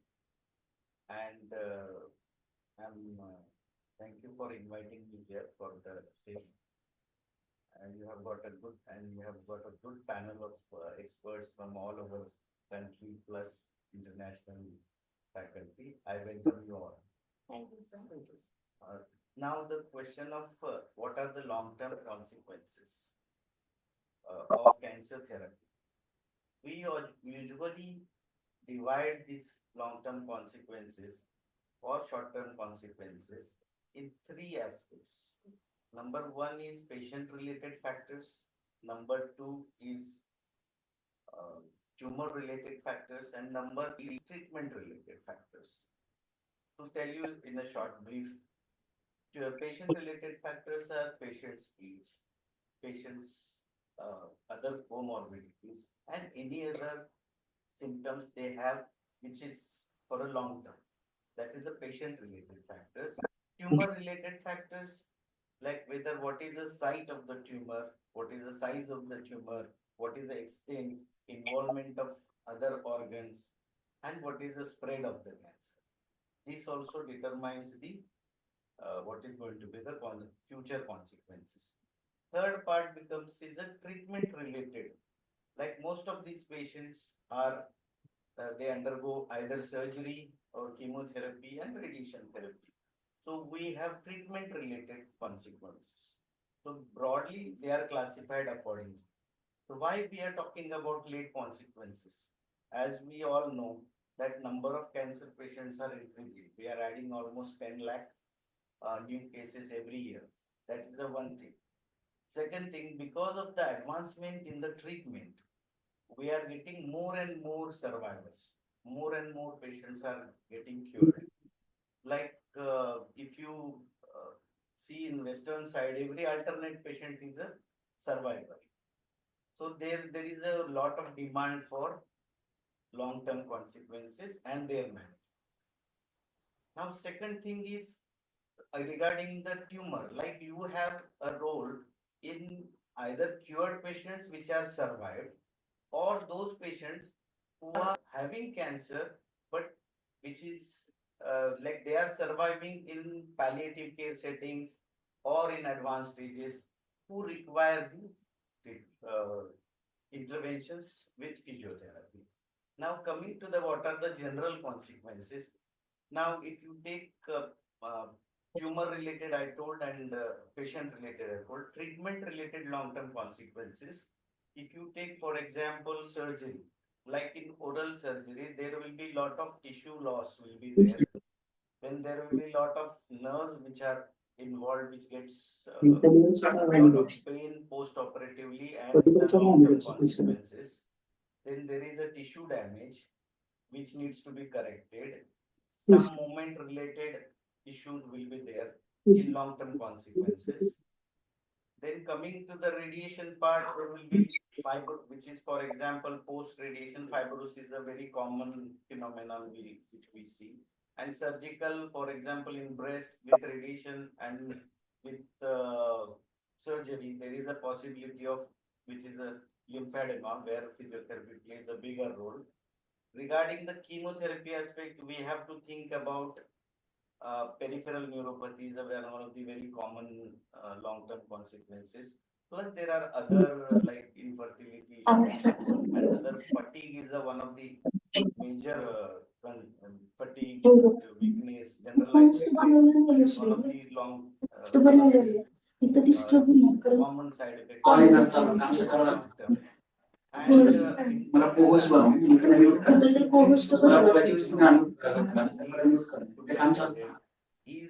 psycho-emotional aspect of the patient care. That is, most of the patients will have some amount of anxiety and depression, which also needs to be taken care by physiotherapy. That's a very good explanation, sir. Like you have explained the part of patient-related consequences, tumor-related consequences, and also the treatment-related consequences. So let's move on to the next panelist. I would put forth the question to Dr. Ketki and Dr. Brinda that as you are abroad in USA, do you see any different consequences as a long-term consequences which are totally different from what sir has said? Would you like to highlight on it, Dr. Ketki? First of all, I thank you all for giving me the opportunity to speak today and involve me as a panelist in this precious conference. Dr. Guddur, he explained everything in a really good detail, and that was a really good aerial overview of long-term consequences in cancer patients. So I wouldn't say what we see is what you see too. It's not very different from each other. But coming back to my specialty, which is breast cancer and lymphedema, and that's what I do pretty much whole day, every day. I would like to categorize those in, as 3 different areas. So like sir said, based on TNM classification of cancer or tumor staging system, T is, size of the tumor, N is number of lymph nodes involved, and M is metastasis. So based on that, how they are approaching it, how is the oncologist or surgical oncologist approaching this disease in that particular patient, right? So as it comes to chemotherapy, there are 2 ways this can be addressed. If the tumor is small enough, and it's localized, then they will do a lumpectomy or a full mastectomy, unilateral, bilateral, however is the affection. And then in that case, they do the surgery first, and then chemo is introduced after to kill any residual or any remnant cancer cells. Now, it depends on, when the cancer was found and what stage it presented as upon initial presentation. If the cancer was widespread or the extent, even the local extent, was pretty severe, later stages of cancer or advanced, then they want to shrink. They want to shrink the tumor cells first so that the extent of the surgery can be minimized. And then in that case, chemotherapy will come in first, and then the surgery will come in second. So now coming down to surgery, they will either go for the most commonest types are lumpectomy, which is a breast conservation surgery, BCS, or a mastectomy. So in lumpectomy and mastectomy, we see some side effects, or not side effects, but consequences. We see cording, which are like these tight rope-like structures, or it's also called axillary web syndrome. These rope-like structures will form under the patient's skin, and I have seen very commonly two major areas: axillary affection, like it goes in the name, right? Axillary web syndrome. I think almost 6 to 72% of patients followed by mastectomy will experience this complication. And so I've seen this happening in axilla. It will start in the axilla, and its extent will go down until either where we have biceps tendon insertion, or even extend to the forearm, okay? Another site we find it is in trunk. So basically, and this is more common for people with mastectomy, ladies after flat closure mastectomy, because the skin tissue is pulled so tightly, on both ends, that body has to come up with a mechanism to bear that tension. So we see truncal cords forming too. And the way we address that is cross-friction massage, manual therapy, myofascial release, stretch and release are good techniques. For home exercise program and in clinic, we make them do stretching exercises, range of motion to the nearest joint. Like after mastectomy, rotator cuff issues are very common. Shoulder joint dysfunctions are very common. Frozen shoulder is very common as well. So that's what, those are mainly some of the consequences. Now, along with chemo-related fatigue, like Sir said, that fatigue, CRF, it's not like a normal fatigue, right? It's not like you took a nap, you had a good rest and you felt better. That fatigue can stay on for weeks to months to years in some patients. Chemo-related fatigue is one complication. CIPN, chemo-induced peripheral neuropathy. I think Sir touched slightly on that as well.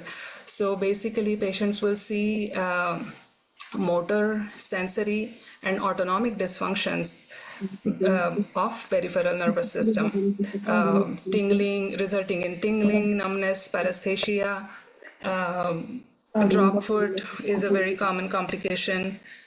When it comes to motor symptoms, weakness in muscles, decreased deep tendon reflexes, gait and balance disorders are very common. That will make those patients have more falls, along with general deconditioning. It just complicates the whole presentation. Chemo-induced myopathy or myalgias is another complication. I think, and then after that, lymphedema. So I can go on and on when it comes to lymphedema, but just concising it very quickly, it affects or it exhibits as a swelling in part of a body like for example, breast cancers. Breast cancer patients can exhibit as a swelling in chest or upper extremity. We do complete decongestive therapy, which is a gold standard treatment in today's date to manage lymphedema. There are 5 different components of lymphedema. First is manual lymphatic drainage, MLD, which is a specialized clinician delivered massage given to the patient. We stimulate the lymph nodes. We'll be coming to the next part. Sure. So it was a very good insight that you have put on, like what all the other complications you have seen depending upon the surgery. Like you said, we have axillary vein syndrome as a common thing. Then we have fatigue, we have CRPN and lymphedema, which you are expert in, right? So moving on to Dr. Brinda, can you highlight on anything else? What consequences you have seen in your practicing tenure? Yes, ma'am. Thank you. First of all, I want to thank you for giving me a chance to be a panelist in the conference. And going to my topic, I wanted to talk about pediatric cancers because pediatric cancers are not been often caught earlier. And generally, it's because kids don't understand what they feel. The parents have to pay really close attention to what symptoms they have. And leukemias are the leading cancers we would see in India and in USA as well. So that has a lot of fatigue component, which is really tiring for kids. And kids, they often want to go out, play, have a lot of physical activity, and restricting them to the physical activity, that's making them things worse for them. So fatigue, I think that's the major component from blood cancers. That's the major component that has a very bad impact on their quality of life and in their physical life. And even I would say there are some components like you would say if there's a brain tumor, even brain tumors are really common in kids. So if you talk about brain tumors, it depends on where the tumor is located. Some tumors like in cerebellum or basal ganglia, those tumors can be operated, so they have to go for chemotherapy or radiotherapy. And that chemotherapy or radiotherapy on your brain region, that will specifically lead to neurological impairments, that will have difficulty in concentration, attention, memory, and even it causes problems with speech. It depends on the location what you are trying to treat. So those are the major parts where there are those are the neurological impairments. Again, some cancers you can even see there are some swallowing and speech issues. So those are the difficulties you deal with. Even the optic gliomas are common, like around the second cranial nerve. So that leads to vision issues. So these are the major issues we see. And again, yes, because of the chemotherapy induced and radiation therapy induced, as sir and ma'am mentioned, there's fatigue, there's peripheral neuropathy, there's even I would say radiation induced fibrosis. It leads to a lot of loss of muscle mass, so that causes joint problems as well eventually, because that can lead to like reduced bone mass density and weaken the bone, especially in kids. They try to avoid radiotherapy because bones are in growing spurt, and if you give radiation therapy at that time, that's going to disturb their development. So those are the consequences. And yeah, that's all with the consequences for now. It was very nice, Dr. Brinda, on your side. Like, yes, Thank kids being very playful and fatigue sets in them as a long-term consequences, memory, speech, concentration, which all are related and the vital part of the kid's development, affecting them during the treatment of cancer treatment. Really, that's a very crucial part in the life of kids. Thank you for highlighting on this. Dr. Priyanka, I would like to switch on to you. Can you just highlight us about what are the surgical related oncological long-term consequences that you have seen? Yeah. Hello, everyone. Like the surgical consequences, what we will see is first is the post-surgical pain, very commonly seen. Plus the adhesions and the scars which form after surgery. They restrict and the patient is very apprehensive when there is a stitch line and it's in the healing stage. Plus, the restricted mobility poses a lot of complications in terms of joint stiffness. Now, when the patient is confined to bed, it further leads to a lot of complications like the chest complications, which we are aware, the circulatory issues. They are prone to deep venous thrombosis. Plus, the patient is suffering from a lot of psychological disturbances, like when they operate for the head and neck cancer or the breast cancer. So the disfigurement post that it also poses a lot of psychological issues to the patient. So as physiotherapists, we spend a lot of time with the patient. So we need to look not only on the physical aspects, but also on the psychological aspects. So the faster we bring them out of the bed, the better it is. Plus, like neuropathic pain is very common, especially after amputations. They have phantom limb sensations. Even in breast cancer surgeries, they have the phantom sensations. So we need to look after that. So especially after like the bladder surgeries, urinary incontinence, cervical cancer, they have urinary incontinence, plus vaginal stenosis is commonly seen. So these are the commonly, and all the issues will depend on the area being operated. So every region will have its own set of post-surgical complications. So this is the broad view of what all we see in a surgical oncology setup. Plus, it varies from patient to patient individually. Yes, ma'am. I agree to it. Like this year's theme is like you have spoken on it that every patient is unique. So I agree to you that each patient will have a different story to tell. But yes, pain, like you said, we are dealing with pain, and that's a crucial part of the patient.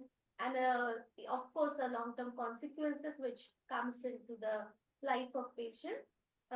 Even yes, DVT and the psychological aspect is also a main part, I think, when we are dealing with it. Yes, thank you, ma'am. Dr. Sarika, would you just like to add up on your specialization?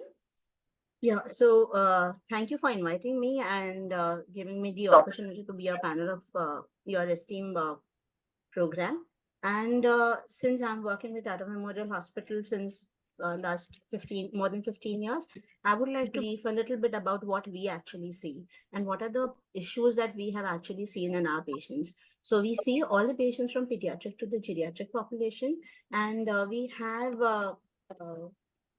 we can say is divided these issues into an acute, chronic, and in acute, what are the issues? Let's talk about breast cancer. If we say, then with breast cancer in the acute phase, as Dr. Priyanka highlighted, there's an issue of pain. So patient will complain of lot of pain post-operatively, and patient will also be very hesitant in doing movements post-diagnosis of the disease also. So pain is one of the factor. Along with that, the problems with respect to psychological issues of accepting the disease and the disfigurement which happens post surgery, that is one major issues which most of the female populations basically fear of, or emote out with. And also, if you look at the head and neck cancers, then disfigurement which is there on the face also is very, very evident, and that also leads to a lot of body image issues. Along with that, Dr. Ketki highlighted about the axillary web syndrome, which we have seen post-surgery. This is all falls in the acute stages, and this is a self-limiting condition which actually most of the patient fail to identify. And it's very clinically, we have seen most of the patient coming with pain post-surgery or shoulder restrictions post-surgery. In a Tata hospital, what we follow is after the surgery, the next day, the patient is usually taught with exercises. So because of this, the chances of they having shoulder restrictions is very, very less. And also the possibility of pain reduces with that. But in case if the patient has pain and has restriction, which is set in last few days, then it is a sign that we need to look at the axilla and identify if there is any axillary web present, which needs to be managed. So basically, we are looking in the acute stage, we are actually looking at whether the patient has any pain or any axillary web syndrome, and whether the patient has any seromas. If there is recurrent episodes of seromas in the long term, the patient is at a high risk of developing lymphedema. This is what we have seen in our setup. With respect to chemotherapy, you all have highlighted it beautifully before also, that patients have a lot of issues post chemotherapy.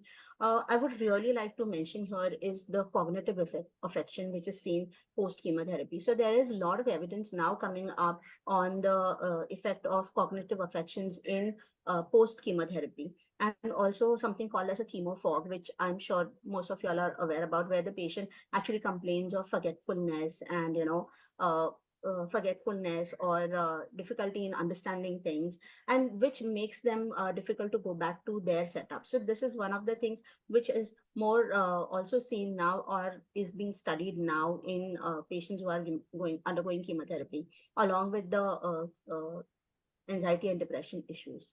Also, in chronic stages, what we have seen in our setup is patient usually presents with lymphedema, which is the long-term consequences, and there needs to be a good amount of detailed assessment for the same.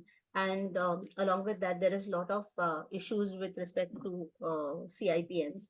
So more or less, most of the people have highlighted the problems, and I feel that Tata Hospital being a premier institute is has made us exposed to a lot of issues with respect to the pediatric populations, of issues of um, going back to their own childhood or school activities or home activities which they were doing before the diagnosis, to the geriatric population, where they have a lot of issues with respect to acceptance of disease, and they prefer to go for quality of life. So at the end of the day, what we are looking at is improving the quality of life. So be it a acute problem or a chronic issue, what we need to understand is how we are going to make the quality of life better for the patients. Thank you. Thank you, ma'am. It was really wonderful. You have highlighted on serum chemo fog. Then, yes, the right part as a physiotherapist, the rehabilitation and their own setup, that is also really very crucial as a part of physiotherapist, and how to maintain the quality of life after such a treatment of cancer. That's also very true on a part of physiotherapist. I'll come to Dr. Dhairyashan. Dr. Dhairyashan, would you like to add upon any the different aspects what you have seen in your I would like to one part, that is the long-term consequences are depending on such a you classified that is surgery, chemotherapy, and radiotherapy. So in the surgery, the main long-term consequences will be the physical changes, like changes in the appearance, and also the patient undergoing in the oral cancer surgery, that come under surgery. So they make changes in the appearance, and also suppose the lymph nodes are affected, so they are facing the lymphedema situation. And also one I would like to add, that is the radiation therapy, brachytherapy. Suppose a patient is undergoing the brachytherapy to the gynecological cancer, so they may undergoing with the bladder and bowel dysfunctions are also main point I would like to add. And also cognitive impairments, they face learning difficulties is most common. That's it. Yes, thank you, sir. Like, yes, appearance, we agree to all. Like, the oral cancer surgeries, yes, appearance is the one thing which is affected. Like, if we come across a crowd of people and someone who has gone operative, we come to know that yes, this person might have undergone some surgery related to oral thing, and he might have an oral cancer. So that is very true.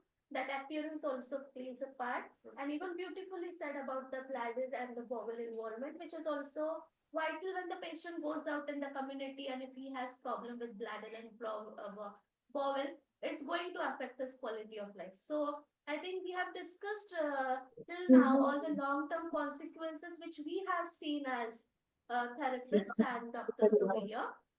So we'll move on to the next part. Sir, like we have seen all this long-term consequences. So do we have any what we can say, we have any such treatment part where we can prevent these consequences and make the life of the patient better before they face the consequences? Definitely. Now we have covered most of the long-term consequences. But again, it is very specific for the individual and depend on the specific tumor and its stage. Coming to the preventive aspect, first thing like what patient related, what we can do is prevention of fatigue, like nutrition has to be taken care. Then HB should be monitored if required, transfusions are given, and if patient is under depression or he is anxious, then proper psychotherapy is given. These are the patient related. We have to check when the protein supplements can be, so that we can improve overall general condition of the patients before. This is patient related.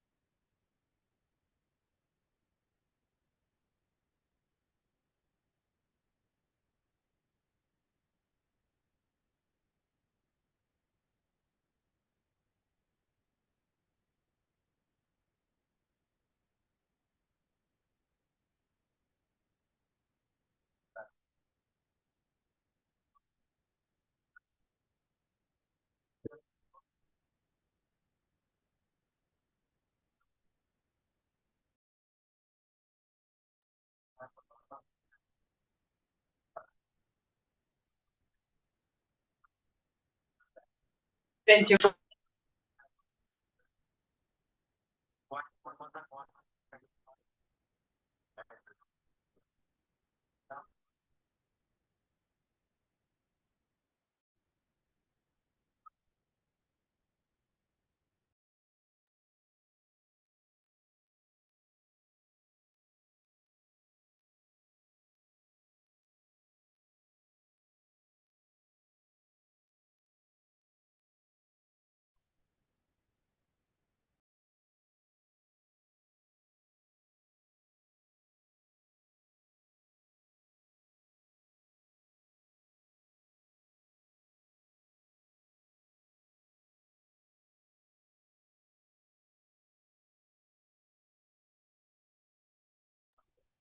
For example,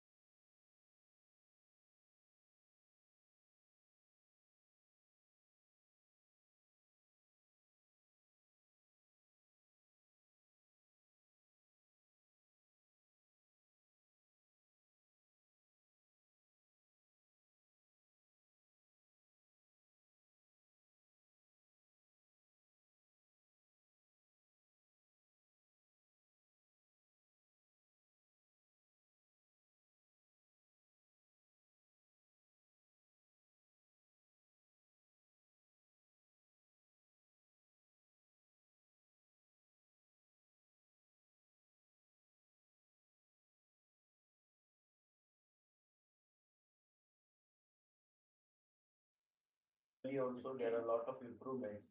So we are going towards more and more organ preserving surgeries rather than bigger surgeries. So what we do, like facial deformity and other things, what we are trying to do is now microvascular surgeries are getting done. And then we have a lot of reconstructive surgeries are done, which are going to help for looking after that aspect. Now coming to the, for example, breast surgery. Previously, what was the cause of lymphedema? It was a lot of axillary dissection was done. Now today we are moving towards the sentinel node, or if there is no lymph node involved in level 1 and level 2, don't dissect the level 3. These kinds of developments are happening. Radiation therapy is getting more and more refined, so that when to choose axillary radiation to be given or not to be given, and newer technologies which can reduce the radiation to the non-affected region, like normal cells. That is also going to help us like to prevent and to reduce the lymphedema part, which is talked so much. And in chemotherapy also, we early detection of these kind of pests, for example, peripheral neuropathy. So we know that these are the drugs which are prone for, like platinum drugs are more prone, or like oxaliplatin, etc. They are more prone for having peripheral neuropathy. So we have to monitor that every cycles. In case we detect it early, we try to change the doses or change the drug, and never we add two drugs which are having the same toxicity. These are the different preventive measures which we can decide and do for the patient. Yes, so like for you, so to prevent the fatigue, nutrition is the major thing we have to look on. Depending upon the specific area involved, the surgery can be modified according to the area only which is involved, and also about radiation therapy, so that the further consequences can be prevented. That's very nice, sir, of you. Yes, Dr. Ketki, can you highlight on how can we prevent lymphedema into the patient? Right. Yeah, that's a great question. So actually, in my hospital, we're starting something called prehab. So we are reaching out to oncologists, and we're giving them like a fact sheet or a check box, a sheet with a lot of check boxes. If your patient has all these risk factors, then probably they are a potential candidate for lymphedema. And then in that case, we would put them through our prehab program, which is basically geared on prevention, if it comes to breast cancer and upper extremity lymphedema, then we would recommend, post-surgery or even after detection, we would recommend using compression bras, swell pads, localized, for localized swell spots, upper extremity compression stockings, that would be for breast cancer and related surgeries. When it comes to gynecological or pelvic cancers or any let's say post-surgical lymphedemas, we have seen a couple happening in legs post-surgically. So in that case, lower extremity compression stockings, panties compression, just whatever is applicable. Maintaining range of motion in case of breast cancer patients with flexibility exercises, proper stretches, strengthening exercises, so that we can help them to recover from chemo-induced all the side effects, basically, like we talked about the myopathies, the neuropathy, the fatigue, all those symptoms. And then other than that, we touched on nutrition, importance of nutrition. We talked about compression. Educating them about skin care. Skin care is a very important component of complete decongestive therapy, CDT. So teach them to protect their skin from sunburns. You cannot use the affected arm or affected extremity for blood draws, needle sticks, blood pressure, cuff measurements, any of those things. Don't go out in the woods, don't get a sunburn, always wear an insect repellent. All these are really simple but life-changing modifications that will turn out to be extremely effective in these patients. So, thank you, Dr. Ketki. Like you said about using of the compression stocking, yes, that is really very important in the prevention and preserving the range of motion and education about how the lymphedema can set in. That also really crucial. And then also, yeah. And then I would just like to add one more point that, teaching them how to observe your body, compare right side from left, and, hold up your arms like that and look in the mirror if there is a fullness here, if there is a fullness here, if you see something in the forearm, if your rings are fitting too tight, one side of your jacket doesn't fit like it should, it's too tight, small changes that they can probably start to feel before they come to us or before they go to the doctor. Or you cannot, in case of pelvic cancers and lower extremity lymphodemas, like I said, they cannot wear their regular shoes anymore. At the end of the day, their legs and feet are so tired and achy because of the swelling. It's going to be appearing pretty normal in the morning because lymphedema will behave at its best in the mornings and worst in the evenings. So educating patients to look at themselves, observe the changes, and then seek medical help when necessary is crucial as well. Yes, true. So self-accuracy, checking on yourself Right. is also very crucial. Mhm. I move on to Dr. Sarika. Dr. Sarika, anything else you have observed in your setting with respect to breast cancer patients, like preventive care you take? Yeah, so for prevention, we usually start with what Dr. Ketki said. I agree with her. And as I said before the surgery or after the surgery, we usually have a group therapy session where we counsel the patient regarding what are the observations they need to look at, like difference in the volume. So most of the time, we teach them how to take measurements of both the arms with at 4 centimeters so that they know whether there is any increase in the size of the limb. Because sometimes clinically the patient may not be able to see the swelling, but your arm is compromised. So that is why we cannot, we usually tell them what has to be done. Preventive measures like what Dr. Ketki said, we also counsel them about the same. And this counseling is done for the patient and for the relative also, so that they know the importance of, identifying at the earlier stage, and also whenever it is identified to bring it to the notice of the oncologist, because edema of the upper extremity or the operated site could be because of many reasons, and to make them sensitized to the reasons, various reasons, is essential. So diagnosing it and then calling it as lymphedema is also essential.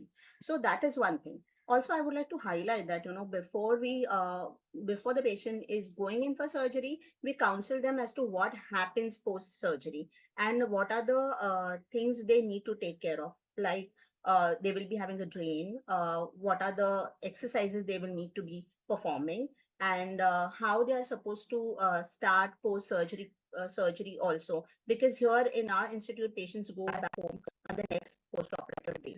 So we have to make them ready to accept the fact that they will be leaving the institute with the fact that they will be having a drain. Then they will be given instructions and follow them as a home program at home. Also, one important thing is patients who have been on treatment. We have seen lymphedema developing in patients before they go for surgery. So any tumor in the axilla, or depending on the load of the disease in the axilla, also the chances of they developing lymphedema is extremely high. So sensitizing them, and if it is diagnosed, then it is essential that we do an assessment and intervention. And here I would like to say that now Tata Hospital is also doing a lot of studies in understanding the baseline status of the patient. So according to the literature, it is essential that you follow the patient from baseline to understand what is the chances of they developing lymphedema in the long term. So just doing a clinical examination may not be that effective. So there is something called as bioimpedance spectroscopy, which we use. This is also known as BIS, which actually gives you the idea, or give you an objective answer as to how much of lymphedema the patient is having, or there is any difference in the volume in both the limb. So this also can be identified at the baseline. So here now we are doing a lot of studies which are now looking at patients being started with observations or assessments at the start of the treatment, and after the surgeries and radiations they are followed up to find out what is the effect which they will develop. Okay, so this is what we more or less do for the breast patients. And we also have group therapy sessions for patients who are undergoing surgeries with respect to thoracic tumors or GI or gynecological cancers. We also have group therapy sessions for pediatric patients where we counsel them what are the problems they are going to face in the long term and post chemotherapy, because chemotherapy in pediatrics also, or in any of the generations, it is going to be age group, sorry, is going to be for a longer period of time, and they can have these side effects in any point of time. So that is why sensitizing all these patients is more important according to us. Thank you. Yes, ma'am. Yes, the pre-rehabilitation protocol really plays a vital role in the outcome of the patient. I agree to you, ma'am. It's really very true in every part of the physiotherapist's life. Now I come to Dr. Brinda. Dr. Brinda, you said about fatigue, right? So Yes. fatigue comes in the pediatric age group. So can you just highlight how can the consequence in the pediatric age group be prevented? Yes. So basically, as everyone mentioned, the pre-rehabilitation would really help. But if you don't mind, I can explain few examples like what kind of exercises can help the kids for their physical activity or for their quality of life. So pre-rehabilitation is surely gonna help, but kids generally like playing, having good activities, having different activities, or playing video games. So basically nowadays studies have focused on having video games for kids or playing virtual reality games, which gives them a kind of physical activity along with their brain functions getting trained, because there might be side effect on the brain too because of even of chemotherapy, even if that's not brain tumor, but still it can have a chemo fog effect. So there are video games which help, and even for fatigue, and it can even help for neurological effects. So I would say that's the one point. And even one point I want to mention, like before starting any exercise protocol for an individual, maybe a pediatric patient or an adult, we always need to check their blood values, that's their hemoglobin level. If their hemoglobin level is severely low, like below 8, we don't give them any, like below 6 we don't give exercise at all. 6 to 8 we can give light exercise, but we try not to take them out of bed because it's not safe for them, because having very low hemoglobin level will give them higher levels of fatigue. Having 10 to 12 hemoglobin, we would do light exercise or moderate exercise, and more than 12 when it's normal we can give little higher intensity of exercises. Again, we generally follow ACSM guidelines, the FIT principle, so which says that you have to give aerobic exercise for kids at least 3 times per week, at least 3 days per week. And kids generally don't like structured programs, so whatever activities they like, it can be done in that form. If they like playing football, you can give them football, that can be aerobic exercise too. Like playing any game, like playing basketball or whatever game is their choice, that will give them aerobic exercise. Talking about resistance exercise, at least 3 to 5 days per week, that might help. But again, the intensity depends even on the hemoglobin levels and the platelet counts too. Like if the platelet counts are very low, below 100,000, then that can even cause a lot of fatigue, and that will lead to easy bruising too. So we have to be very careful while giving these any range of motion or higher level activities to them. And again, the type of exercise for resistance exercises, you can give them in a play form and not generally a structured exercise protocol. And even I would like to add on, like for brain tumors, as I spoke about the virtual reality and the video games, so there are specific games like Nintendo games are very famous, which are used for kids. So there are various researches done which say that though that really helps even with their focus and with their school performance as well, because kids being going to school, it's really important to have a good school performance too, because the having cancer that can cause a lot of depletion in their school performance, and even it will help combat anxiety and depression. And even I would like to mention about bone tumors. So post bone tumors, surgeries are done. Sometimes the surgeries, sometimes amputation might be needed, might not be needed. They try to preserve as much as they can. But if some amputation is needed at some point, then prosthesis can be used so that they don't have body shaming or body image issues, because it is different for kids than adults. It's really tough for them to deal with the dilemma in the school, what kids tease them with, like, you don't have this normal. It's that teasing that occurs in school, so that hampers their mental health as well. So I would say having processes would help them, and training them for specific muscle activities. If the part is going to be amputated, you need to start training their muscles and their joints prior to surgery, and that will help prevent more complications later, and it will be easier to exercise. And while starting exercises, I would like to suggest one thing. Like, we all know there are three main type of exercises: isometric, isotonic, and isokinetic. So whenever it's a rehab, you always need to start with isometric, so there is no more chances of injuries, or and the joint is prevented. Whatever surgery or radiation or chemotherapy is done, the joint, if it's in resting state, it will be prevented. And if there are any other comorbidities like less hemoglobin, you can do isometrics in bed, so that will help them strengthen, and still it will help us improve their quality of life. So that's all I wanted to say. Thank So you. depending upon the interest of the kid, we need to plan the program and then Yes. schedule them according. And video games being a very what we can say liking part of the children, we can incorporate it and try to see the rehabilitation through it. And yes, depending upon the levels of the blood levels and all this thing, we have to plan the treatment. That's very Yes. true. Ma'am, I had even one point. I'm sorry. I had one more point. So, music therapy and dance therapy also can play a great role for kids because they love dancing and singing. So, I think that even helps for different type of tumors. And it's a really relaxing state, because I had my study done with music therapy, and I've seen it was in adults, but it was a really good effect on their, especially on their mental health. And it's good for speech and swallowing too. Thank you, Dr. Brinda. Dr. Priya, can you just highlight us, like, after the surgical interventions or before the surgical interventions, what we can do as a physiotherapist? Yeah, everybody was talking about pre-rehab. So pre-rehab is very important, especially for patients who are planned for surgery. So before they go for surgery, we can assess the patients, we can understand the pre-morbid conditions, and by designing an exercise program, we can reduce the hospital stay and aid the post-op recovery. Like, we can assess their cardiopulmonary status.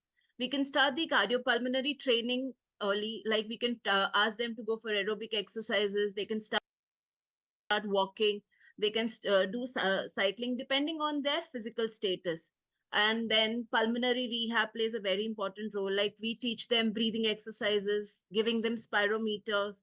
Now spirometers helps in a positive feedback.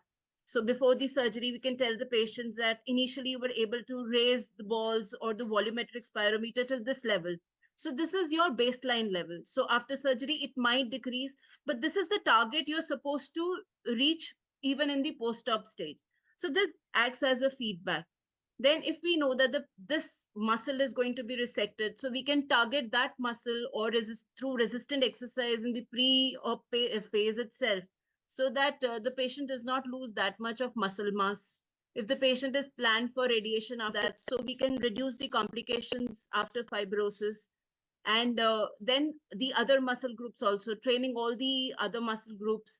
Then mobility, stretching, flexibility training is very important. The muscles are going to get tight, plus telling the patient the advantages of early mobility. After surgery, the patient has a lot of pain, the patient is under denial, they are very apprehensive of movement. So telling them that early mobility is very important, they should be as active and as independent in their areas. There'll be times when patient will not be active, because of the disease process, because of the psychological trauma. So telling them what are the advantages of being active as possible in the pre-op phase will be will be helpful for the patient, and the patient will be ready to understand also. So bed mobility and especially posture training. Like after surgery, we will find that because of the stitch, the patient are in a very protective position, especially in breast cancer or in all abdominal cancer patients. The patients are very reluctant. They try to have a very protected posture. So teaching them about their body, teaching them about the posture, like in head and neck surgeries, telling them how to keep their neck upright, how to protect the surgical incisions, make sure that they do not splint that side so much, especially in thyroid surgeries. They tend to keep their neck in a flex position. They're very reluctant to keep their neck in a neutral position. So these things can be taught in the pre-rehab phase, that is before the surgery, because the patient will be more alert and will understand the things in a better way. Plus, the more independent they are, it will help in a better quality of life. And they'll be psychologically more prepared in the pre-op phase. And we can teach all these things in a better way, even to the caregiver and to the patient themselves. So I feel the pre-rehab phase plays a very important role when it comes to the rehab of the. So how well they are prepared in the pre-op phase, we can reduce our load also, and we can expect a better outcome from the patient also. Better pre-rehab can lead to a better improvement post True. surgery. That is the Yes. And and we've seen the post-op complications reduce drastically the more active the patient is in the pre-op phase. Yes, right. Yes. Okay. Now coming on to Dr. Dairashi, like everyone is speaking about the pre-rehab phase, right? Dr. Sarika even said about the baseline assessment, importance of baseline assessment. So I'd like to come to you to highlight like what we follow in the Krishna OPD of a physiotherapy. Like how are we coming up with the assessment of baseline assessment in terms of radiological or in the cases of breast cancer surgeries and lymphedema? Like we are developing certain things. So can you just highlight on those things? So for prevention of the long-term consequences in oncological intervention, so for the prevention, we need first the multi-faceted professional healthcare team that we have in our hospital. Like we have good medical oncology team, we have radiation oncology team, also good nurse team, physiotherapy team. So according to our role, physiotherapy role, so we take some subjective and assessment and good plan of treatment. So we assess first, so what patients complaints, like suppose patient complaints about the muscle weakness, joint stiffness, and also fatigue. So we will focusing on those points previously. First, of course, in breast cancer patient, the patient education is most important point. So we give the best set protocol, exercise protocol plan. So patient education, like what to do at home. So if you have your home place, so you have to do the exercises at twice a day, thrice a day. It will take much more lead crucial point for preventing the long-term consequences. Yes. Right. Even I would like to add up like Sarika ma'am said about the baseline assessment importance. We as a team of Onco physiotherapists in Krishna Hospital, we are trying to come up with a baseline assessment applications where the patient can screen themselves right from the diagnosis and the post-operative phase, and they can be diagnosed pre-hand that yes, they are at a risk of developing lymphedema depending upon various factors which we are developing right now, so that before setting up of the complication, the patient may know that yes, I am a risk factor for this lymphedema, and he or she can take the treatment beforehand. The person develops the lymphedema. So very good explanation and a very insightful knowledge about the preventive measures. Let's come to the next part about the treatment management. Like Ma'am, I would like to, highlight one more thing is that, with respect to the assessment part, doing the assessment, it is very difficult for patients also to do a self-assessment. So now we have actually translated a questionnaire for objectively assessing the patients, which is the breast cancer related lymphedema questionnaire, BCLE. So which has been now validated, is now undergoing a process of validation in our this. So it is actually gone for publication. So that also giving that to the patient will also help them identifying the earlier whether the patient is developing lymphedema or not. By just filling that questionnaire is going to be helpful. Okay, so that has already been done. Yes, ma'am, that's I had a request for Dr. Sarika. Hi, Dr. Sarika. Yes, hi. Would you? I'm really interested. Coming from breast cancer field, I'm really interested to find out about this BCLE and what are the components associated to it. Would you mind sharing me a copy on my email or WhatsApp or whatever? Definitely. It's yeah, I will definitely because it's a easily available one which we have Yeah. created. So yeah, why not? We will definitely share it with you. Okay, I'll connect with you. Thank you. Yeah, okay, welcome. Let's move on to the next part of the treatment, therapeutic management. So we'll start with Dr. Guddu. So, sir, we have seen the preventive strategies. You have highlighted on how we prevent all the things. So, can you just highlight on, like, suppose the preventive strategies are not working and then the patient lands up into the long-term consequences. How are we going to help the patient? How do we help the patient? It is always better to decide about this before any intervention has to be done. Right. Like for example, like if we are doing the radical surgery, we are changed into the conservative surgeries. Suppose there is what is the protocol is we are going for more and more organ preservation surgery. So what we do, like in a breast, suppose patient is going for a mastectomy or very radical excision is required, then those patients of locally advanced disease, we put them for neoadjuvant chemotherapy so that the tumor shrinks and then you go for surgery.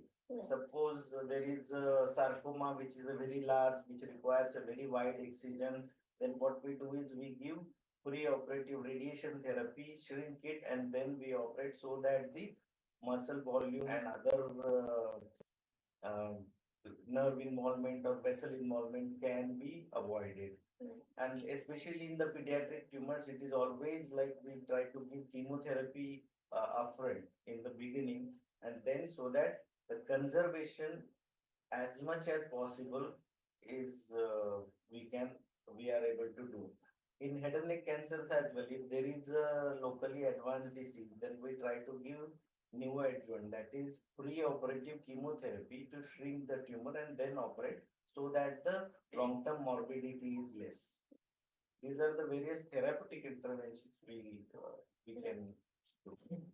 So we can plan according to the patient and then we can try to minimize the complications which are coming. Thank you, sir. Dr. Kate, like you have already highlighted upon the treatment part. Would you like to say upon something new concepts coming up about lymphedema which we are unaware?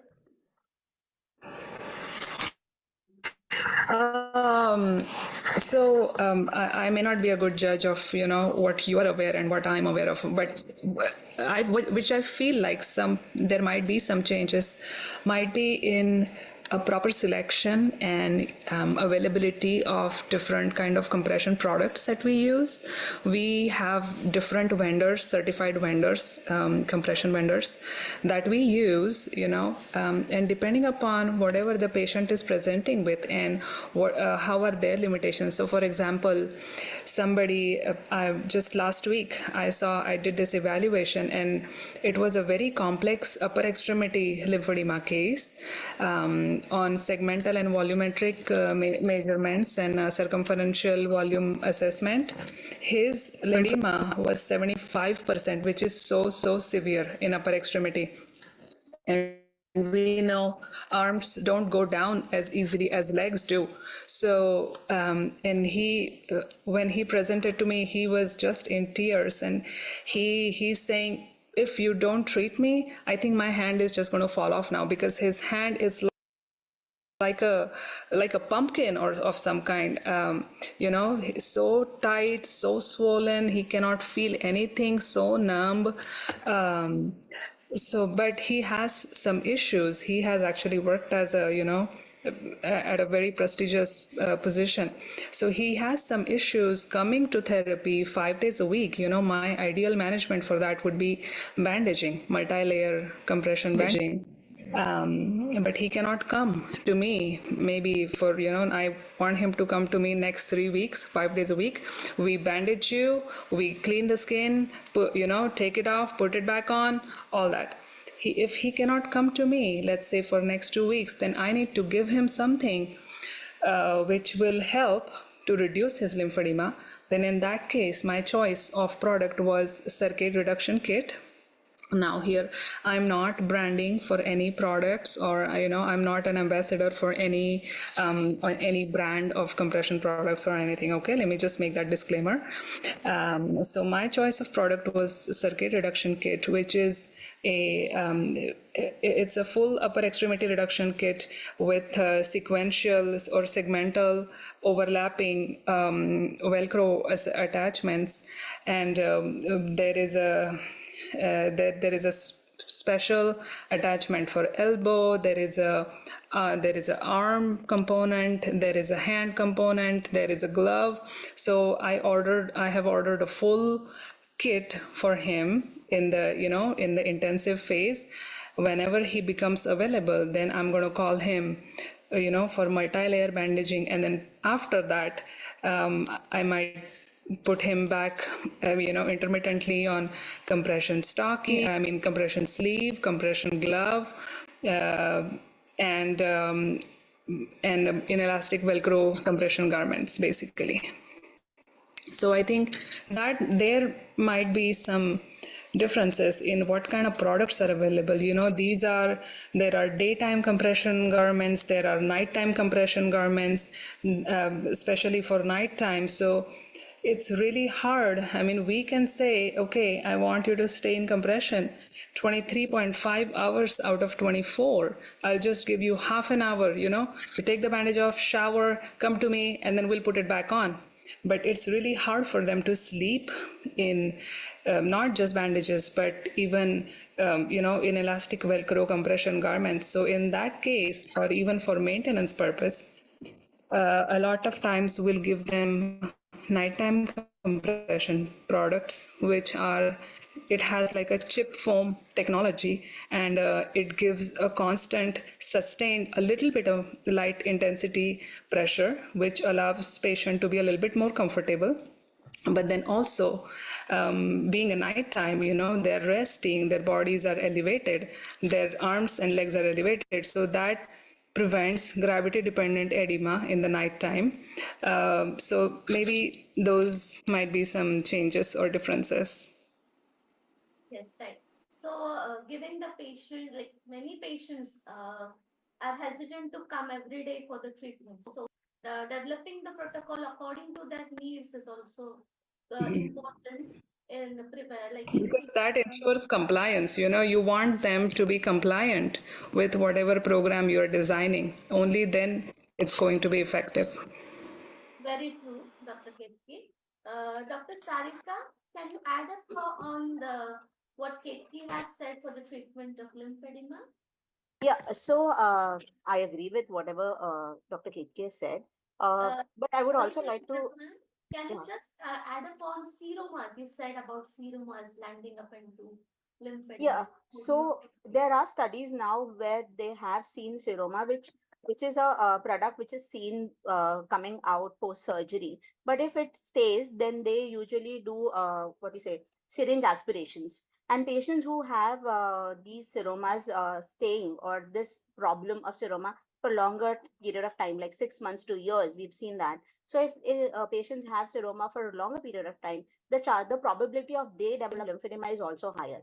Also, the patients who have AWS, the chances of they developing lymphedema in the long run is also higher.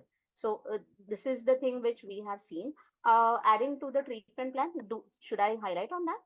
Yes, ma'am. Yes. Yeah. So adding to the treatment plan, what we have seen is, we are doing whatever Dr. Keithley has said, but the compliance with using of all these things is very, very poor. And also using the circuit kit, which we have recommended, especially for the geriatric population or people who do not have any aid who can do bandaging for them at home, it's very difficult for them to, maintain it for a longer period of time. And secondly, when you look at the literature, there is not a lot of evidence which says that, which is better.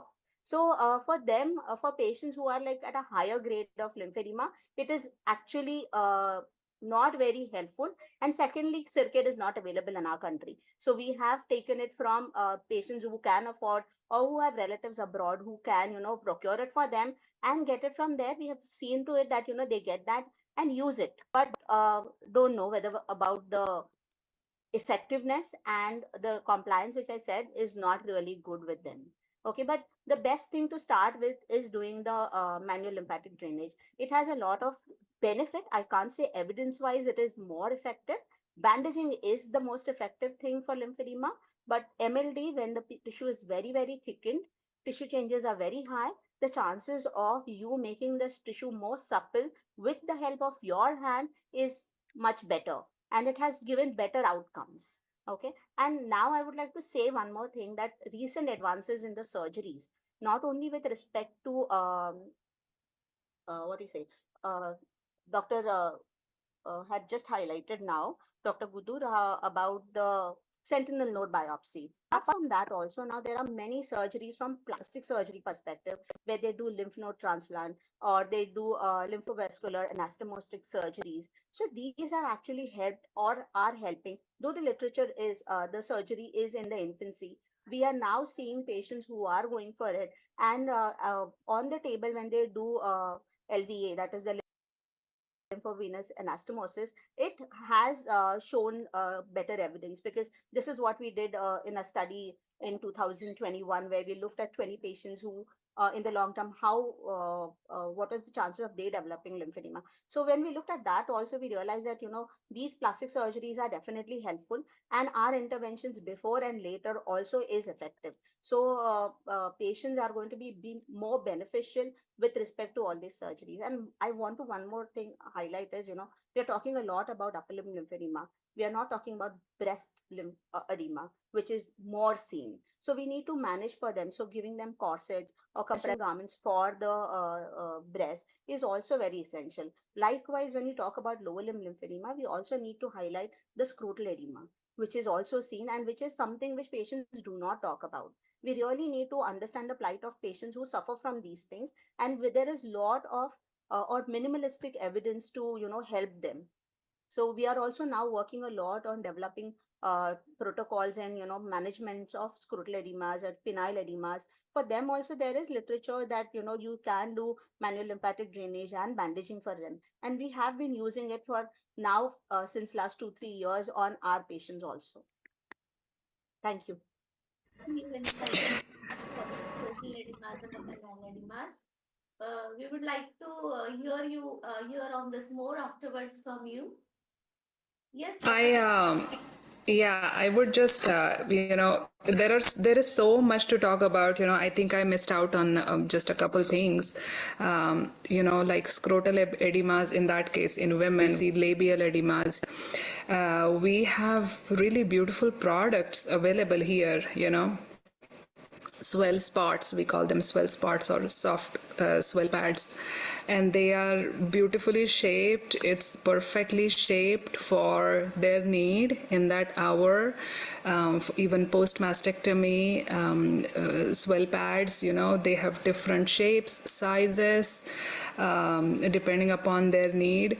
Compression bras of different kinds, compression bras covering the entire chest and the back and the scapular area and even the lateral truncal part. So there is a beautiful collection available. We have, a lot of options, and it makes patients' life easy. It gives them independence. It gives them a chance to heal themselves, and they are able to see if I'm more compliant using all the products like recommended, like prescribed, my outcomes prevention is so much easier. Right. Yes, Mm. ma'am. We agree to it. Let's move on to Dr. Brinda. Dr. Brinda, you have already highlighted upon the various aspects of pediatric rehabilitation, like the virtual reality and all those things. Can you just say about, like you said about the bone cancers, right, in pediatric age group? So Yes. how do you manage them? How do you plan the treatment for these kids? So, if you're talking about bone cancers, it depends on what kind of treatment they have been through, whether it's through just surgery or radiation and chemo. So, if you're talking just basically surgery, so as I mentioned, we would like to go in the manner first isometric exercises, then isotonic, and then isokinetic. So, for children, we can like instead of using normally we use towel rolls or we place our hands. So instead of using those things, what we can do is for kids we can use like soft dumbbells or soft plush toys or soft toys, whatever is their favorite toy. We can use that as an um, as an I would say as an exercise module for their isometric exercise. Then we can do isotonic exercises where when talking to the surgeon and we know that particular range of motion is safe for them, then we can go through that range and do that particular exercise, helping them strengthen and get them the mobility. And we can stretch whatever areas are tight, and or else if not, if it is too tight, we can go for an myofascial release, or we can do cupping as well, which will help release the part and the flexibility will be better. And like talking about if they have underwent any radiation, so again there would be more of fibrosis, but generally like below 3 years or below 10-12 years, because they haven't hit puberty, we will avoid radiation. So even if they have went through it, we will try to maintain whatever we got. So we need to do the isometric exercises that might help. And talking about chemotherapy, if there is chemotherapy induced peripheral neuropathy, we can focus on simple weight bearing exercises in any form, and like in various forms, as I mentioned before, in whatever activities they like, just incorporate it there. And weight bearing exercises or roots approach will help them deal better with the chemotherapy induced peripheral neuropathy and even muscle mass loss. So that will help them gain their muscle strength back, and that will increase the number of muscle fibers. So yeah, that's all. The selection of right exercise during right time can help Yes. in a better outcome in the patient rehabilitation. Yes. Yes, ma'am. Dr. Priyanka, when we were speaking about the long-term complications, you said about pain as a complication. And we being physiotherapists, pain is a very close issue which comes to us. So how do you manage pain in patients with such kind like cancer patients? So, when we deal with cancer patients, exercise is the main thing which helps the patient relieve from pain. So, the early we start the exercises, it is seen that it helps because it releases endorphins, which helps in tackling pain. Plus, in therapeutic modalities, we can't use much, but TENS is an important modality which we can use in neuropathic pain. Apart from that, we do not use any of the therapeutic modalities.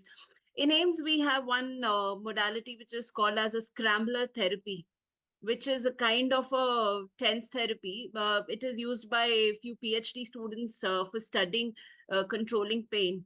So it works on the same setup as TENS. So it was being used on few patients for handling pain, and it had excellent results. Plus, we collaborate with the pain and the palliative care team in handling the pain issues of the patient. So apart from that, even they help in tackling the pain issues if we are not able to relieve the pain. Otherwise, exercises and TENS therapy is the thing from our side which we use in handling pain related issues. Plus, a few desensitization procedures can help patient in the phantom pain, Mirror therapy helps a lot in handling the phantom pain. So these are the main things what we use from our side in handling pain, plus myofascial release.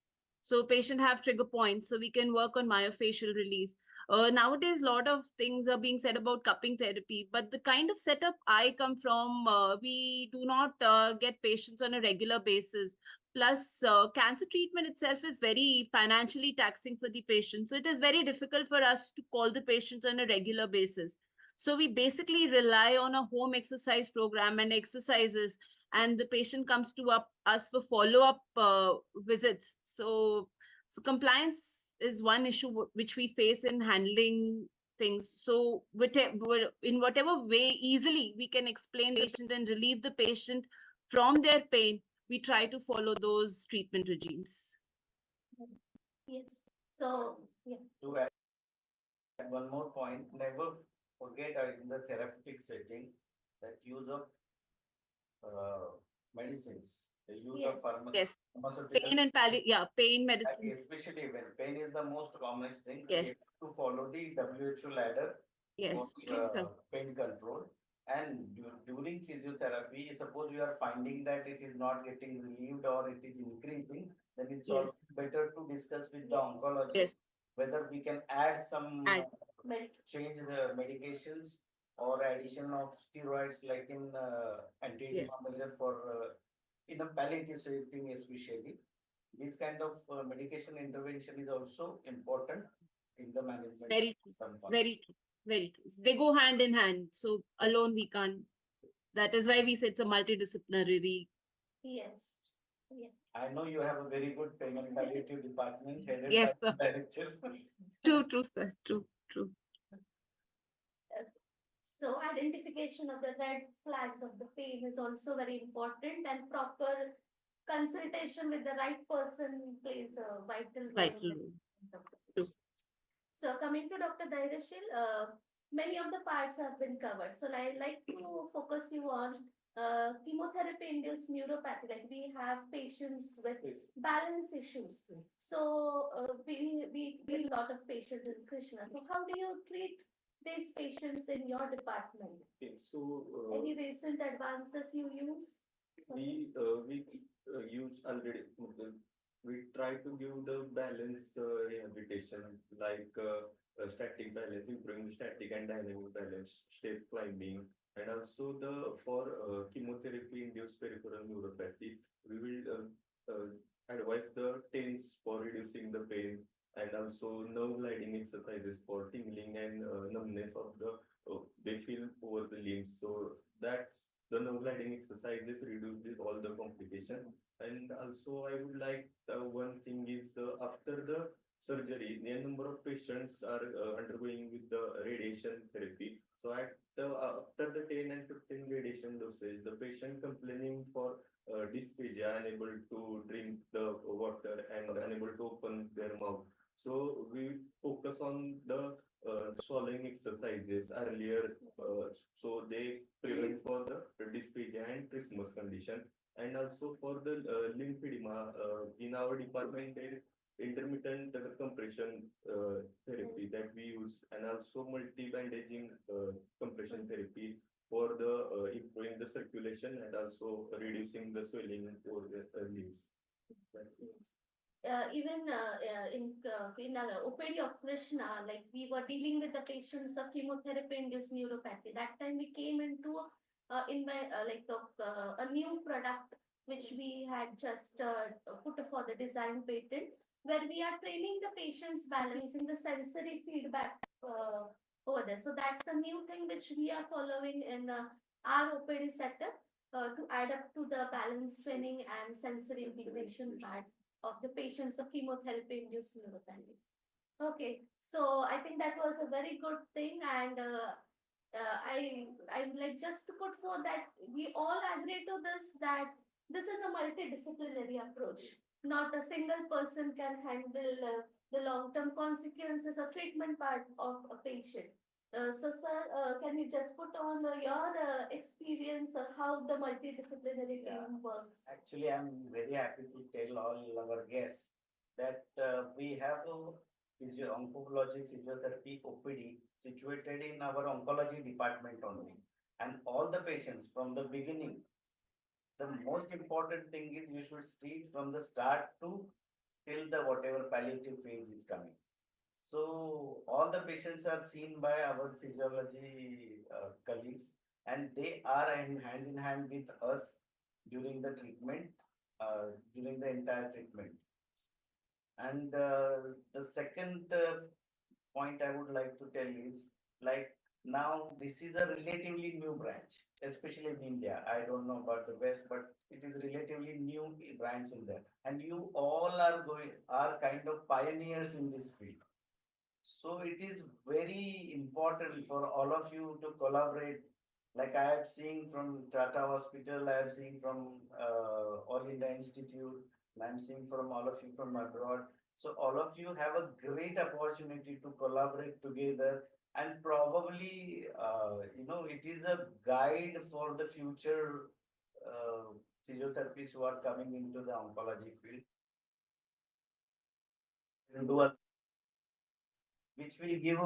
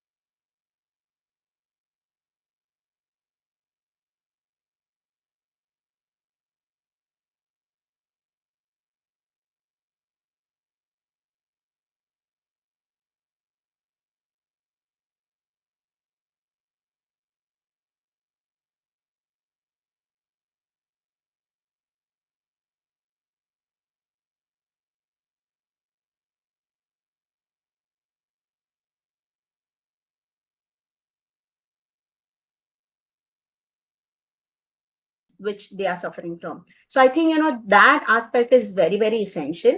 And I want to highlight one more thing. Priyanka ma'am had said that, we are looking a lot of electrotherapy and talking a lot about electrotherapy. We also need to talk about a lot of assistive aids like braces. Braces actually make a lot of difference, especially in spinal stabilities or patients who have lot of diseases or metastatic diseases. So in those setups now, these braces really help. We've seen patients who have come on wheelchairs or on the stretchers, and with the help of these braces, they were actually able to sit post stabilization. So I can say with radiation, the pain is reducing, but the stability cannot come without a brace. So giving them a brace is very, very, very essential. And we have all these support systems with us, and that is why we are able to cater our patients and identify what is their needs. And the most important thing apart from this, I feel, is interacting with each other, because if I have an issue, I think I need to talk to the doctor. So in my hospital, we can actually pick up the phone and we talk to them as to why do you think this is not been recommended in this patient? So we know that what is wrong with the patient, and keeping that in mind when we take or make any exercise protocols, they are going to be beneficial. So like most of the patients post radiation, they are advised to walk, but we know that the bone density doesn't immediately improve post radiation. So understanding that and being in touch with all these people from various medical fraternity, it really helps, because it gives you an idea as to how much you can go ahead and what are your limitations and when you need to stop. I think most important is when you need to stop. Identifying that is more important, because I know my job, but overdoing may be harmful for the patient. Okay, thank you so much. I would like to, share a little quick snapshot of, how I think that our lymphedema team in my hospital, we are a team of 3 lymphedema clinicians, and Dr. Guddur said, that this is a relatively new field in India. You'll be surprised, but similar is the case in USA as well. Sometimes it feels like lymphedema awareness amongst healthcare professionals is so poor. It feels like a stepchild in medicine. Like nobody's paying as much attention to it, like we should.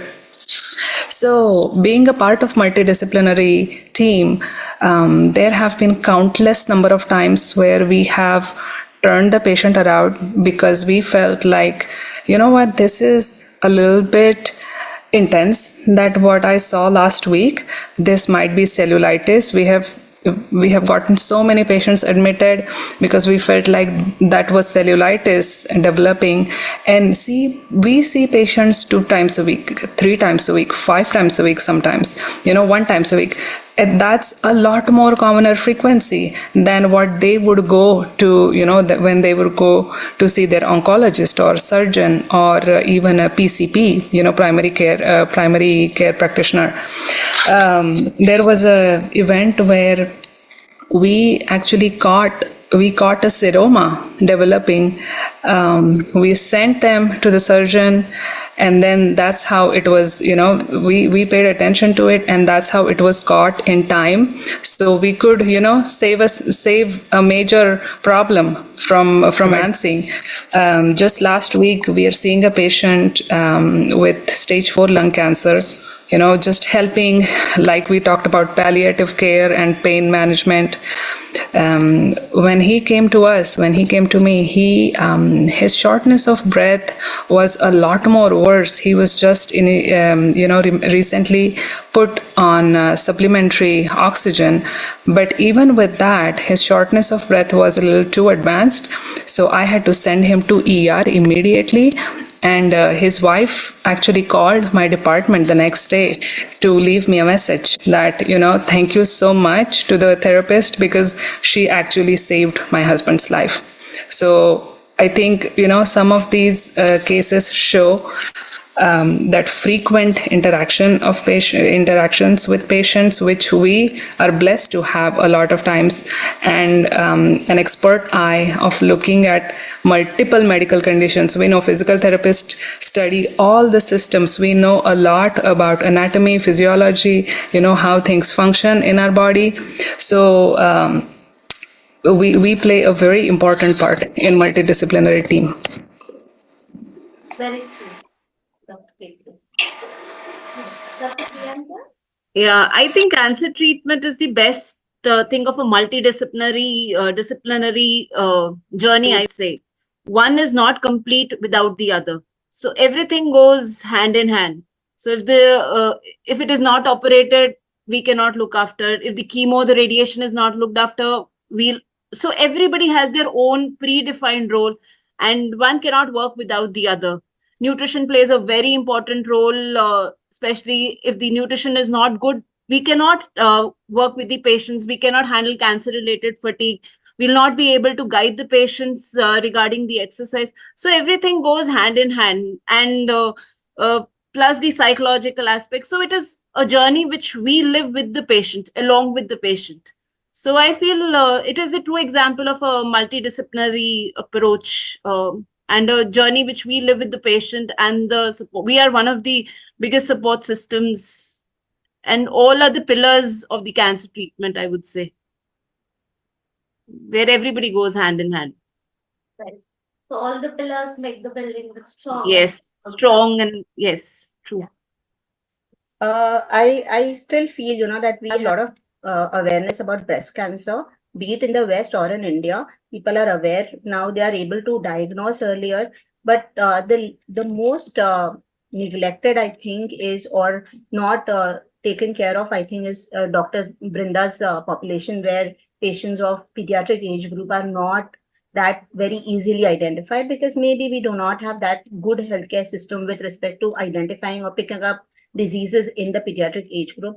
And with respect to bone and soft tissues, we also have a lot of teenage groups. So counseling them is a very, very essential thing. So managing them, one important thing is a big, big task.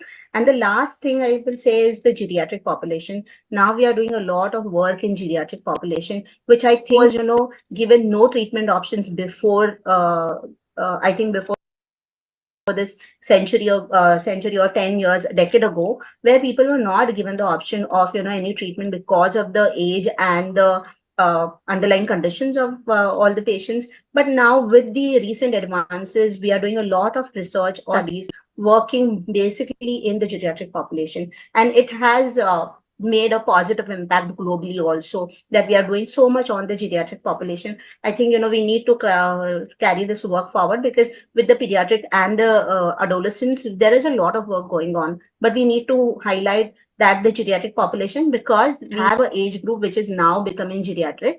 Our definition of geriatrics differs from the West, and also we have a longer life expectancy now. So we need to right now work on improving the healthcare system for our geriatric population, and many of them are survivors. So we really need to work on getting them into the system so that they can have better end of life, rather than being dependent or lying down in one room and just dying, waiting for death to come. I think we need to focus on them, and we can do a lot more for that population now. Okay, thank you. Dr. Dandishan? Healthcare professional teams can, including oncologist, nurse, dietitian, physiotherapist, and psychologist, can work together. That we are lucky to have all the teams in our hospital, so it will easy to manage the patient's complication, and also it is very, very good for the patient purpose also. So regular monitoring and follow up, regular visits, it means rehabilitation is easy. So yes, I think we all agree to this, that yes, rehabilitation is a not a single job, it's a teamwork. Yes, Dr. Brinda, you would like to say something? Yes, I just wanted to add one thing. Like, working as an oncology physiotherapist, what I feel is when you see survivors, patient fighting cancer and getting back their quality of life, and when you see them going home, I think that's the best feeling we can have being a physiotherapist. And working with the oncologist, I literally learned a lot, and I'm very happy with oncology physiotherapy. That's all I wanted to say. So it's really, we are lucky that we get to work with the patients, and the amount of happiness you see, the good feedbacks you get, that gives a chance to keep going and learn more and innovate more. That's all I wanted to say. Thank you. I would like to make a last point. Like, you should see to it that a physician or oncologist participate in various physiology conferences like this, and even you should be participating and presenting your work in oncology conferences, so that there will be more awareness among the oncologists and physicians regarding your oncology physiotherapy branch. Yes, sir. We'll surely, like, this is the first platform we are trying to put all together, and I think it's going to be a great thing. So I think that the time is too short, and we have so many intellectual people over here sharing their views, and I know that the time period is bounded to us, so it limits our sharing of knowledge. And let's make it sure that we come up together and share each other's knowledge time to time. And coming to the end of the panel discussion, I would, as a moderator, I would really thank all of you, in spite of the time differences from India, from USA, your working schedules. All of you have really made it possible to come up for the panel discussion. And on this occasion of 4th of February, the World Cancer Day, united by unique. I think all of us are also united by very unique knowledge between us. And we have made this panel discussion also very fruitful and interactive. I thank one and all again from the organizing team of Onco Scientifica for making this panel discussion a fruitful one. Thank you, one and all. Thank you once again. Thank you so much. Thank you. Thank you, Dr. Trupti. Thank you so much. Thank you so much. Thank you so much for having us. I think it was a great one, and I would like to continue to be part of something like this again, if possible in future. Thank you so much. Thank you. Thank you, everybody. Yeah.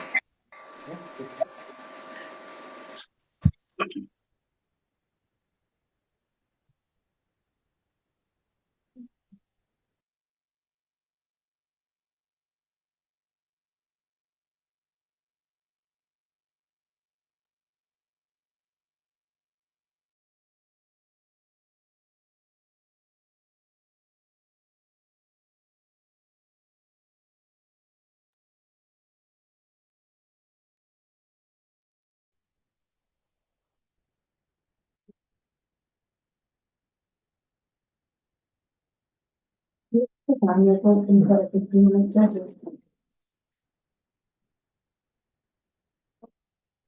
panel discussion, we have just done with the panel discussion.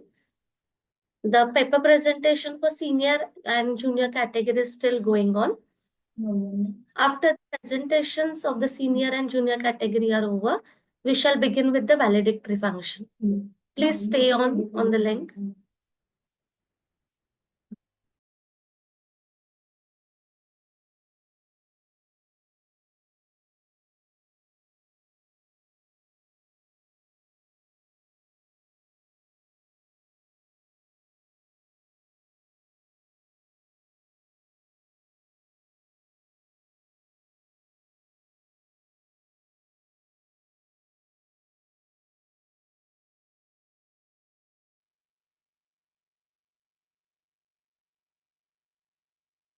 Eco-friendly initiatives. A one-of-its-kind model physiotherapy college is built on green building concept and has a soothing ambience and spacious interiors, and offers multidisciplinary rehabilitation services to all the age groups under one roof.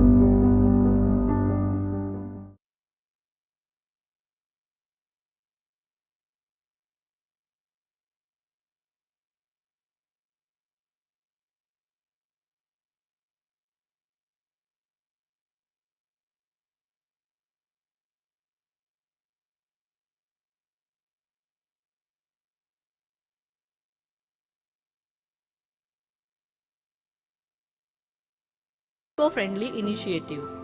A one-of-its-kind model physiotherapy college is a built-on green building concept and has a soothing ambience and spacious interiors and offers multidisciplinary rehabilitation services to all the age groups under one roof.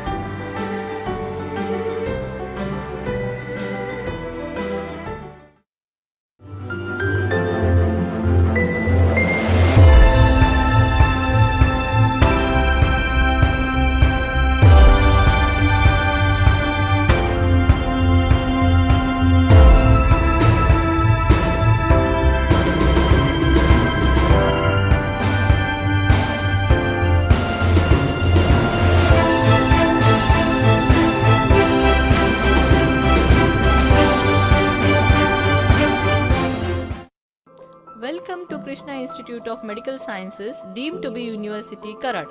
Situated on the outskirts of Karad, we are well connected by rail, road and air.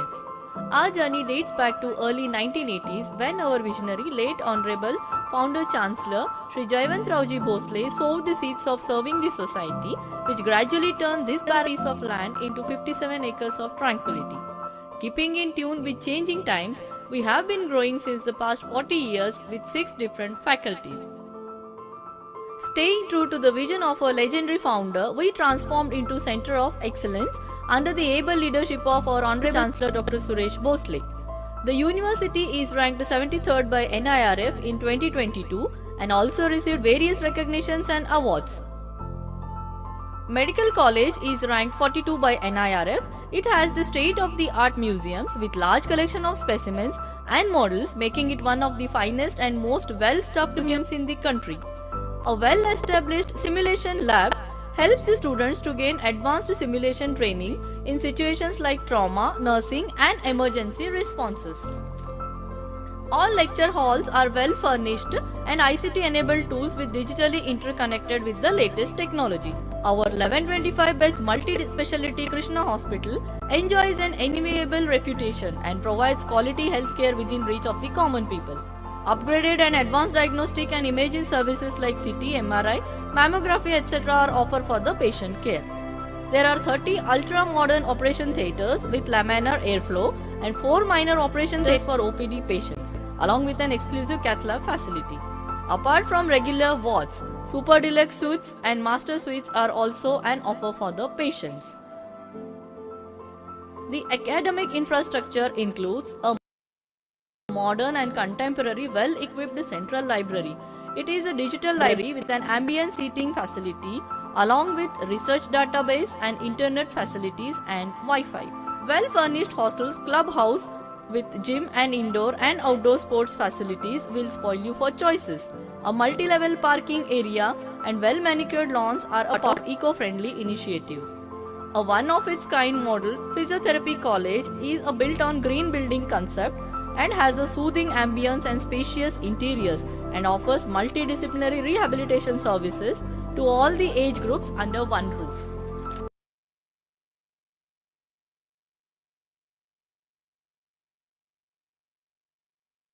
Eco-friendly initiatives. A one-of-its-kind model Physiotherapy, a built-on green building concept and has a soothing ambience and spacious interiors and offers multidisciplinary rehabilitation services to all the age groups under one roof.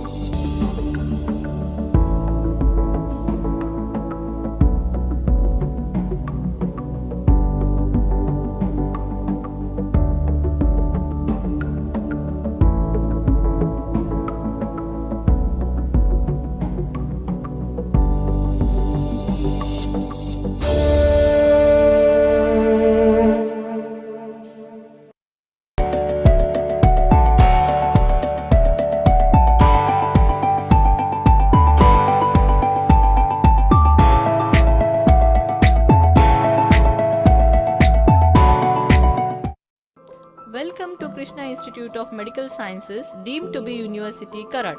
Situated on the outskirts of Karad, we are well connected by rail, road and air. Our journey dates back to early 1980s when our visionary, late Honorable Founder Chancellor Sri Jayawantrauji Bhosle sowed the seeds of serving the society, which gradually turned this barren piece of land into 57 acres of tranquility. Keeping in tune with changing times, we have been growing since the past 40 years with 6 different faculties. Staying true to the vision of our legendary founder, we transformed into Center of Excellence under the able leadership of our Honorable Chancellor Dr. Suresh Bhosle. The university is ranked 73rd by NIRF in 2022 and also received various recognitions and awards. Medical College is ranked 42 by NIRF. It has the state-of-the-art museums with large collection of specimens and models, making it one of the finest and most well-staffed museums in the country. A well-established simulation lab helps the students to gain advanced simulation training in situations like trauma, nursing and emergency responses. All lecture halls are well furnished and ICT-enabled tools digitally interconnected with the latest technology. Our 1125 beds multi-speciality Krishna Hospital enjoys an enviable reputation and provides quality healthcare within reach of the common people. Upgraded and advanced diagnostic and imaging services like CT, MRI, mammography etc. are offered for the patient care. There are 30 ultra-modern operation theatres with laminar airflow and 4 minor operation theatres for OPD patients, along with an exclusive cath lab facility. Apart from regular wards, super deluxe suites and master suites are also an offer for the patients. The academic infrastructure includes a modern and contemporary well-equipped central library. It is a digital library with an ambient seating facility along with research database, internet facilities and Wi-Fi. Well-furnished hostels, clubhouse with gym and indoor and outdoor sports facilities will spoil you for choices. A multi-level parking area and well-manicured lawns are a part of eco-friendly initiatives. A one-of-its-kind model Physiotherapy College is a built-on green building concept and has a soothing ambience and spacious interiors and offers multidisciplinary rehabilitation services to all the age groups under one roof. Welcome to Krishna Institute of Medical Sciences, deemed to be University, Karad. Situated on the outskirts of Karad, we are well connected by rail, road and air. Our journey dates back to early 1980s when our visionary, late Honorable Founder Chancellor Sri Jayawantrauji Bhosle sowed the seeds of serving the society, which gradually turned this barren piece of land into 57 acres of tranquility. Keeping in tune with changing times, we have been growing since the past 40 years with 6 different faculties. Staying true to the vision of our legendary founder, we transformed into Center of Excellence under the able leadership of our Honorable Chancellor Dr. Suresh Bhosle. The university is ranked 73rd by NIRF in 2022 and also received various recognitions and awards. Medical College is ranked 42 by NIRF. It has the state-of-the-art museums with large collection of specimens and models, making it one of the finest and most well-staffed museums in the country. A well-established simulation lab helps the students to gain advanced simulation training in situations like trauma, nursing and emergency responses. All lecture halls are well furnished and ICT-enabled tools with digitally interconnected with the latest technology. Our 1125 beds multi-speciality Krishna Hospital enjoys an enviable reputation and provides quality healthcare within reach of the common people. Upgraded and advanced diagnostic and imaging services like CT, MRI, mammography etc. are offered for the patient care. There are 30 ultra-modern operation theatres with laminar airflow and 4 minor operation theatres for OPD patients, along with an exclusive cath lab facility. Apart from regular wards, super deluxe suites and master suites are also an offer for the patients. The academic infrastructure includes a modern and contemporary well-equipped central library. It is a digital library with an ambient seating facility along with research database and internet facilities and Wi-Fi. Well-furnished hostels, clubhouse with gym and indoor and outdoor sports facilities will spoil you for choice. A multi-level parking area and well-manicured lawns are a part of eco-friendly initiatives. a one-of-its-kind model physiotherapy college is a built-on green building concept and has a soothing ambience and spacious interiors and offers multidisciplinary rehabilitation services to all the age groups under one roof.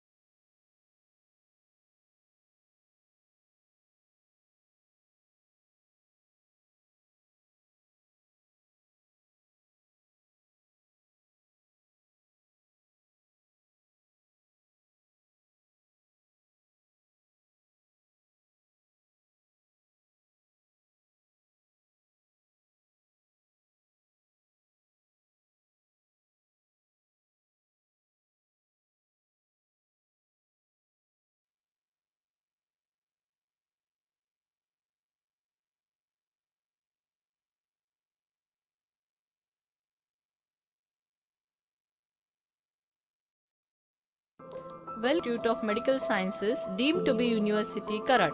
Situated on the outskirts of Karad, we are well connected by rail, road and air. Our journey dates back to early 1980s when our visionary late Honorable Founder Chancellor Sri Jayawantrauji Bhosle sowed the seeds of serving the society, which gradually turned this barren piece of land into 57 acres of tranquility. Keeping in tune with changing times, we have been growing since the past 40 years with 6 different faculties. Staying true to the vision of our legendary founder, we transformed into Center of Excellence under the able leadership of our Honorable Chancellor Dr. Suresh Bhosle. The university is ranked 73rd by NIRF in 2022 and also received various recognitions and awards. Medical College is ranked 42 by NIRF. It has the state-of-the-art museums with large collection of specimens and models, making it one of the finest and most well-stuffed museums in the country. A well-established simulation lab helps the students to gain advanced simulation training in situations like trauma, nursing and emergency responses. All lecture halls are well furnished and ICT enabled with digitally interconnected with the latest technology. Our 1125 beds multi-speciality Krishna Hospital enjoys an enviable reputation and provides quality healthcare within reach of the common people. Upgraded and advanced diagnostic and imaging services like CT, MRI, mammography etc. are offered for the patient care. There are 30 ultra-modern operation theatres with laminar airflow and 4 minor operation theatres for OPD patients, along with an exclusive cath lab facility. Apart from regular wards, super deluxe suites and master suites are also an offer for the patients. The academic infrastructure includes a modern and contemporary well-equipped central library. It is a digital library with an ambient seating facility along with research database and internet facilities and Wi-Fi. Well-furnished hostels, clubhouse with gym and indoor and outdoor sports facilities will spoil you for choices. A multi-level parking area and well-manicured lawns are a part of eco-friendly initiatives. A one-of-its-kind model Physiotherapy College is a built-on green building concept and has a soothing ambience and spacious interiors and offers multidisciplinary rehabilitation services to all the age groups under one roof.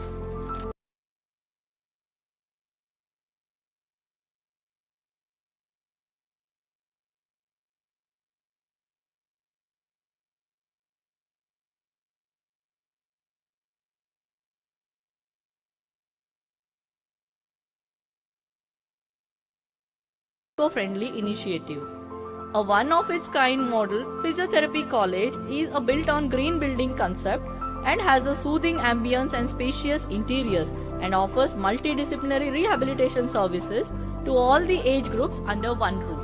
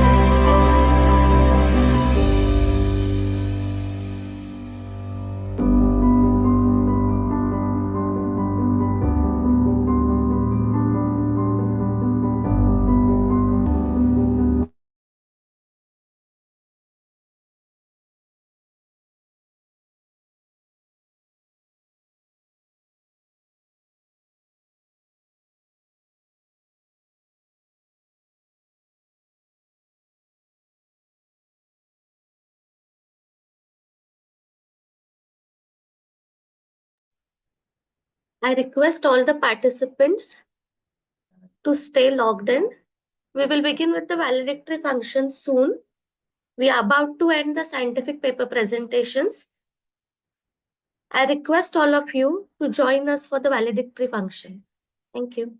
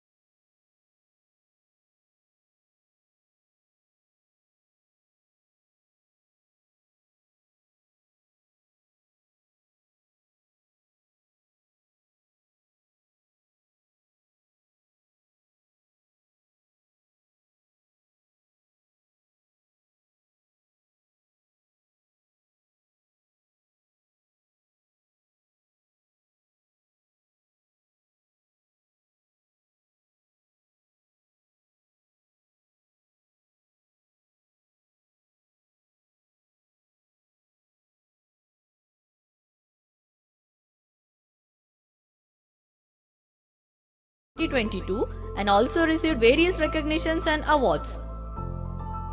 Medical College is ranked 42 by NIRF. It has the state-of-the-art museums with large collection of specimens and models, making it one of the finest and most well-stuffed museums in the country. A well-established simulation lab helps the students to gain advanced simulation training in situations like trauma, nursing and emergency responses. All lecture halls are well furnished and ICT-enabled tools with digitally interconnected with the latest technology. Our 1125 beds multi-speciality Krishna Hospital enjoys an enviable reputation and provides quality healthcare within reach of the common people. Upgraded and advanced diagnostic and imaging services like CT, MRI, mammography etc. are offered for the patient care. There are 30 ultra-modern operation theatres with laminar airflow and 4 minor operation theatres for OPD patients, along with an exclusive cath lab facility. Apart from regular wards, super deluxe suites and master suites are also an offer for the patients. The academic infrastructure includes a modern and contemporary well-equipped central library.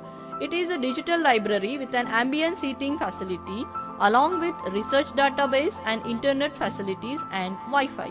Well-furnished hostels, clubhouse with gym and indoor and outdoor sports facilities will spoil you for choices. A multi-level parking area and well-manicured lawns are a part of eco-friendly initiatives. A one-of-its-kind model Physiotherapy College is a built-on green building concept and has a soothing ambience and spacious interiors and offers multidisciplinary rehabilitation services to all the age groups under one roof.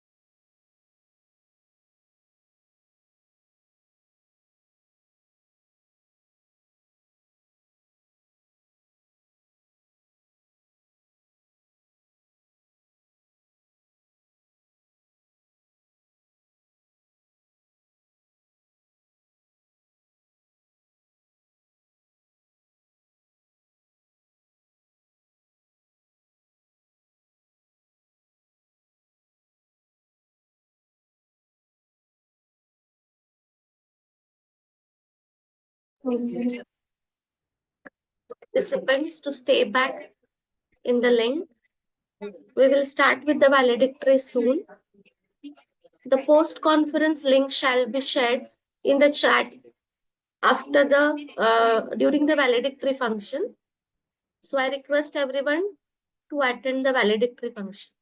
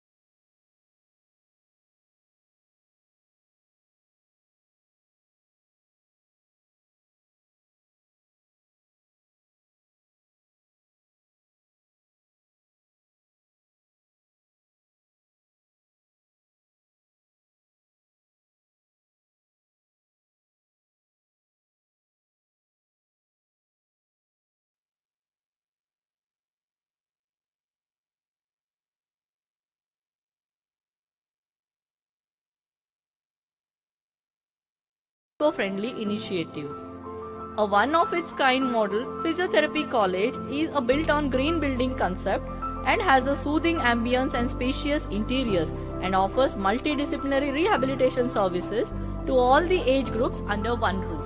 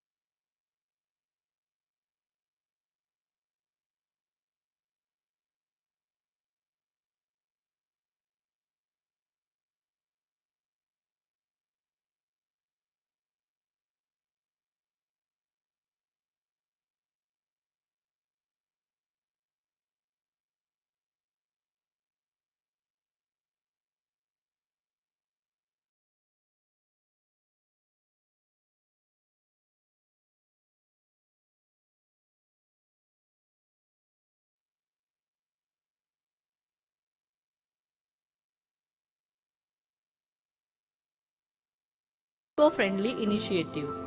A one-of-its-kind model physiotherapy college is built on green building concept and has a soothing ambience and spacious interiors and offers multidisciplinary rehabilitation services to all the age groups under one roof.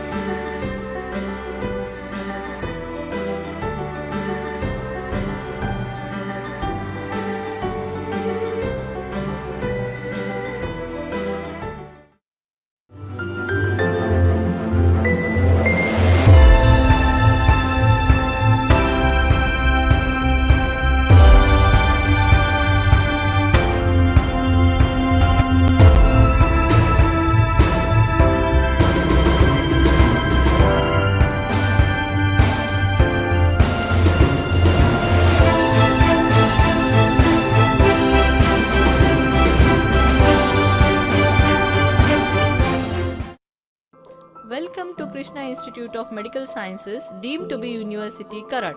Situated on the outskirts of Karad, we are well connected by rail, road and air. Our journey dates back to early 1980s when our visionary, late Honorable Founder Chancellor Sri Jayawantrauji Bhosle sowed the seeds of serving the society, which gradually turned this barren piece of land into 57 acres of tranquility. Keeping in tune with changing times, we have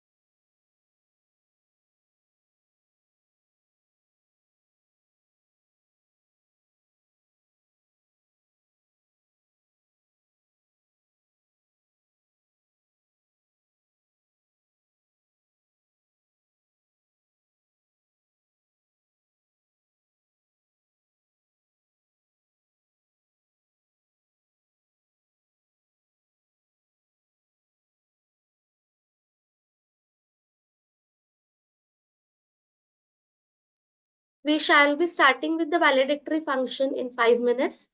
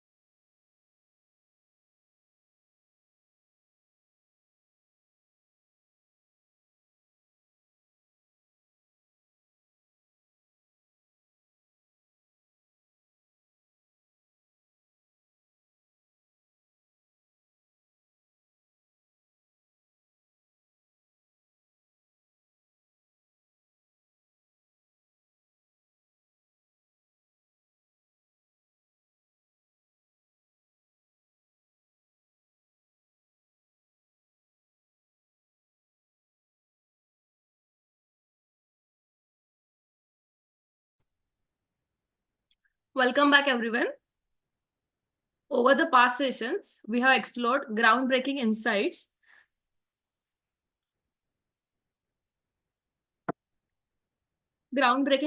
in oncophysiotherapy, cancer rehabilitation, and innovative. Dr. Aditi, Yes, ma'am. please wait.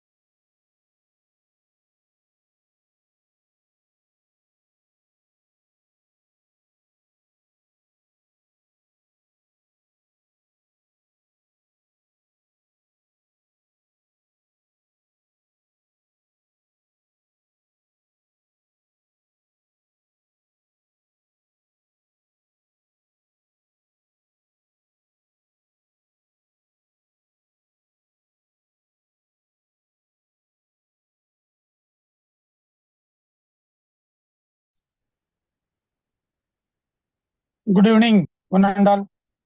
I joined. We can start Validate. Yes, sir.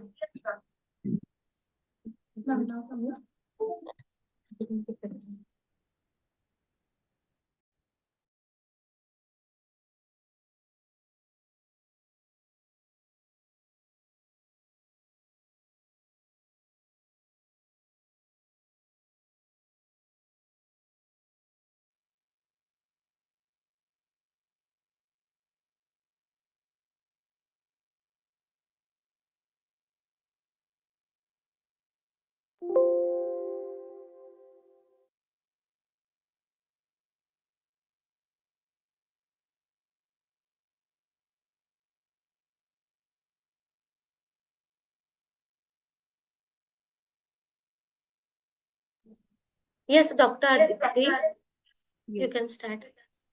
Over the past sessions, we have explored groundbreaking insights in oncophysiotherapy, cancer rehabilitation, and innovative treatment approaches. The discussion, presentations, and the panel discussions have provided us with invaluable knowledge, paving the way for future advancement in the field. This conference has not only fostered learning, but also strengthened collaborations within the scientific community. With great pleasure, I now invite our esteemed head of department, Dr. Trupti Yadav, a distinguished leader and a mentor, to present the highlights of today's conference. Over to you, ma'am. Thank you, Dr. Aditi.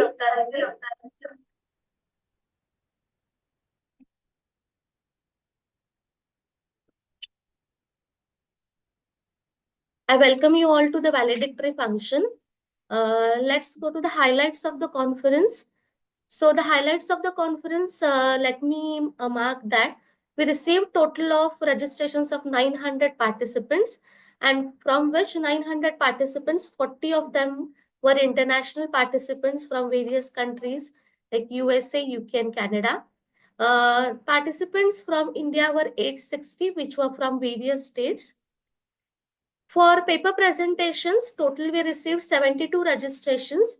For junior category, 34 registrations were received, and after screening, 24 were selected for the final round. In senior category, 38 presentations were received, and selected for presentations were 30, out of which one was an international participant.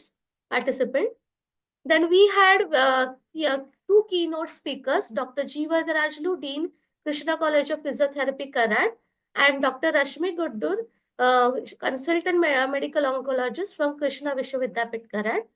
Then from AIMS Hospital, Delhi, we had two speakers, Dr. Nirmal Kumar, who spoke on physiotherapy in bone meds, and Dr. Sandeep Babbar, who spoke on respiratory issues in palliative care. We had two speakers from Tata Memorial Hospital, Mumbai, Dr. Anuradha Daktardar and Dr. Ajita Kulkarni. Then for the panel discussion, we had two international panelists and other panelists were from India. The moderator was myself, Dr. Trupti Yadav. Then the international panelists were Dr. Ketki Lade and Dr. Brinda Patel. And from the host institute, we had Dr. Anand Gudur and Dr. Dhairyashil Patel as a panelist. From AIMS New Delhi, we had Dr. Priyanka Gandhi and Dr. Sarika Majan. So out of 6 panelists, 2 were international and 1 was national and 3 were from Maharashtra state. As we had immense response for the scientific paper presentation, we had award categories for the same. For junior presentation, undergraduates, we have first prize and second prize. And for the postgraduate session, we have first prize and the second prize. For senior category, we have first 3 prizes.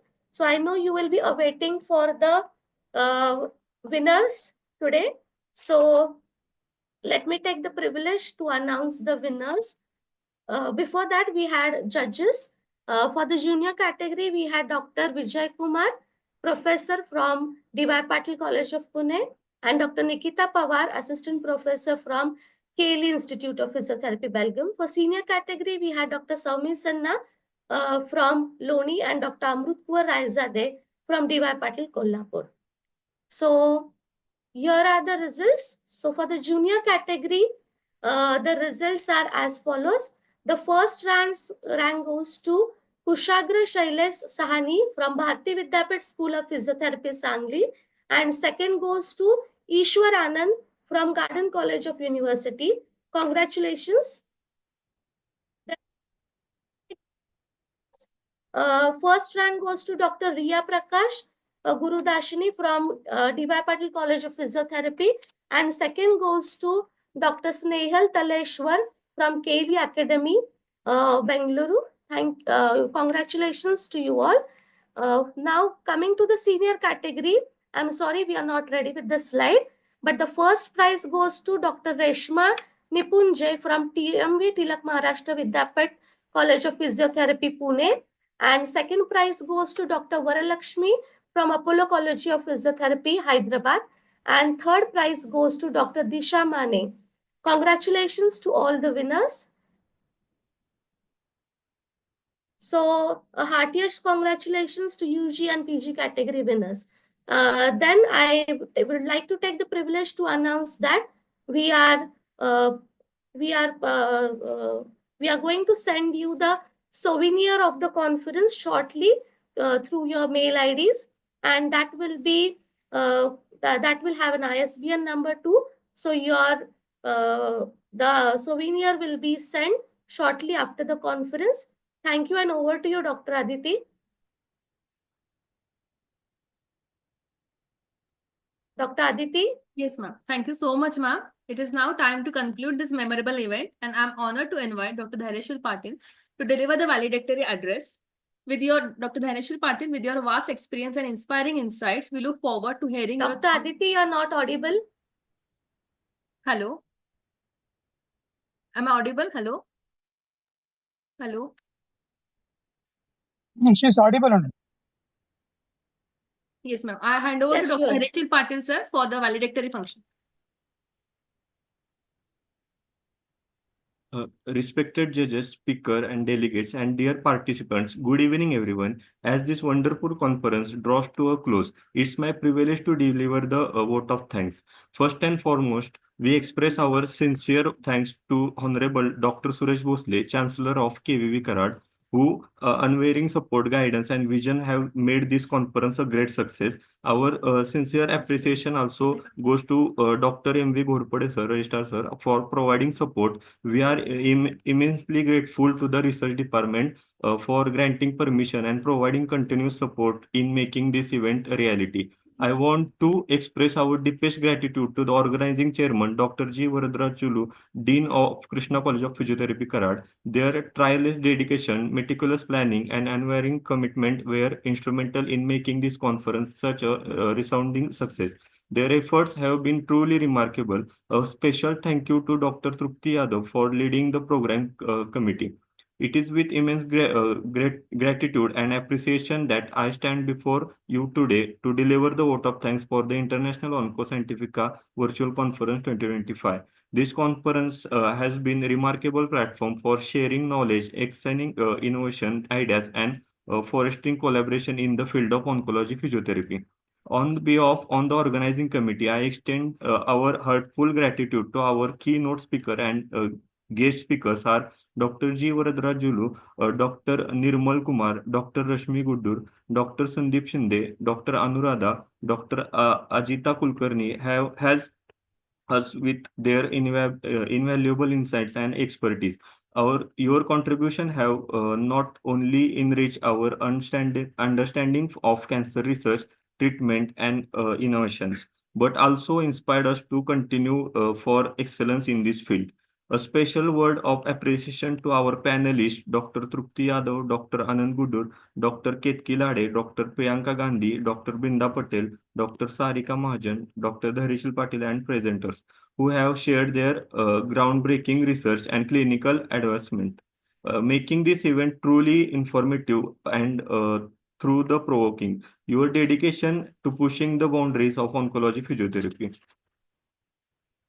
A big thank you to postgraduate students of Oncology Physiotherapy Department for your tireless efforts to bring this conference successfully. Our sincere thanks to the technical and organizing team also. A big thank you to our all attendants and participants who have joined us from various parts of the world. A big thank you also for our judges Dr. Sumya Sinha, Dr. Vijay Kumar, Dr. Amrit Kaur Raizadev, Dr. Nikita Pawar, we thank you for your time and efforts. I thank our estimate judges for taking the time be with us today. As lastly, we express our gratitude to all those who have worked behind the scenes, contributing in ways big and small to make this conference a grand success. As we conclude this year in International Onco Scientifica Virtual Conference 2025, let us carry forward the knowledge gained and the collaboration formed and the passion ignited to make the meaningful impact in the fight against cancer. Thank you all once again. Stay safe, stay inspired, and keep making a difference. Thank you so much.